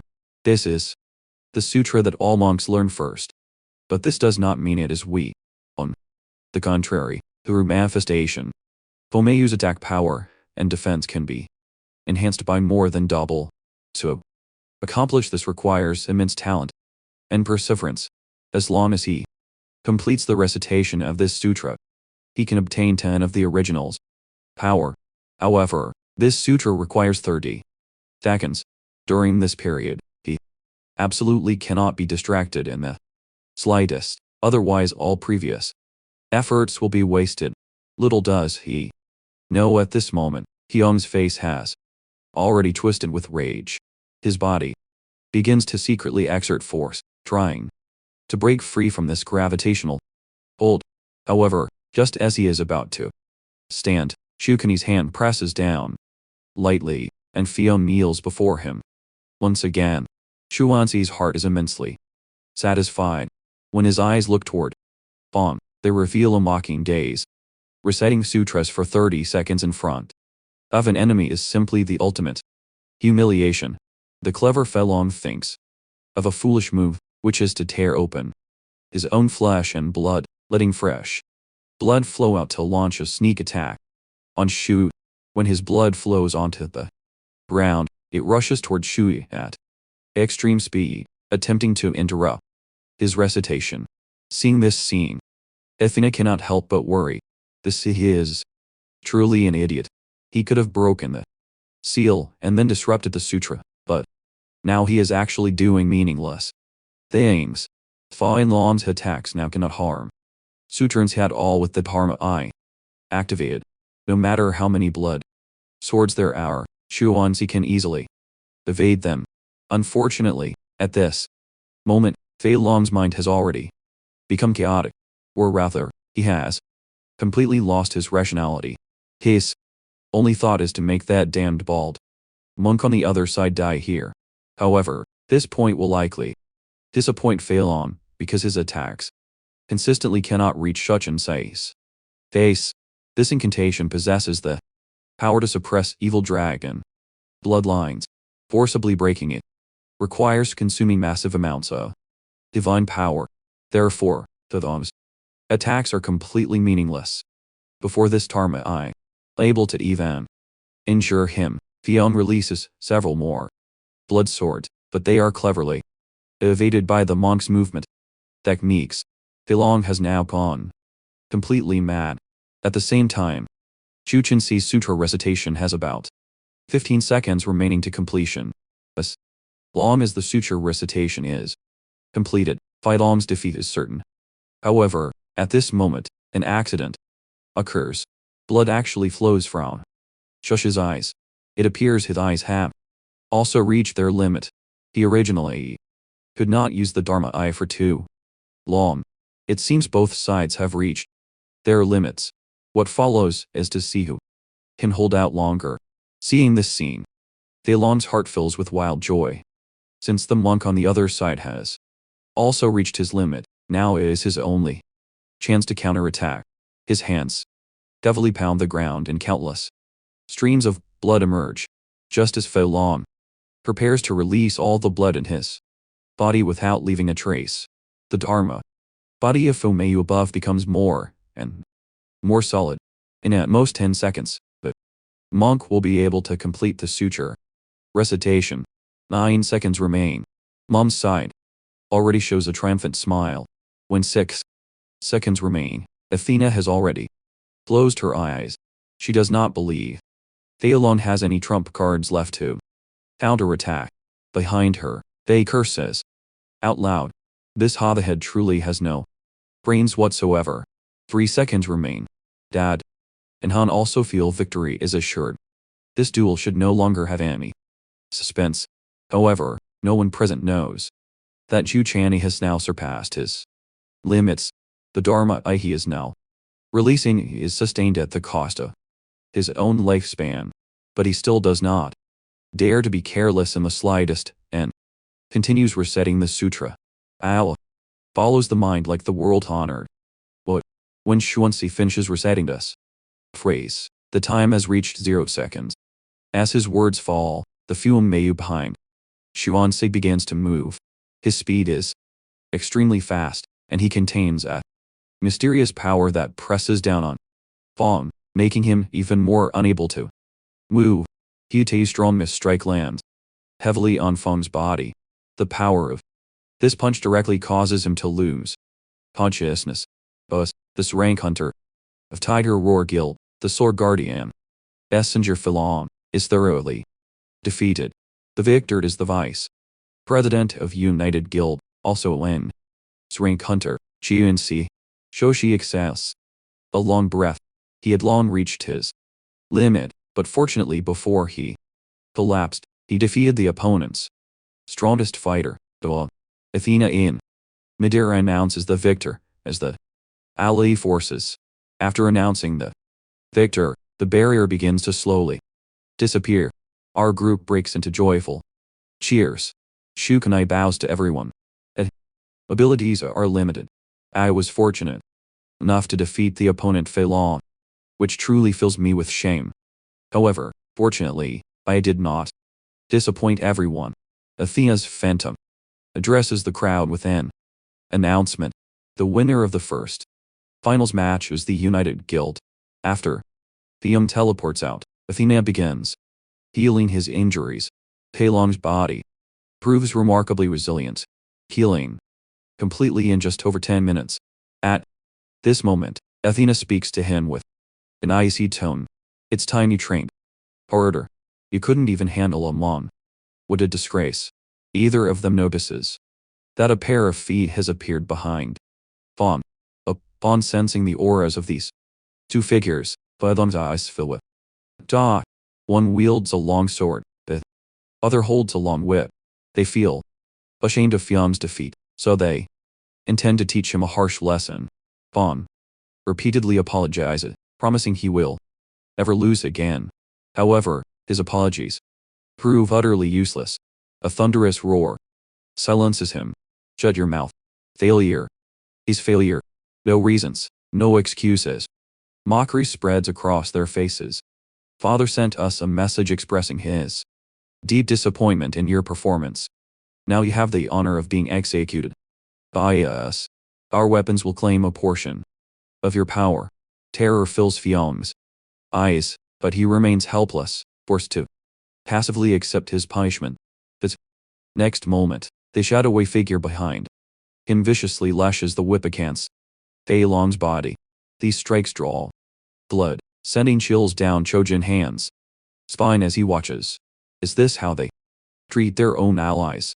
After beating him for over 10 minutes, they finally sup. Father shows mercy today. This ends here. If you disappoint Father again, Thumb prepared to lose your head. But Long now hangs on by a thread. Considering their weapons are defying weapons before departing, they leave him with a cold watch yourself and vanish from this space. After they leave, resentment burns in Philum's eyes. That damn monk is to blame. I'll kill him eventually. In stark contrast, the Monk receives praise from everyone after winning his match, while Fion endures that brutal beating. Laughter interrupts Theong's thought. You probably won't get that chance because I'm up next. With a wave of his palm, purple-black energy materializes in his hand, slowly condensing into a black scythe. This blame about no chance stems from his certainty that Tiger Roar Guild will win, and the loser will burn alive in Hades' eternal hellfire. Next up, someone from our side will face him. Cho Jianhan ponders for a moment, sensing this person's aura rivals Fei Long strength, so he decides to take this match himself. As Cho Jianhan steps into the arena, his wife hands him a sack. Take this with you. Your opponent is sir, the Death God. He has inherited at least 60 of the Death God's power, so his attacks will definitely target the well. This might help. He accepts the item from his wife. If you're giving this to me, it must be crucial. Behind them, Shekuni and Hantin shout their rallying cry. United Guild will prevail. Choi Jianhan responds with determination. I'll finish him and return immediately. The next second, Shinhan strides boldly toward the battlefield center, his silhouette carrying the spirit of a warrior, marching toward his fate with unwavering resolve. As a warrior, Cho Jianhan can release sword energy to suppress distant enemies, but this requires charging time.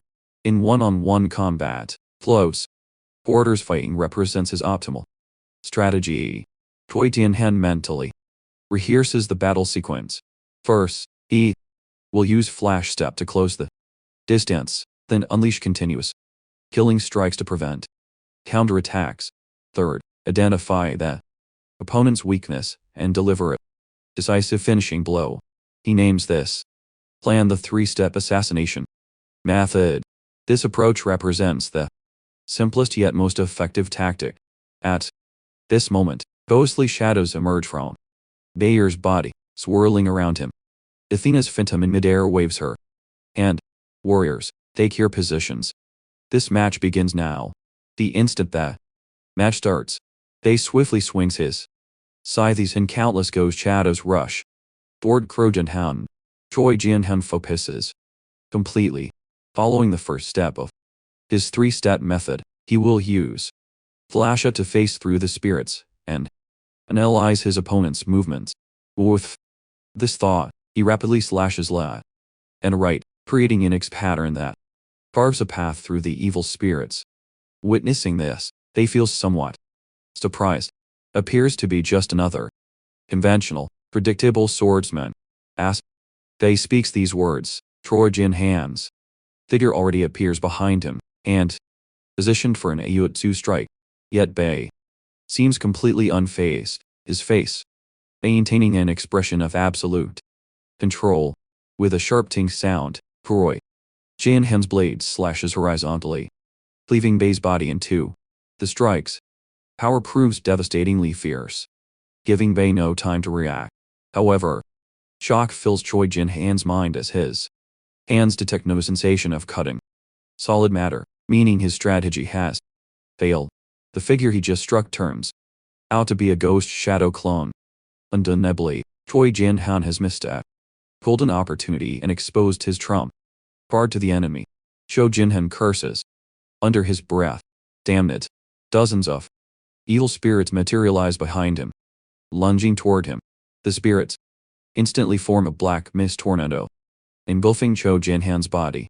However, Bay knows this tornado cannot contain him, so he continuously retreats. Just as Bay predicted, Choi Jianhan casually swings his blade once and carves an escape route. After emerging from the tornado, Cho Jianhan does not pause, but charges directly toward Bay's true body. He must win quickly and eliminate this opponent. A hint of amusement crosses Bay's face. I thought you might be intelligent, but you're even more foolish than Fion. Seems this is the extent of your ability.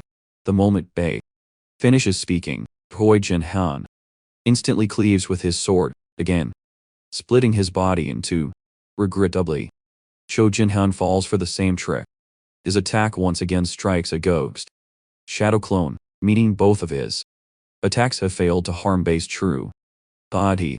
Pro Jinhan's hearing proves extremely sharp, constantly tracking Bei's voice. He quickly locks onto the true body's direction once more. At this point, Choi Jin-han resembles a tireless bee, continuously cutting down Bei's ghost shadow clones, but each strike proves futile. Pro Jin-han nearly wins the match by making Bei laugh himself to death. I've never encountered such a foolish swordsman. Don't you realize my ghost shadow clones are endless? After speaking, Bei summons dozens more clones, appearing before Cho Jin-han. Ahead and guess which clone is actually my true body. Bei exhales a breath of mist toward Cho Jin-han, a warrior who cannot even see his enemy holds no value whatsoever. You cannot win this match. Choi Jin-han's eyes sharpen intensely. Since those techniques prove ineffective, I have no choice but to use that move. The next second, Cho Jin-han assumes a peculiar stance, gripping his blade firmly and holding it vertically before him as his aura surges dramatically. Since you're so confident, do you dare face this technique? However, the Tiger Roar Guild's ring Hunter refuses to give Choi Jin-han time to charge. With two swift whoosh sounds, Cho Jin-han rapidly strikes twice, destroying the incoming ghost shadows. Watching the battle in the arena, Athena believes Choi Jin-han has absolutely no chance of victory. However, one thing catches her attention. His wife's expression remains completely calm, showing no concern for him whatsoever. For someone of lower status, her composure seems excessive. They must be hiding some trump card. Meanwhile, Cho Jin-han assumes an offensive stance, instantly piquing Bei's interest. Looks like you have some new technique to show. At this moment, jaw crosses Athena's face as she urgently warns Bei to be careful. The instant Athena speaks, Bei also senses something wrong. Jin-han instantly vanishes from his position, taking 4 rapid steps to appear behind Bei. Fire nearly blazes in his eyes, his killing intent barely contained. This technique represents Cho Jin-han's own enlightenment, named the 8-fold jump. This terrifying technique involves 8 consecutive jumps with speed increasing exponentially with each leap. Previously, Choi Jin-han used this move to evade the vengeful spirit's pursuit. At this moment, Cho Jin-han charges his legs again, and with a swoosh, his figure vanishes instantly, moving too fast for eyes to track. When he reappears, he has nearly caught up to Bei, his blade charged and ready. Great shock fills Bei's mind. What is with this man? Why does he keep getting faster? In this critical situation, Bei quickly positions a clone to intercept the strike. Cho Jin-han's gaze remains locked on Bei. So, you're here. Cannot escape. In another blink, Jin-han appears before Bei. This marks his 5th jump. Upon reaching Bei, he releases a blade beam. Unfortunately, the strike still hits a clone, causing no harm to Bei. However, Cho Jin-han quickly tracks Bei's figure again, and almost the instant he detects Bei's location, he swiftly strikes once more. This time, Bei genuinely panics. If not for his quick reflexes, he would have lost his head before he can process this. Cho Jin-han's 7th jump brings him to Bei's back. The outcome remains unchanged as Cho Jin-han misses again. Bei's reaction speed proves truly exceptional. Cho Jin-han possesses this power through inheritance from a hero. Now he exploits his speed advantage to shred Bei's soul completely, then finally sever his head with a metal plane. Their weapons clash together, just as Cho Jin-han anticipated. Exceeding Bei's speed prevents him from generating ghost shadow clones. Maintaining speed superiority over Bei ensures Jin-han's victory. At this moment, a warrior silhouette slowly materializes behind Cho Jin-han, representing his hero inheritance. Athena's expression turns extremely grim. No wonder he can serve as a guild president despite not being SR. This power alone suffices to compete with other guilds. Many theories existed regarding the tower's origin, with the most widely accepted being that the tower represented the concrete manifestation of human history merging with mythology. History and mythology proved inseparable. If gods symbolized mythology, then heroes naturally represented history. However, inheriting a hero differed entirely from being chosen by gods. While people strive to be chosen by gods, inheriting a hero resembled a destined encounter. Therefore, in Athena's view, Zhou Xinhan represents an exceptionally fortunate individual. A smirk curves by his lips. Do you truly believe you can defeat me? In close combat, a mere mortal body can never triumph over the death god's scythe. Despite wielding the death god's scythe, Bayer's personal combat ability appears unimpressive. Zhou Jinhan feels confident about victory. Regarding attack range and coverage, Zhou Jinhan holds the advantage while Bayer remains at a disadvantage. However, as a divine weapon, it represents something no human can easily master. Thus swings the scythe with fierce momentum, then strikes downward directly.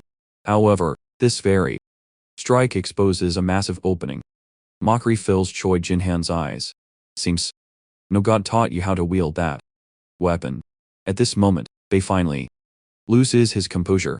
The next instant, Zhou Jinhan's blade pierces straight through his heart. Zhou Jinhan chuckles. You plan to dodge using that technique. But unfortunately, this is my eighth dump. Witnessing the scene, Bon San exclaims with delight. Worthy of being our leader securing victories so quickly. However, his mother's voice interrupts the celebration, declaring victory proves premature. That strike inflicted no damage on Bei yet. Simultaneously on the battlefield, eerie laughter escapes from Bei's mouth. Your victorious expression truly amuses me to no end. Shock overwhelms Choi Jinhan. I did not hit him. Does his ghost shadow clone have no cool down? Bei laughs heartily. I never said I could only swap positions with spirit bodies. You assumed everything yourself. As he speaks, Bei's hand already extends into Choi Jinhan's heart. He clenches forcefully, grasping Choi Jinhan's heart. Once he solidifies his body, Zhou Jinhan faces certain death. My father senses immense danger approaching. This situation appears dire. Without hesitation, he executes a retreat step and escapes his position. This time, Choi Jinhan genuinely underestimated his opponent. That previous move marked him with the mar of the underworld lord. Bei's lethal technique catches Choi Jinhan completely off guard. He can transform into an ethereal spirit form, dissolving even his physical body. At this moment, Bei resembles the death god return from hell. Once I mark you 4 times, your soul becomes mine, and you will serve as my puppet. However, I will not grant you a second escape opportunity. My next strike will crush your heart. Directly. Shortly after, Zhou Jinhan discovers a mark on his chest, the seal of Hades. Upon reaching the 4th level, he will transform into a specter of Hades. Zhou Jinhan now faces a desperate struggle. Getting too close risks physical contact, making additional marks inevitable. Even the formidable Zhou Jinhan encounter difficulty. Bei's ability proved exceptionally troublesome. His hand grips the sack so tightly it cracks. His A8-fold jump remains on cooldown, and he desperately wishes to unleash his finishing move now. Bei chuckles. Acknowledge your talent, but ultimately, you are just a nobody. With that, his figure rapidly flies toward Choi Jin. And Bei currently exists in spirit form, continuously consuming mana and taking increased damage from magical attacks. However, Bei proves fortunate. His opponent relies solely on physical attacks, rendering Choi Jin and strikes ineffective. As Bei charges forward, his claws stealthily reach toward Cho Jinhan's shoulder. Pro Jinhan's reaction speed proves equally swift, retreating immediately. Upon sensing the danger, Bei laughs loudly. Air movements prove quick enough, but everything remains futile. Immediately after, he swiftly swings his scythe toward Choi Jin-han's body. This strike lands successfully, planting a mark on his right shoulder. This marks the second time. If he strike you twice more, you will never escape. Anxiety overwhelms Cho Jin-han. Continuing like this spells his doom. Bei continues, describing Cho Jin-han's fate. Your body will burn, decay, and disintegrate in hell. Your bones will deteriorate and crumble into powder. Ultimately, chains will bind your soul, transforming you. After speaking, Bei moves again. Cold sweat breaks out across Cho Jin-han. This damned bastard. The next second, Bei appears behind Choi Jin-han, placing another mark. This is the third time. Cho Jin-han rapidly retreats, swinging his blade, but these physical attacks prove completely useless. Subsequently, Cho Jin-han changes tactics, continuously increasing distance from Bei. Bei sees through this ploy. You wish to exhaust my mana, forcing me out of spirit form. Unfortunately, this method will not work. He can maintain spirit form for at least 3 more minutes. One more touch guarantees his victory. This means that next exchange will determine everything. Choi Jin-han clearly understands this reality. He channels all his power into his blade. Bei laughs heartily. You truly are a fool. In your current state, you still charge your sword. Are you not afraid of receiving the fourth mark? The moment he finishes speaking, his body reaches Choi Jin-han's rear. However, Cho Jin-han slowly draws his blade. The instant the blade emerges from its sheath, lightning crackles along that steel with each inch drawn. Bei believes victory is assured. Neither sword strikes nor physical attacks can touch him while he merely needs to land one hit. As Bei moves, Cho Jin-han moves.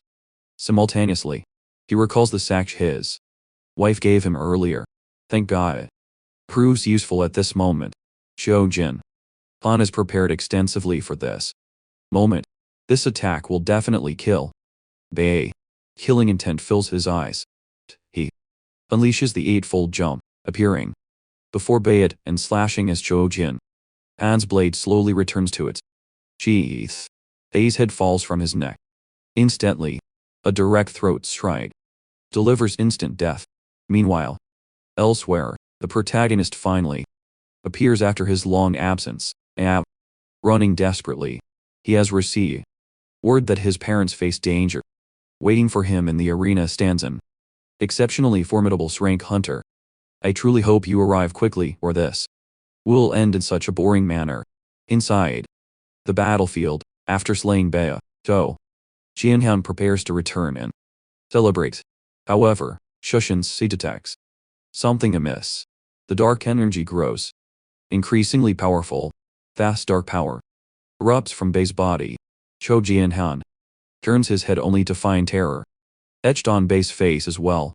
At this moment, Bei's eyes appear to witness something that fills him with absolute dread. Before him, a skeletal bone hand tears open space, and a skeleton demon king emerges. How pathetic you are. Losing so decisively. Pro Jin-han instantly becomes alert. What is this feature? Its magical power proves incredibly formidable. The skeleton demon king completely ignores Cho Jin-han, directly grasping Bei's severed head between bony fingers. I granted you power to win this match. Your defeat proves your worthlessness. With a sickening splat, the skeleton demon king crushed Bei's head. All your lives will end here. Shock fills his eyes. Is this the skeleton demon king hates? Subsequently, he erupts with his remaining strength and charges toward the demon king. Onsan senses the danger in his current condition. Charging forward means certain death. The skeleton demon king Hades merely glances dismissively at Krojan, then lightly squeezes, gripping Krojan tightly. You damned human truly know. Not your place. Witnessing this scene, guild members attempt to rescue Chujan with all their might. However, Athena's phantom blocks their path. They are all conspirators, and this arena exists solely to target them. Athena's tone turns ice cold. From this moment forward, no one may trespass upon the domain of the gods. The instant Athena's voice falls silent, lightning crackles behind her, and her body completely disintegrates. This stuns the two tighter or guild members. Look quickly. A figure appears to be descending from the sky. That figure is me. I pierce directly through the barrier with my weapon. Although I do not understand the current situation, I know my arrival proves timely. Everyone remains here, witnessing my family's dire condition. Deduce what transpired. From this point forward, I will challenge all of you. Come at me together. 3 minutes earlier, the skeleton demon King Hades sees Cho Jianhan's body. Mother cries out urgently. YouTube. Everything depends on in and out. Simultaneously, overwhelming, killing intent erupts from my eyes as the lightning spear in my hand continues condensing. The next moment, I strike lightning upon Hades' skull. Hades responds with fury. Even if you break through the barrier and intrude, your father now belongs to me. On the other side, Ontosen hammers the ground forcefully. Do not worry about anything else. Rescue our leader first. As my body descends toward the ground, a stone pillar rises to elevate me once more. Thank you so much, Ontosen. It will properly thank you once this ends. Kick off forcefully from the ground, targeting the skeleton's arm. Even Demon King Hades completely panicked now, as I shatter his arm with a single punch. This causes Hades to scream in agony. You brat dare to sever my arm. Seizing this opportunity, I pry open his grasp and rescue my father. The killing intent radiating from my body becomes tangible. As long as I stand here, I will let no one die, and none of you will leave alive. Hades roars in fury. Yet, he cannot harm me. I never expected my father could endure until now. However, this skeleton poses no threat to me. To the real problem remains the man station. Outside, someone outside the barrier controls lightning. That individual proves far from ordinary. Since leaving the abyss, he represents the strongest person I have encountered. What puzzles me is why his lightning attack inflicted no damage and why he brazenly allowed my entry. This does not constitute my greatest confusion. Most inexplicably, after his strike hit me, as somehow acquired his ability. This very power enabled me to break the barrier. Quickly bring my father to my mother's side. Now is not the time to dwell on such questions. I rise and observe the figure above. This individual proves exceedingly dangerous. I must eliminate him first. Lake displays an amused expression. What an entertaining spectacle. I will find it amusing to witness you lose your loved ones. However, whether you can reach me depends entirely on your capability. The next second, Thailong's voice shouts toward us. Since that cursed Athena phantom has vanished, we no longer need to abide by those damned rules. His declaration targets Shu and Sei. He intends to battle the monk again and wash away his humiliation. Thailong's figure rapidly approaches Shu Kani. The second confrontation begins. Athena does not move, but instead gazes at Lifton, the sky. She finds her leader's behavior strange. Why does he not stop Thailong's rampage? However, she quickly comprehends. Is our leader testing that young man's true strength? With this realization, Athena summons her shield and long sword. Under these circumstances, she cannot remain idle. She glances at Hodu behind her. How long do you intend to play spectator? You have not spoken a single word since entering but you cannot be bothered to respond. Mind your own affairs. Assassins always reveal themselves at the optimal moment. The proud Athena resembles a general commanding warriors. Bay, you merely lost one arm. You fight as well. Be transformed into that. Skeleton King dismisses Athena. Require no instruction from you. Manage yourself properly. Subsequently, terrifying aura emanates from the Skeleton King. No one escapes death in his presence. Hundreds of ghost shadows charge toward our position at this moment. However, in my assessment, this Skeleton King's strength proves that technically we, nevertheless, cannot ignore him or he might attack my family.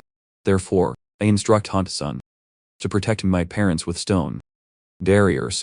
Upon hearing the command, Hunt-san pounds the ground with his fist. An abundant rock emerges from the earth, encasing all three individuals.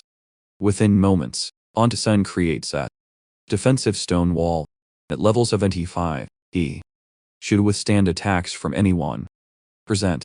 Considering the curse reduce their levels by 30. With my parents secured under Hunt's protection, prepared to fight with full force, they dared harm my parents today. I will absolutely not permit them to leave alive. On another front, the rampaging Hyun engages Shoshin's Ai in fierce combat. Having recovered his strength, he gains the upper hand against the Mon. At this moment, shock appears in Fei Long's eyes as my figure appears above him in a tech position. Irritate me greatly. You will fall. First, simultaneously, 6 dragon heads materialize on Feng's hands. What explains this speed? He appeared before. He like teleportation. Attack if you dare. See if my dragon jaws do not devour you. The next second, melee strikes Fei Long's body, causing complete compound fractures throughout his skeletal structure. The previously arrogant Fei Long gets sent flying by my single kick. Fei Long's figure passes right by Athena, stunning her with just one strike. A simple kick defeated their doubles rank warrior. This causes Athena to curse furiously. You fool. Cannot even withstand a single strike. After repelling Fawn, Shuchini breaks free. I instruct him to handle the spirit entities immediately as his karma naturally counters spiritual beings. Shuansi rapidly brings his palms together and begins chanting, fight. Without concern, I will safeguard your parents. Golden radiance emanates from Shoshi, restraining the ghostly entities as he attempts to purify them completely, confirming that situation remains stable. I intercept Athena's advance. Anxiety now grips Athena. Bea's spirits cannot match that Mon. Must conclude this battle swiftly. Athena throws her shield without hesitation, but I catch it effortlessly with one hand. Upon contact with the shield, I experience no recoil whatsoever. Killing intent fills Athena's eyes. She truly wishes to avoid combat with a monster like me. Yet, K possesses no alternative. In my view, Athena's attacks resemble elementary level attempts. My hand easily blocks her strikes. Now comes my counterattack. With Athena's body restrained and her shield in my possession, misfortune awaits her. Without hesitation, I smash the shield's edge against Athena's elbow, breaking it. Then I hammer the shield brutally against Athena's nose. You provided such an excellent weapon. Should I not properly repay you? Subsequently, I employ the shield to relentlessly beat Athena. Something about this woman disgusts me profoundly.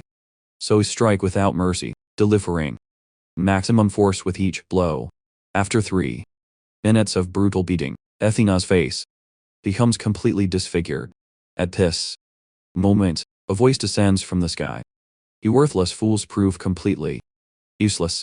Licht extends his hand and a lightning bow materializes beside him. You imbecile forgot you remain under the weakness curse. Unless the curse master, our weakness curse persists. Consequently, your combat capability remains suppressed at level 70. How? Could you possibly defeat that level 100? Greenhorn subsequently licked directs his gaze toward the stone wall behind. Shuanzi reacts with profound shock, never imagining Li possessed such formidable divine power. Most critically, his target aims at Yuko's mother. Subsequently, Shuanzi slowly removes his eye covering. He recognizes this action as extremely reckless, yet he possesses no alternative. The next second, he activates his celestial eye again. He must manifest his Dharma form in minimal time to block Lick's attack. Shugansi activates his celestial eyes once more, but Licked above won't give him time to chant his incantation. Watching that immensely powerful energy continuously gathering, Shukansi's heart fills with panic. Losers, to perish beneath my lightning is your fortune. The next moment, his lightning attack launches. Forth. The power is absolutely staggering. Countless bolts of electricity converging on a single point. With a thunderous boom, the lightning strikes heavily upon the stone wall raised by Hunt's son. My heart races with anxiety. I must block that lightning before the stone wall shatters, but the lightning is far too fast. Just as I prepare to turn, it has already blasted the stone wall to pieces. The stone wall crumbles, which means my parents are now buried beneath the rubble. I force my eyes open at this moment, and immediately I see a hand emerging from a gap in the ruins. It's my mother's hand. The hand wavers in the air, then drops limply. My heart stops cold. This cannot be real. Sprint wildly toward my mother's direction, but at that moment, a shield flies toward me. It's Athena's shield. I swing my fist in fury. Get out of my way, you, with a bang. Her shield is sent spinning several times through the air by my strike. However, what I didn't expect is that my arm actually sustains damage. It appears this woman's restrictions have been lifted. Her power directly reaching level 100. At this moment, Athena is furious beyond measure. Did you enjoy hitting me just now? Now it's my turn to strike back. Athena's actual level has now risen from 72 to 106. With a resounding crash, strike down Athena's fist, but I can feel her power is now incredibly formidable. What shocks me, however, is that when I collide with Athena, my body actually cannot move. This fills my heart with a trace of fear. What is happening? Athena laughs coldly. Do you know why my power is so strong? Because the weakness curse on your mother has been broken, which means she's already dead. With a whoop, use all my strength to send Athena flying. Shot her mouth. But in truth, my mother hasn't died. This is just a casual lie. Athena spoke to enrage me. The tactic works perfectly. I completely fall for her trap. Athena sneers, her eyes full of contempt. Those with weak wills are her perfect prey. With that, she thrusts the light sword she conjured straight through my body. Although my body is fierce, I feel it hasn't caused me much damage. I must get to my mother immediately, so I have no time to tangle with Athena. This surprises Athena greatly. She clearly struck him, so why can he still move? So, she activates her perception to investigate and discovers that her attack actually caused me no damage whatsoever. This feels very wrong. Boo her. She's at level 100 now. How could anyone ignore her attacks? It turns out his body contains divine power, surpassing that of the gods. And it says, if a black hole exists within him, absorbing any attack involving divine power and converting it into his own strength. Athena is utterly perplexed. What kind of monster is he possessing such terrifying power yet not knowing how to wield it? At this moment, burning with anxiety. Mom is still buried beneath the ruins, and I must rescue her quickly. Behind me, Athena once again summons her weapon. No wonder The boss issued a kill order. We absolutely cannot let him survive in this world. The next second, a spear and shield appear in her hands. Sacred aura. Physical attack and defense increased by 20. Athena shouts loudly, but oh, I'll handle this person, but I need to borrow your power. As her words fall, Bei instantly summons his weapon. Curse silently. Why must they obstruct me at such a critical moment? Turning my head, I see that assassin named Hag, also rushing toward me. In this instant, the three great powerhouses of Isar all converge upon me. They fear I will master divine power, surpass them, even surpass the gods themselves. So, they want to kill me before I rise. A triumphant smile crosses Athena's face. Your journey ends here. I stare fixedly at Mom's hand, the tears in my eyes no longer containable. At this moment, Mom's hand seems to wave slightly in the air. To everyone's surprise, this woman is still alive. Athena shouts to everyone, we must restrict his movements. 3 SLAR members release iron chains, attempting to bind me in place. Mom's hand reaches forward as if wanting to embrace me once more. But before long, Mom's arm loses its strength, and I catch her hand as it falls. I shout at Mom, hoping she can regain consciousness and must not die here. But some people just won't let me have my way. The 3 SLAR members launch their strongest attack, trapping me there. After a cloud of dust, the aftermath of their attack sends debris continuously flying from the ground. Then I witness a scene I cannot believe. I clutch my head in emotional turmoil. This is impossible. This absolutely cannot be real. I just returned. How can you leave me like this? Before me lie 3 bodies. Aunt, son, my father, and my mother. And I collapse powerlessly to my knees. Just as my spirit reaches the breaking point, Mom's hand strokes my head, freezing me in place, able to react for a moment. Mom tells me not to. Why? Crying won't look good. Jimei. Child, you must survive. Mom and Dad are going ahead. I cry uncontrollably. Absolutely cannot accept my parents' death. I spent 500 years in the abyss. Finally returned to reunite with you. And after just 1 day, you're leaving. Mom is barely clinging to life now. Don't worry about us anymore. Run.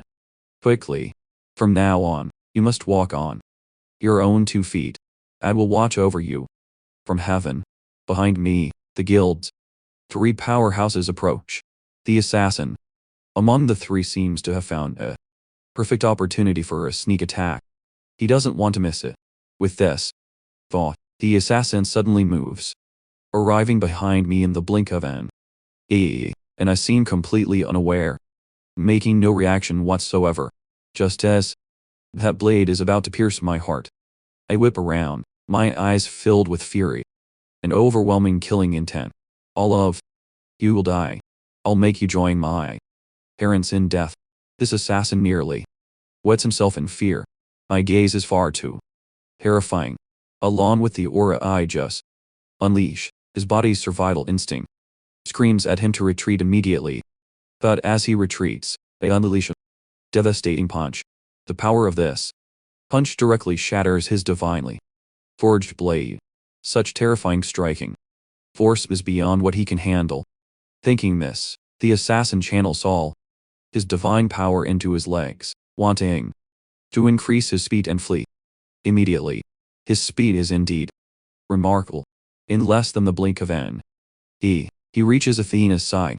He truly unleashed all his power to escape intact. Seeing this scene, even Athena finds it incredible. You must be joking. He shattered the blade with just 1 punch. Athena flaps her wings and rises into the air, ordering everyone, never engage him head-on or you won't even know how you die. As my body vanishes from its position, Athena swiftly swings her shield. With a thunderous boom, a fist crashes heavily upon the shield. Athena feels terrible at this moment. It's like she's an ordinary person hit by a large truck, feeling as if every bone in her body is about to fall apart. At this moment, I channel all my fury. I take a combat power. Today, it's either you or me. With just one punch, the shield in Athena's hand shatters completely. This shocks her greatly, but an even fiercer attack follows. I grab her shield. With a slight exertion of my fingers, the edge of her shield crumbles. Again, just you wait. Today I will slaughter every last one of you. Massive waves surge in Athena's heart. How can one person be so terrifying? The next moment I strike with both hands, sending Athena flying. Athena warns the guild members, never use divine power or he will absorb it. Athena's words barely fall before my figure appears before her. Athena thinks to herself, this is bad. She cannot dodge the strike. With a resounding crash, I deliver a devastating punch to Athena's face. Her body flies backward like an arrow released from its string. The assassin from Tiger Roar Guild watches this spectacle, his heart unable to calm. What on earth is this person? Then the next second, I lock my gaze on him.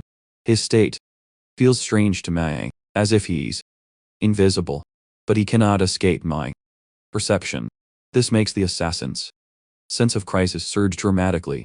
He actually noticed me. But how is this possible? He shouldn't be able to see me. But when my fist appears before him, he must accept the truth. I have not only absorbed his divine power, but completely seen through his specialty. While I fight, my mother lies in the ruins. You seem to be enjoying yourself in battle, but haven't you forgotten something? For the sake of fighting, would even abandon your dying mother. What a shameful son. With that, the Skeleton King's claw slowly reaches toward my mother. At the same time, Chutency will not let this happen. He charges rapidly toward the Skeleton King. However, as he runs, the Skeleton King's weapon strikes toward him. With a tut, his weapon crashes heavily onto Xuan's. The speed is so fast that Chen doesn't even have time to scream. The Skeleton King already detected this monk, and now this monk wants to play savior before him. No wonder he strikes him down. He sense trouble. I didn't expect even Shu Chani to be no match for the Demon King, but I can't worry about that now. I sprint rapidly toward Mom's direction. That assassin silently applauds. Well done, Bei. At the same time, my figure has already reached Bei's back. Naturally, he notices this and hastily releases his energy in an attack. Right now, he just wants to compete with me in speed. I curse silently. Why are these people so troublesome? With a boom, Bei launches his energy attack, but when the smoke clears, he discovers I am still standing there. It appears I block that entire attack hidden. This greatly displeases Bei. So, you can absorb divine power. Can you? In that case, let's see just how much divine power you can withstand. His words stun me. Can he really launch attacks like that without any cooldown time? The next second, Bei seems to confirm my suspicion as a new round of death flames condenses in his palm. Though this time, the power isn't as great as before. I think I should still be able to block it. Athena is now so angry she's about to cough up blood. The skeleton isn't Bei at all. He's simply an idiot, handing over experience points for free. But this vile woman glances at a stone beneath her arm. Since divine power is ineffective and close combat is useless, setting these aside, she still has one method. However, at this moment, I'm consumed by bloodlust. If you've got what it takes, bring it on. Your attacks are already useless against me. Then I mobilize all my strength, preparing to receive this attack. But I quickly sense something wrong. Athena is actually launching a sneak attack on Mom.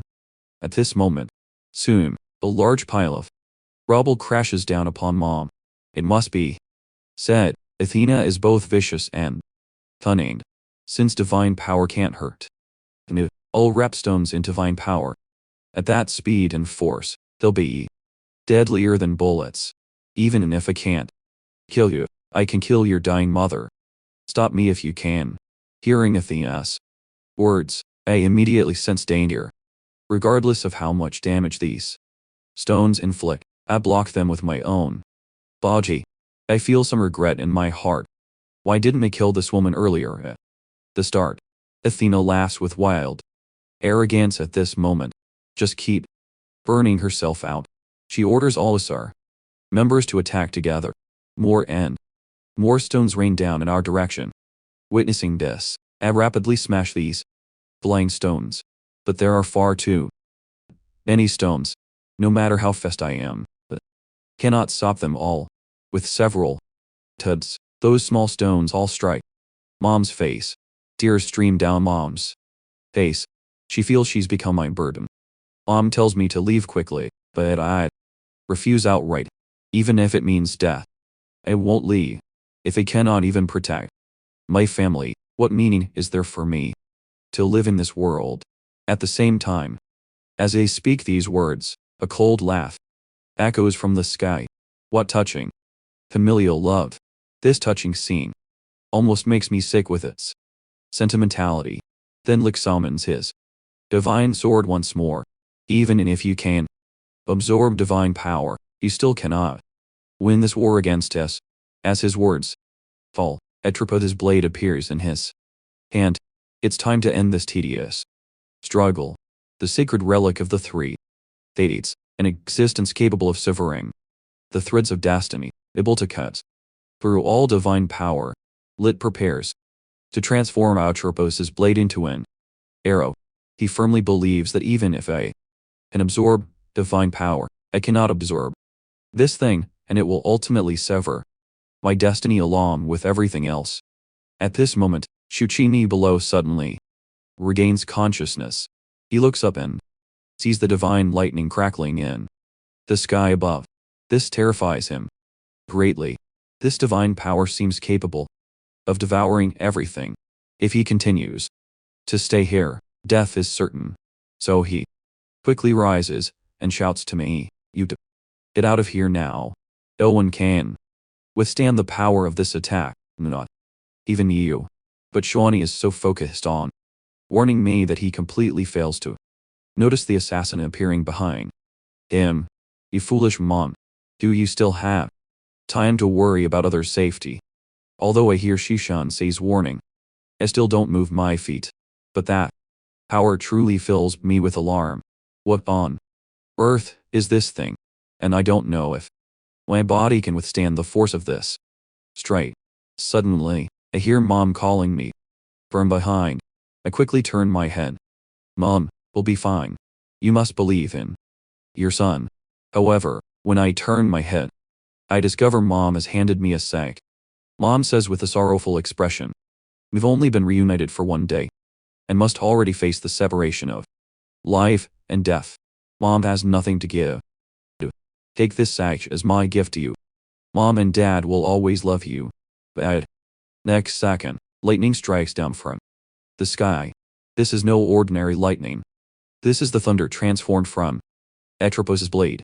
As this lightning crashes down, the earth itself seems to be devoured. Everything is destroyed. High above, Blake watches this scene with great satisfaction. The arena below has been pierced with an enormous hole. He's certain no one could have survived. Soon, a message appears on his system. Sacrifice disease complete. The deity is highly satisfied. After completing all this, Lick descends to the ground and reunites with Athena. Athena asks Lick, "Is that guy really dead?" Lick tells her not to worry. Zeus has already confirmed my sacrifice. That's not what he should be concerned about now. He orders his subordinates to prepare. Today's action has just declared war on all other guilds. There may be a bitter battle ahead. At the same time, my body is blasted into a pool of water. My body continuously sinks into the deep water, and I sustained very serious injuries. I cannot move my body at all. However, what I don't know is that in this deep wire, a human figure is actually approaching me. I'm rescued by a mysterious hunter. As my consciousness wavers, I slowly open my eyes. Before, he is a hunter carrying a long sword, dragging me by the leg through a tunnel. My mind is completely blank now. In my mind, I suddenly recall my mother's sorrowful expression. My eyes snap wide open. I remember now. I witnessed with my own eyes my parents dying right before me. Pain surges through my heart. I clearly promised to protect them. Yet, once again, I failed. The hunter ahead speaks slowly. You're finally awake, but as an adult, you shouldn't cry like a child. I look up at him and ask who he is and why he saved me. However, he doesn't answer my question. His gaze is filled with sharp intensity, clinging to one last hope. I ask him, I lost consciousness after being struck by lightning. Do you know where my parents are they still alive? But this hunter looks at me with utter disdain in his eyes. You're supposed to be chosen by that one. Yet, what's with this weakness now? Just accept reality. Your parents died because of you. Thought appears on my face. I swear I will avenge this. I must slaughter every last member of Tiger Roar Guild, just as I prepare to return for revenge. That hunter grabs my hand and tells me to follow him to a place. I immediately shake off his hand. Let go of me. I'm going back for revenge now. No matter what he say, he won't let go. So swing. I fist at him. However, what I didn't expect is that he easily catches my fist, and moreover, I discover my strength won't manifest. My behavior has become too much for this hunter to tolerate. You dare shout at me like this? The next second, he punches me in the face. Is this how you treat your savior? You actually dare swing your fist at me? Who do you think you are? He tells me with a dark expression. Right now, I am stronger than you. Just as I saved you, I could just as easily take your life. My mind is completely blank. Now, I have no idea how I became like this. This hunter explains. Your connection to divine power has been severed by Atropus's blade. Without the divine blessing, you're nothing but immortal now. Do you understand now? Do. Press. With that, he raises the great sword from his back before my eyes. From this moment on, that one will reconnect you with your inner divine power. No. You must come with me. Do you understand your current situation? Not only that, they will teach you how to properly wield this power. You idiot. Possessed such formidable power before, yet didn't know how to use it, and you were actually defeated by a few mere ear members. He tells me to get up quickly and follow him to a place. Only that place can restore your power. My fists clench so tightly they crack. The fury in my heart is overwhelming. I agree without hesitation to go with him to that place. Besides, I have no other choice. I slowly stand up and say thank you to him, but his next words confuse me somewhat. He tells me not to consider him any kind of good person. From now on, he am your enemy. You better watch yourself.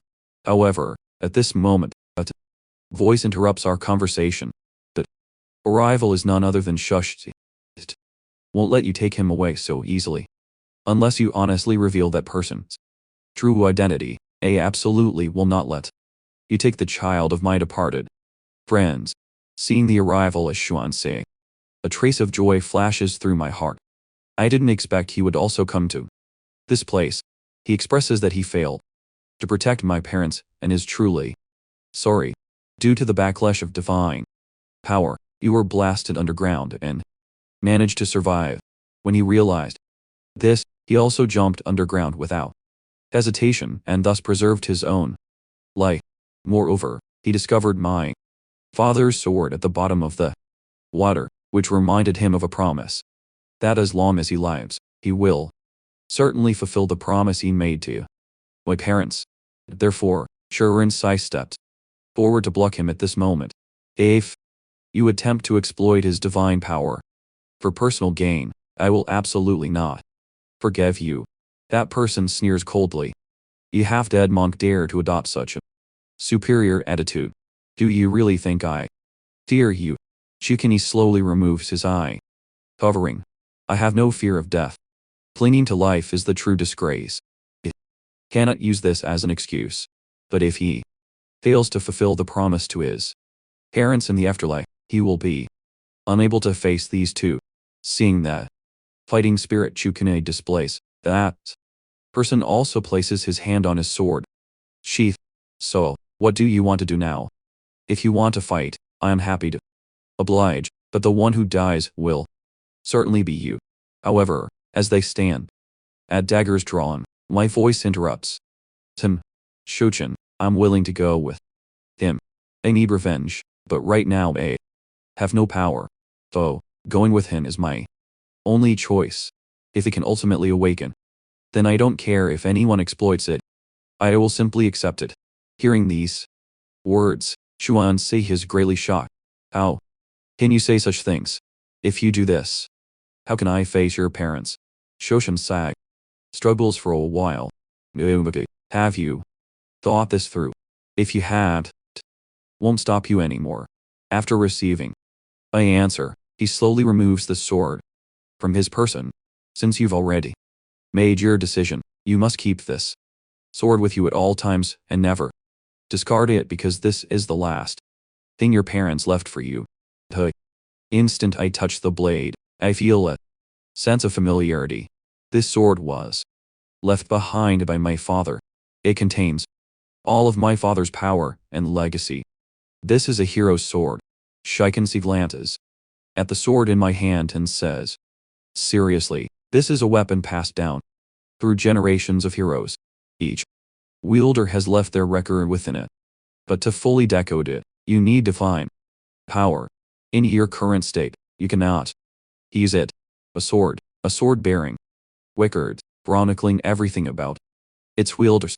This sword was entrusted by my father to Shuken Seed to give to thee, saying that someday I would need it and must keep it well. And this is the entrustment from my father and mother. For the sake of this sword, they use their prophecy ability, so this sword must truly be important. Thunder behind me reminds me it's time to go. Don't waste time here anymore. Every single minute and second is extremely important now. So, we proceed deeper. Somehow, I entered that strange tower, then escaped from it, then reunited with my father and mother, and then lost them again. Don't know where I'm ultimately headed. Or do I know what awaits me ahead? However, the place I'm heading to now is certainly a place filled with miraculous wonders.